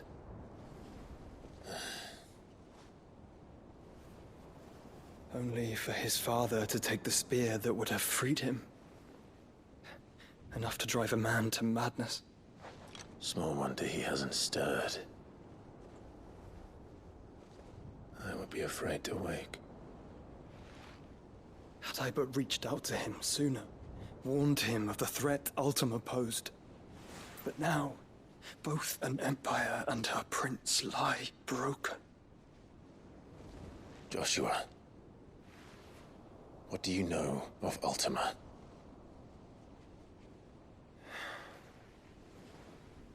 Very little, I'm afraid. Despite my best efforts. 18 years ago, as I lay buried beneath the rubble of Phoenix Gate, 'twas not death who came for me, but another. And it was while in my rescuer's care I first heard of Ultima. I've been chasing his shadow ever since. Ultima is driven by some deep, dark purpose, and for whatever reason, it would seem you are crucial to his designs. He will stop at nothing to have you, even if that means toppling an empire. But why me? What possible use could I be to such a creature? That is one of many answers that have eluded me. Yet, I am certain of this. It is not mere chance. You were chosen for a reason. All dominants carry within them the might of an icon. Nigh limitless power that is at once acutely limited. I wield fire, and only fire. And I only ice. 8 wardens for 8 elements. But you, Clive. You are different. You're special. Your abilities begin with the flames of Ifrit. But they do not end there. The fact Ifrit can even exist goes against everything we thought we knew of dominance. Perhaps Ultima has been waiting for one such as you, whose potential is truly limitless. I've encountered that thing several times now. If it or he, as you say, needs me, why hasn't he claimed me as he did the boy? Were I to hazard a guess, I'd say the two of you are somehow incompatible. His mind not properly attuned to your body.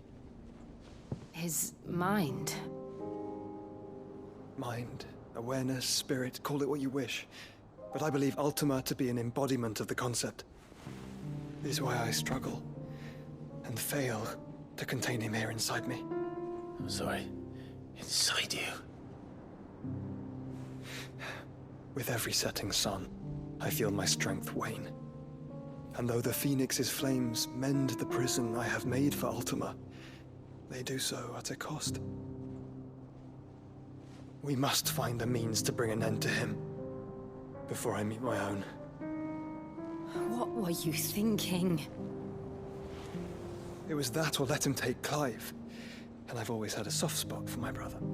But that doesn't mean you should sacrifice yourself to save me.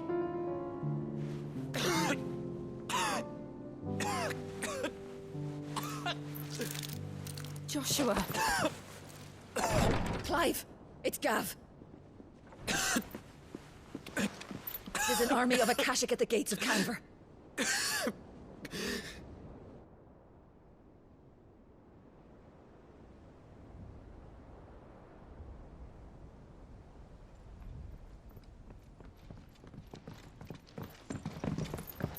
Well, what's the short of it?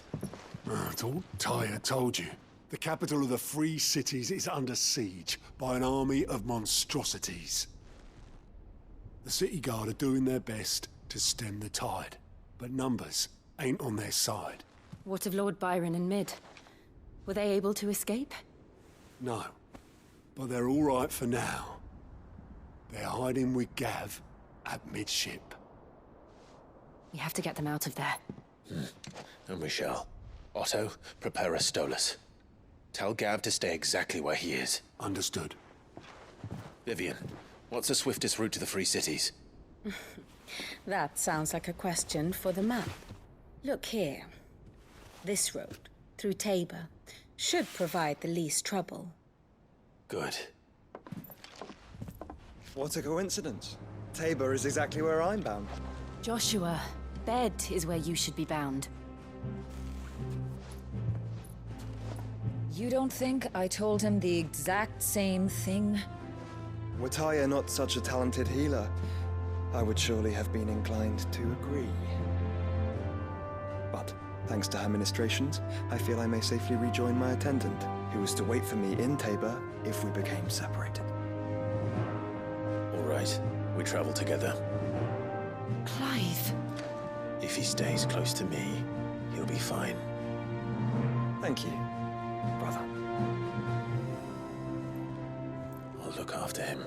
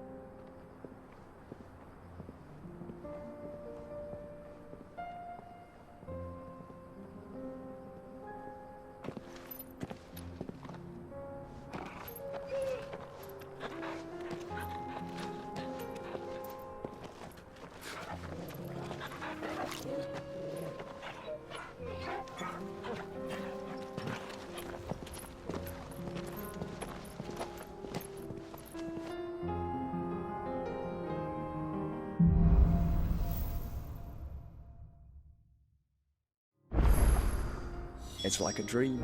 The four of us out walking like we used to. Enjoying this, are you? Gav and the others could be in danger as we speak. You're right. I'm sorry. Yote is a fine scout. If Kanver was attacked, she will already have begun gathering information. Tabor isn't far. We should pick up the pace.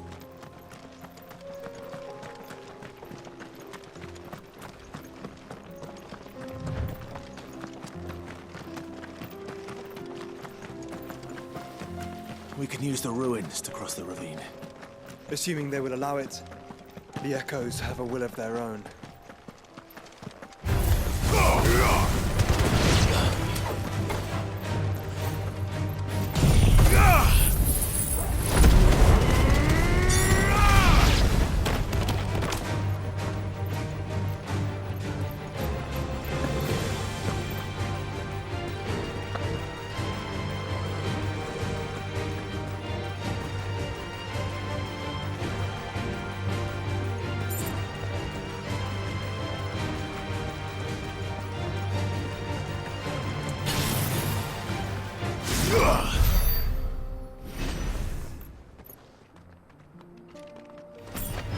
This might take a while.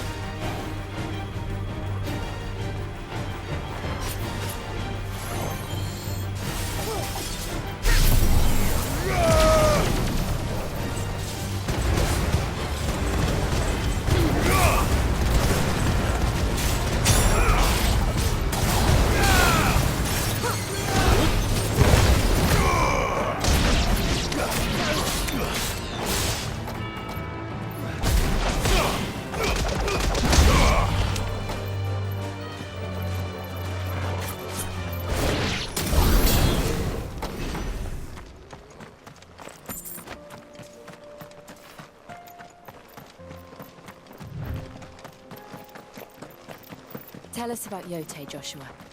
She's strong-willed, loyal, and deadly with a blade. Much like Clive, but with better manners.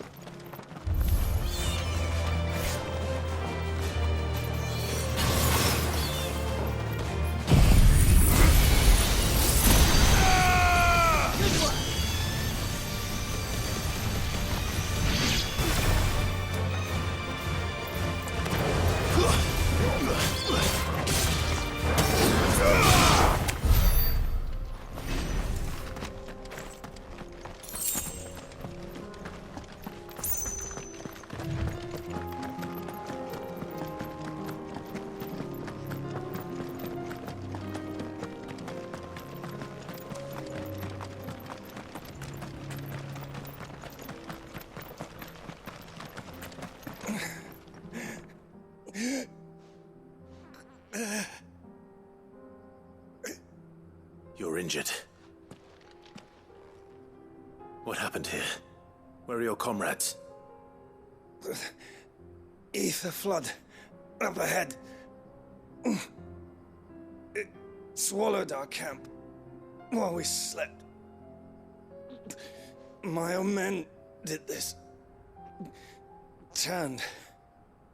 Every last one of them. There's a village not far from here. Tabor. The people were kind to us. It's only a matter of time before they won't stand a chance. We can't let those monsters reach the...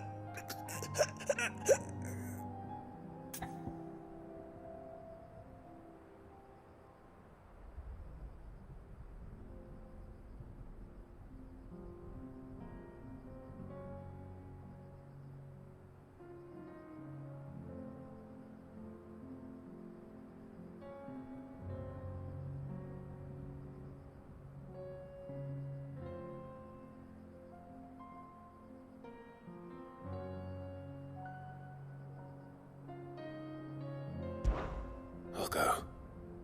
You catch your breath. Thank you. Our encampment is up ahead. Just off the track. They must not reach Tabor. Forgive me, Lord Kuka. Rest well, soldier.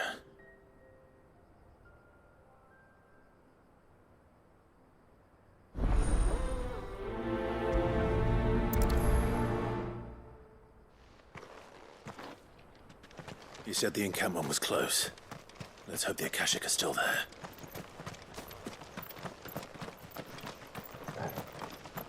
Another ether flood. They're everywhere now. We can't go round it. Then we'll just have to be careful. Good. I got here in time.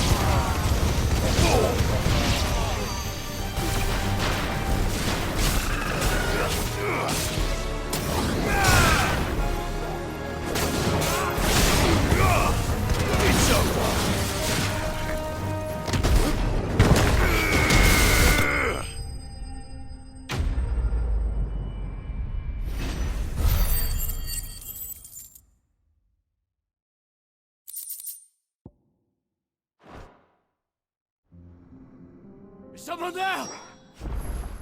Please, I can't move my leg. That doesn't sound like an Akashic.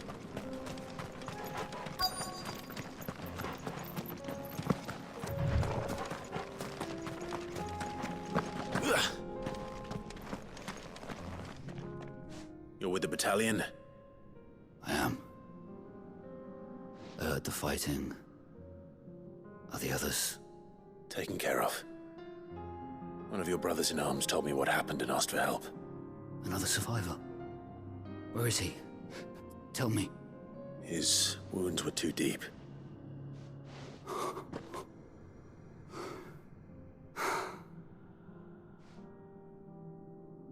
He was right to send you. Those things you slew are no longer my brothers. Tabor is safe thanks to you. Here, you've earned it.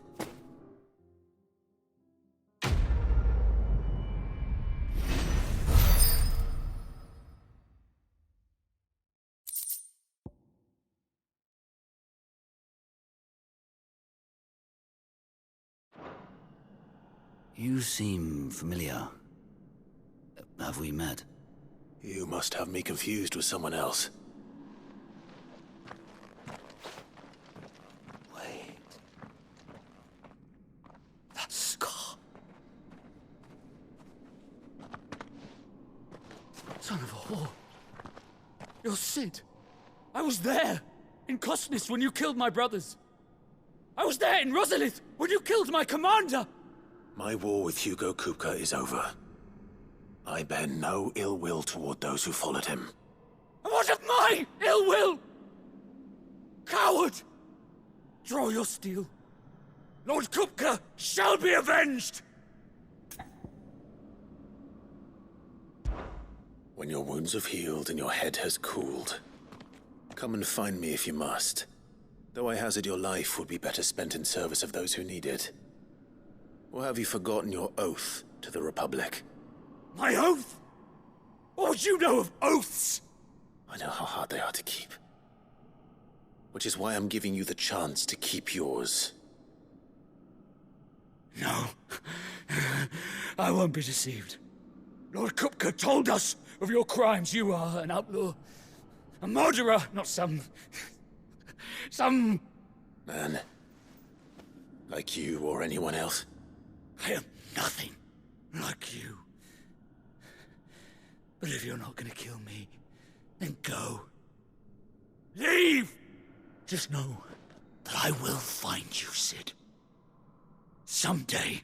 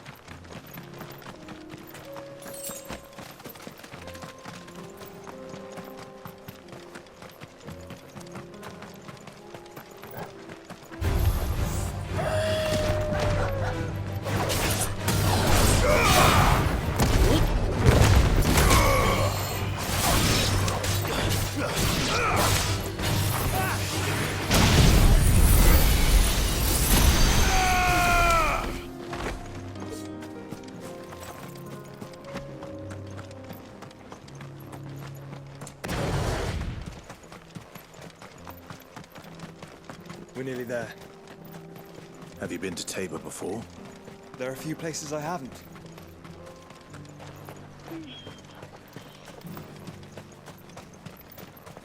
Where now, Joshua?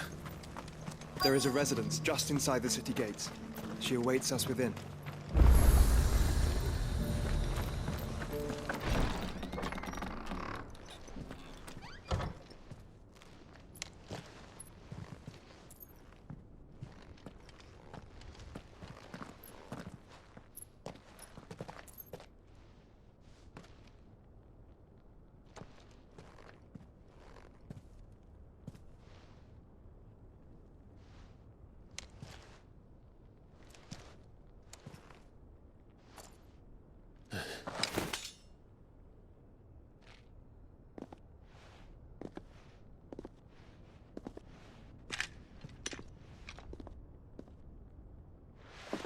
My Lord Marquis, it is an honor.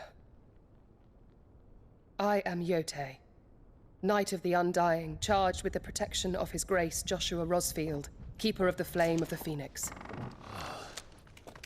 Of course. It all makes sense now. Would you care to elaborate?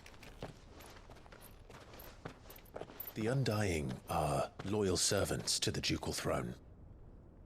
Or more specifically, to its heir. They have served our family for generations, albeit from the shadows. Since their inception, they have been tasked with the preservation and enactment of the rites of ancestral communion. After the events at Phoenix Gate, it was the Undying who delivered me to safety. And since the day I left Rosaria, Yotei has been my constant companion and protector. Without her sword, I would not have survived my journey across the realm. Rise, Lady Yotei.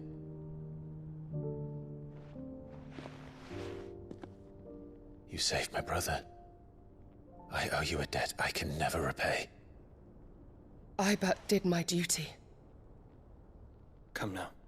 Tell us what you've discovered. Your Grace.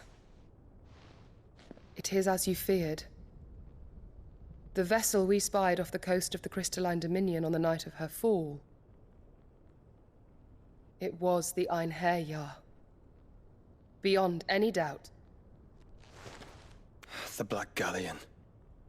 Joshua, the Einherjar is the Royalists' flagship. What business would they have in the Dominion? Upon learning of Waloed's involvement in recent events at Drake's Fang, I sensed the malign influence of Ultima, and bid Yotei and the Undying look into the matter. We have reason to believe that the Black Galleon weighed anchor shortly after the fighting began, and set a course due south. For Kanver. Then it is Waloed knights who besiege the cities. What is left of them? Yes. And the Black Galleon sails at but one man's behest. Barnabas Tharm.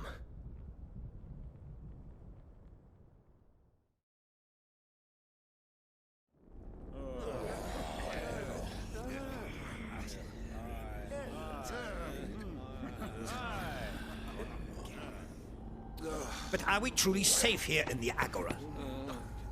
The city guard have been paid, if that's what you're implying. All the more reason for them to run. Well, you are free to leave, Lord Minister. Markets abandoned, warehouses aflame, blackened hulls choking every port in the capital. Kanver is ruined. The realm teeters on the brink of chaos, and all you can think about is commerce!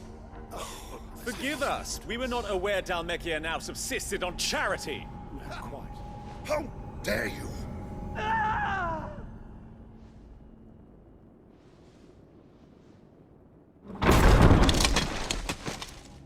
Distinguished members of the Council, you must forgive His Majesty this intrusion. What is the meaning of this?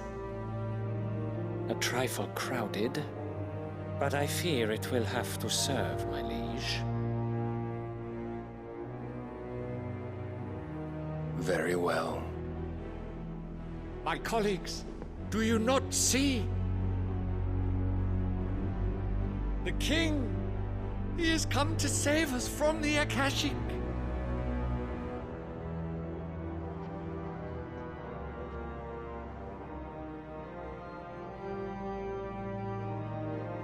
He is a gift from the heavens, divine intervention, our very salvation. And of course, if it is compensation he requires, we would be most willing to negotiate a fair price for services rendered. Fools! Your ignorance unbecomes you. Your Majesty, correct me if I'm wrong, but I would swear that the fiends washing the cobbles of Kanver with the blood of her citizens wear the colors of Waloed. Ha! So you do not deny it. Guards, fetter them, and see our guests to the dungeons!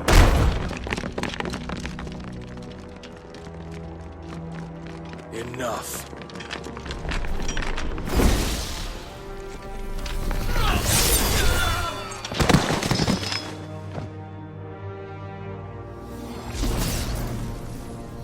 Pathetic creatures.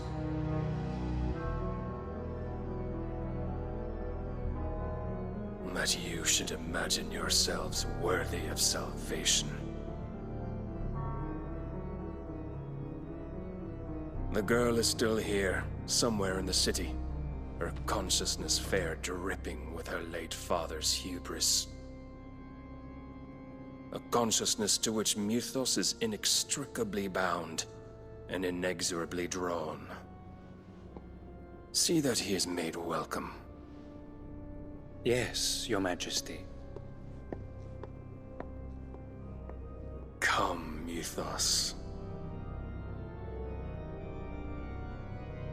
Surely the prince's light cannot have sated you.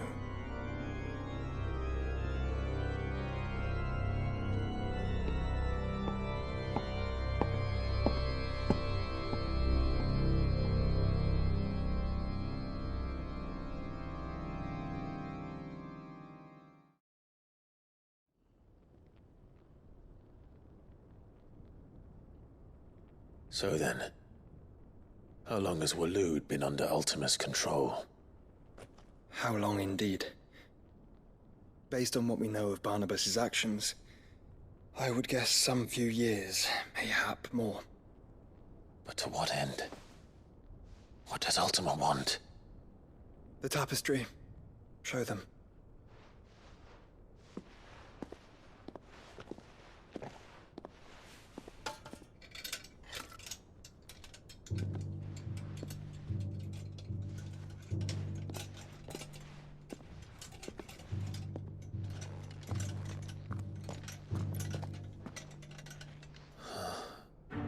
By the flames. Phoenix Gate, Drake's Breath, and now here. But what is it? It is old, ancient, even. Naught remains of the faith it represents, save what can be gleaned from the image itself. None could tell me what the one in the apothecary meant, even the Undying. But I believe it may be the key to discerning Ultima's purpose. That figure in the center, the one beneath whom the icons congregate, that I believe to be Ultima.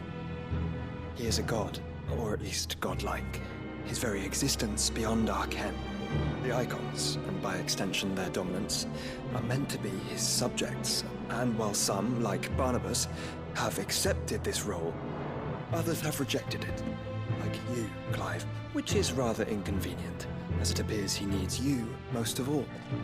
And gods don't like to be disobeyed. No, I don't suppose they do. Clive, may I tell Yotei of the lake? By all means. Yotei, I will be accompanying my brother to the Free Cities. Whilst we are afield, I would have you watch over those Clive has made his wards. Omielos delan tuisag ilith. Though well concealed, the hideaway lacks trained fighters to defend its occupants should they be discovered. But it is my duty to... As it has ever been my brother's duty, remember. If that is your wish, Your Grace. But please be safe. If aught were to befall you, You have my word.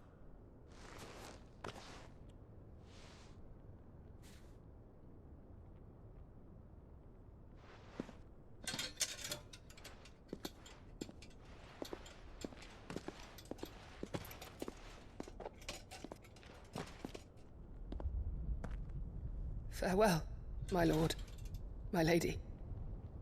We are in your debt, Yotei.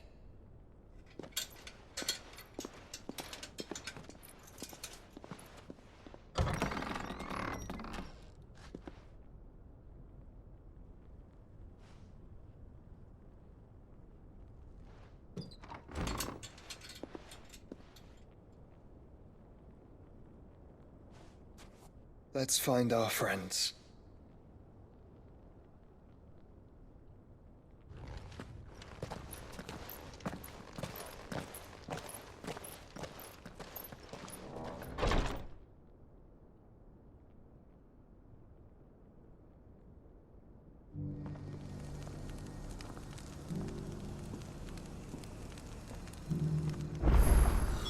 It's plain she cares for you very deeply.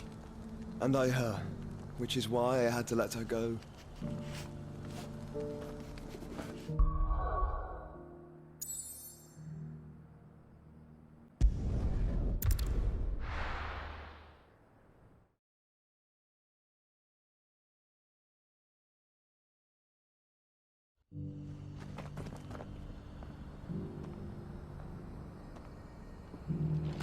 Opportunity beckons. Who among you is...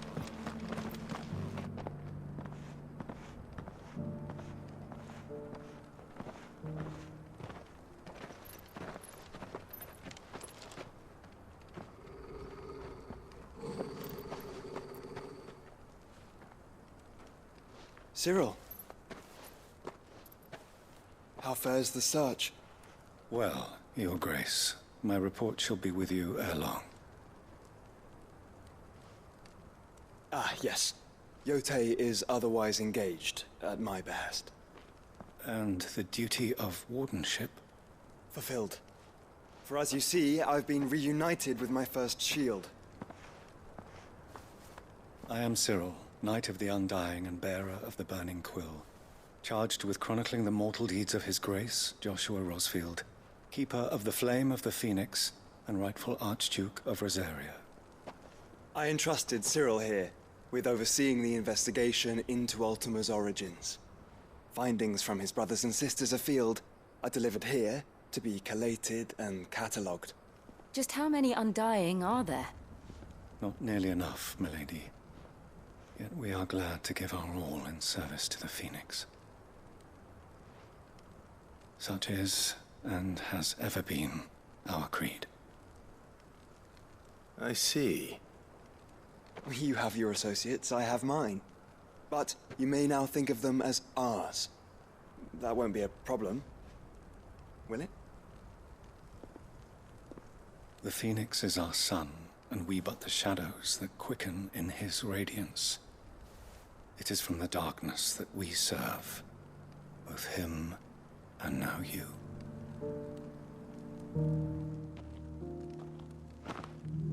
Pray accept this token.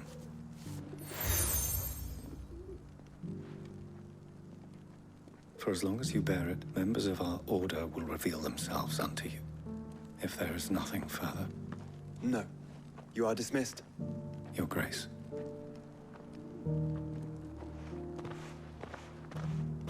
To Kanver, then. We'll talk about this later. Cyril seemed very, You certainly keep strange bedfellows, Joshua.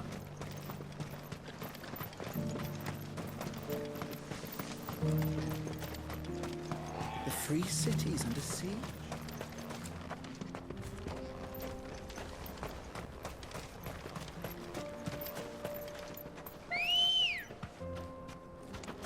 Come on.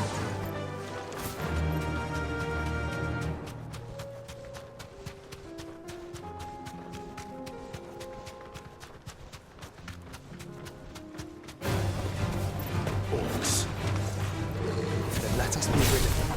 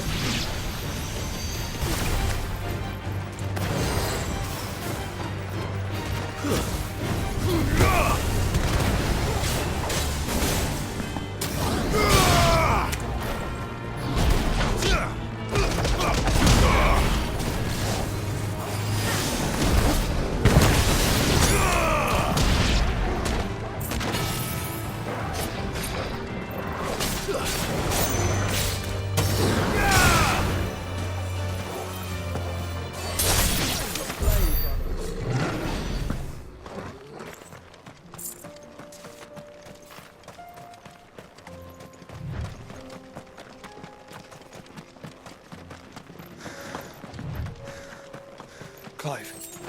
Smoke. Is the city fallen?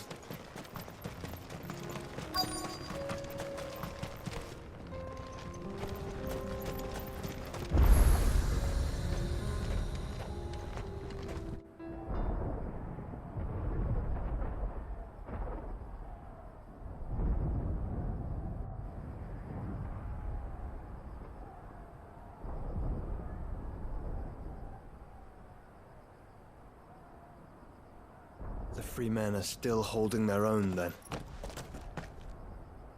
Do we have any idea where Gav and the others might be? There's a warehouse near the docks where we agreed to meet if there was any trouble. We should hurry.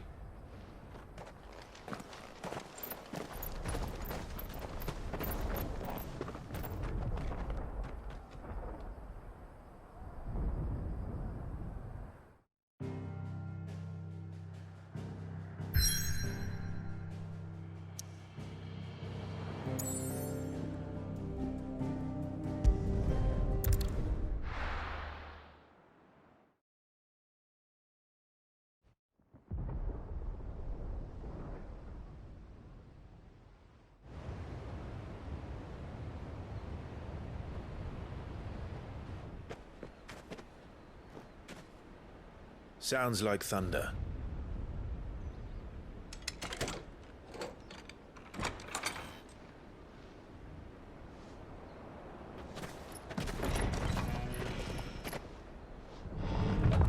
You're late. I was starting to think you'd stumbled off a cliff. I seem to recall that was you, Gav. Good to see you. Any trouble on the road? Nothing we couldn't handle. I knew you'd come. Is that who I think it is? Yes. Allow me to introduce my brother, Joshua. Clive's told me all about you. Or even listening most of the time. Name's Midadol, but everyone calls me Mid. My lady. Hey?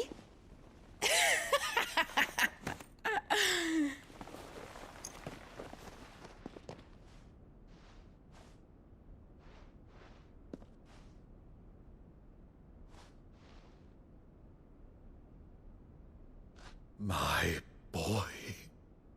Uncle Byron. It's really you. I never thought I'd see the day.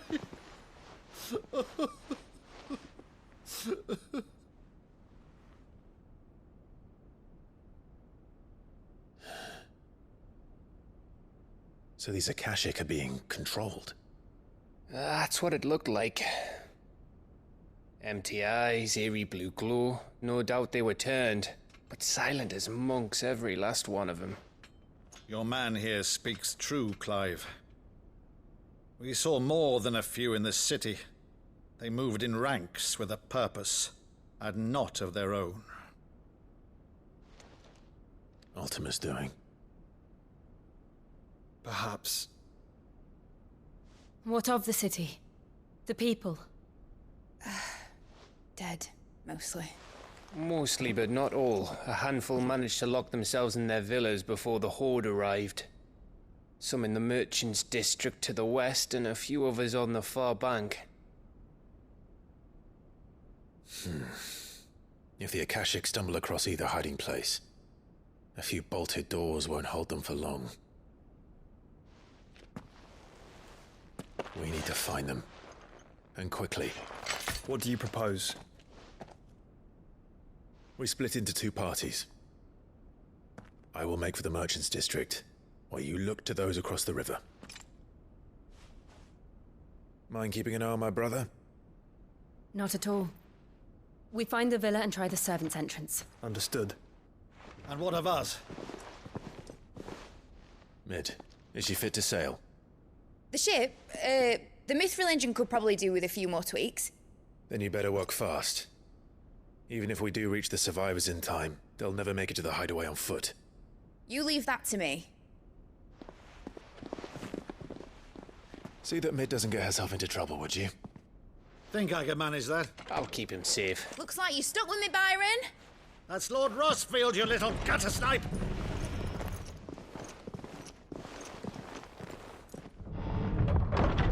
Shall we then? And you keep Clive safe. Be careful. Both of you. You too.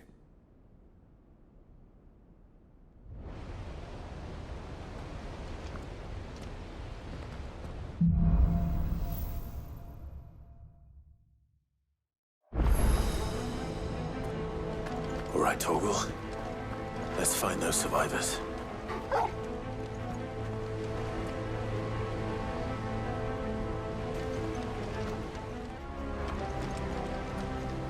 They don't stand a chance against those things.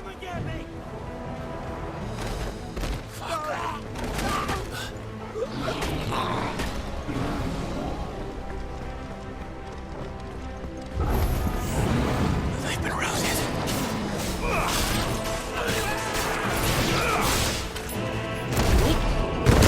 They're wearing Waluda armor.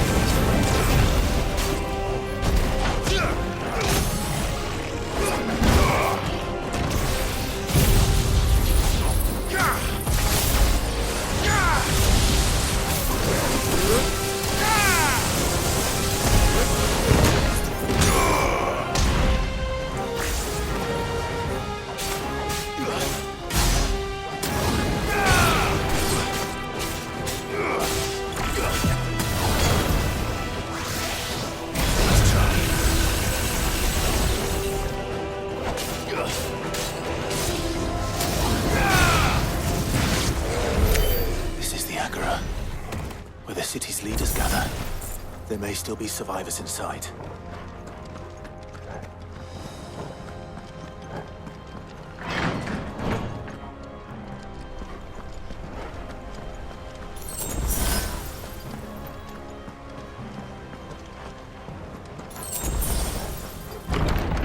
Where are they?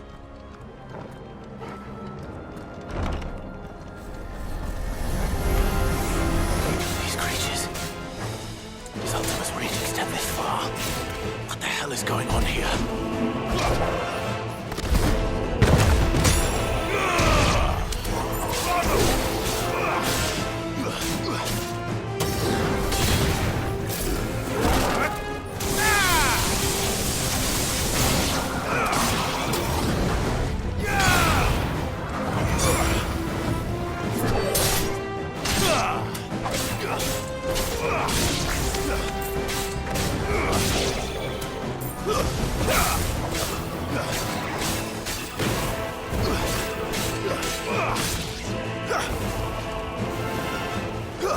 You're finished.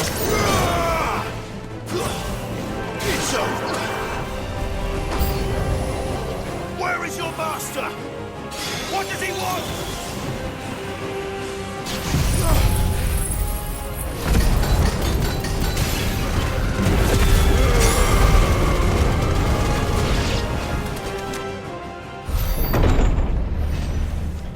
You've caused quite the commotion. But then I would expect no less from you, Muthos. You again. I don't believe we've been introduced. You were in my family's crypt. And now you're here. With an army of Akashic thralls. Manners, Lord Rossfield? They are men, like you and me. Albeit ones unburdened by the wills that drive our kind to madness. They are pure. They are divine. What? And they are all that remains in this once raucous city. You'll pay for what you've done. As you wish. I confess I have been very much looking forward to this. Pardon me this indulgence, Your Majesty. The vessel shall not be spoiled.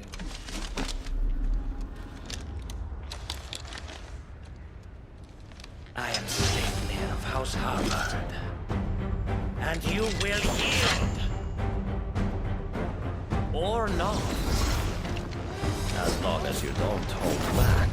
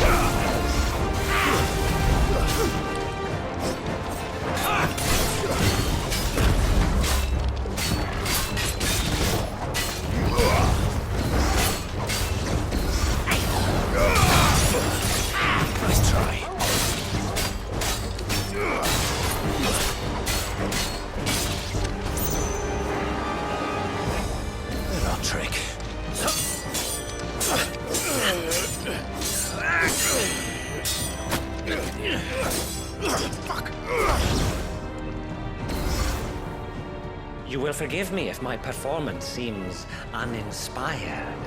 It is just that I expected so much more from our chosen one. Perhaps this will kindle your flame. What now? A gift from my liege lord's armory. Gungnir. Watch closely, Mythos.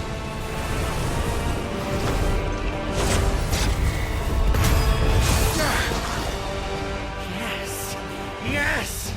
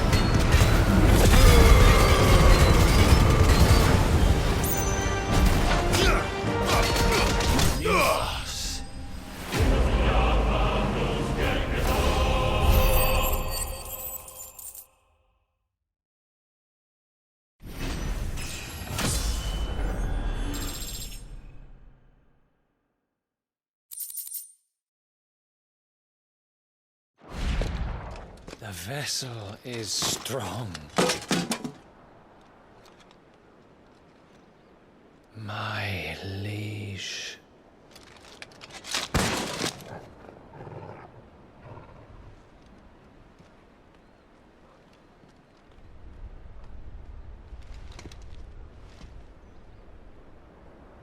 Clive!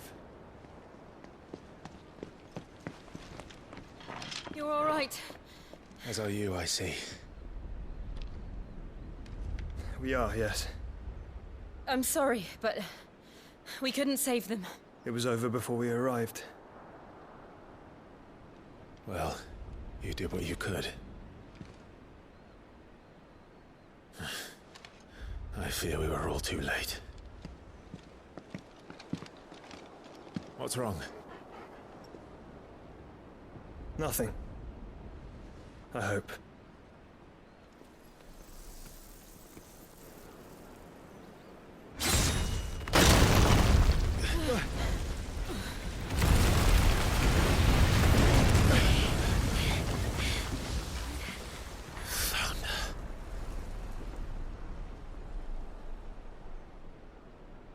Leaving so soon, Mythos? It's the king. Indeed. You may kneel before Barnabas Tharm, Warden of Ash and King of Walud. Get back.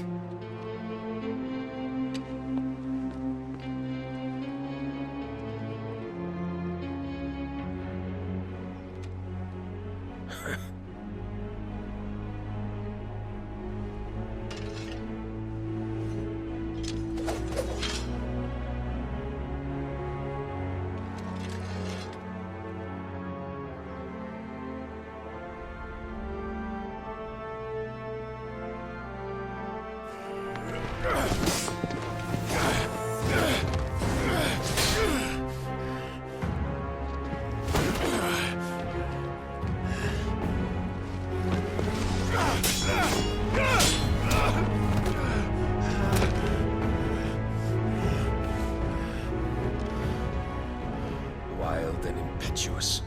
I expected more of the boy who bested my Lord Commander. Yet I see why my master covets you so. The power within you, Mythos. The potential.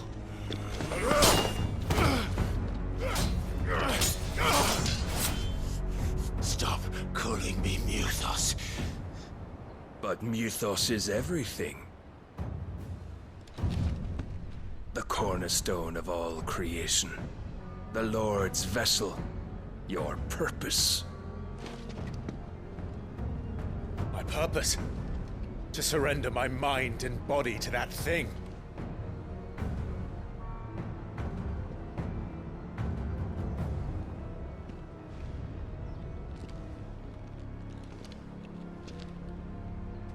No, Your Majesty. My purpose is my own. I made a promise to my friends, to my people. And nothing is going to stand in my way. You would allow this delusion of free will to bar your path to greatness? Truly, your volition is a cancer. One that must be excised.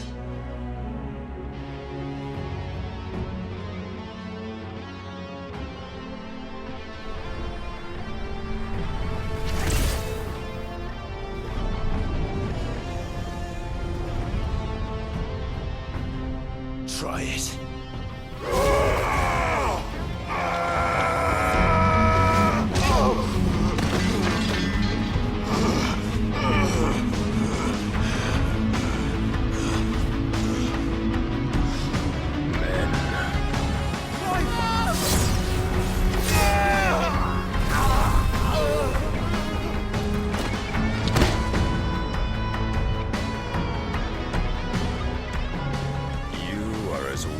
All the rest.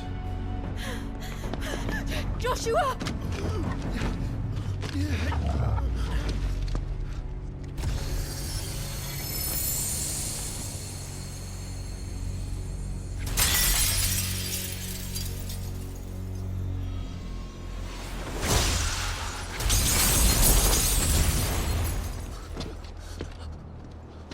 Oi!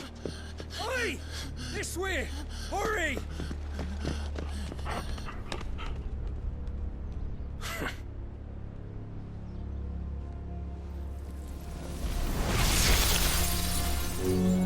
Power beyond reckoning, and they use it as a crutch. Such a waste.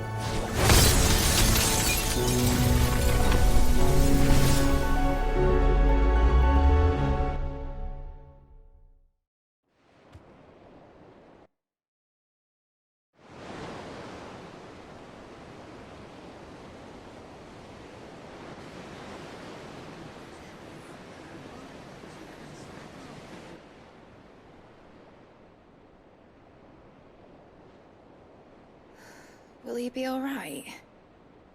The phoenix can mend flesh, but the spirit must recover on its own. I'm afraid the rest is up to him. This place is remarkable. Outfitting it must have been no small feat. But why go to such trouble? That beauty's belly's filled with wonders the world ain't ready for.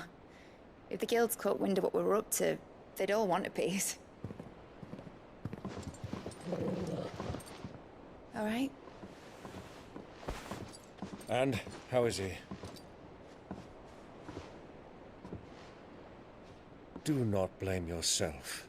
He was barely breathing when you brought him here. We would have lost him if it were not for you. No. Barnabas may have severed nigh every sinew in my brother's body. But he made certain the wounds were not fatal. Nigh every sinew? Allow me, your lordship. Don't know what I was thinking, putting you to the trouble like that. 'Tis no trouble carrying comestibles to my ailing nephew. I know, but you've already done so much for us. Pouring your gil into the hideaway and now the ship. I don't want to take the piss. You risked your life. And for what? Some girl you hardly know. Why'd you do it? You not mad or something? I wouldn't go that far. Clive! You're awake. My boy. Oh. All I want to do is help. And the world won't save itself. It was Sid. Your father, who taught me that. Sounds like him. Don't you dare do that again. What of the Royalists? Fucked off, the lot of them, along with the galleon. With the king on board, no doubt. Behind here, I wouldn't sail without him. Clive. Jill didn't come back. What do you mean? She kept the king busy while the others dragged you out. It's all right, Mid. Jill is fine. The ether of her icon endures. And as long as it does, we can be certain she is alive.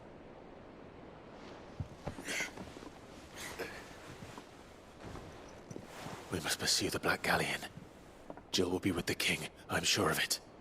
Well, good luck catching him, because my ship's going nowhere. It's the Mithril engine. She's got a kick like a wild chocobo and a mind to tear the hull in half. But do you have an idea? Well, of course I do. My dad'll have seen this coming a league off. If I had his old writings... If you had his old writings, you'd be sitting under a fuckload of rubble. The ones Otto didn't save anyway. I suppose he might still have a few pages in his stores. We'll have to hope it's enough. Do what you can to ready the ship. I'll speak with Otto. In your condition, you really are mad. Perhaps. But the world really won't save itself.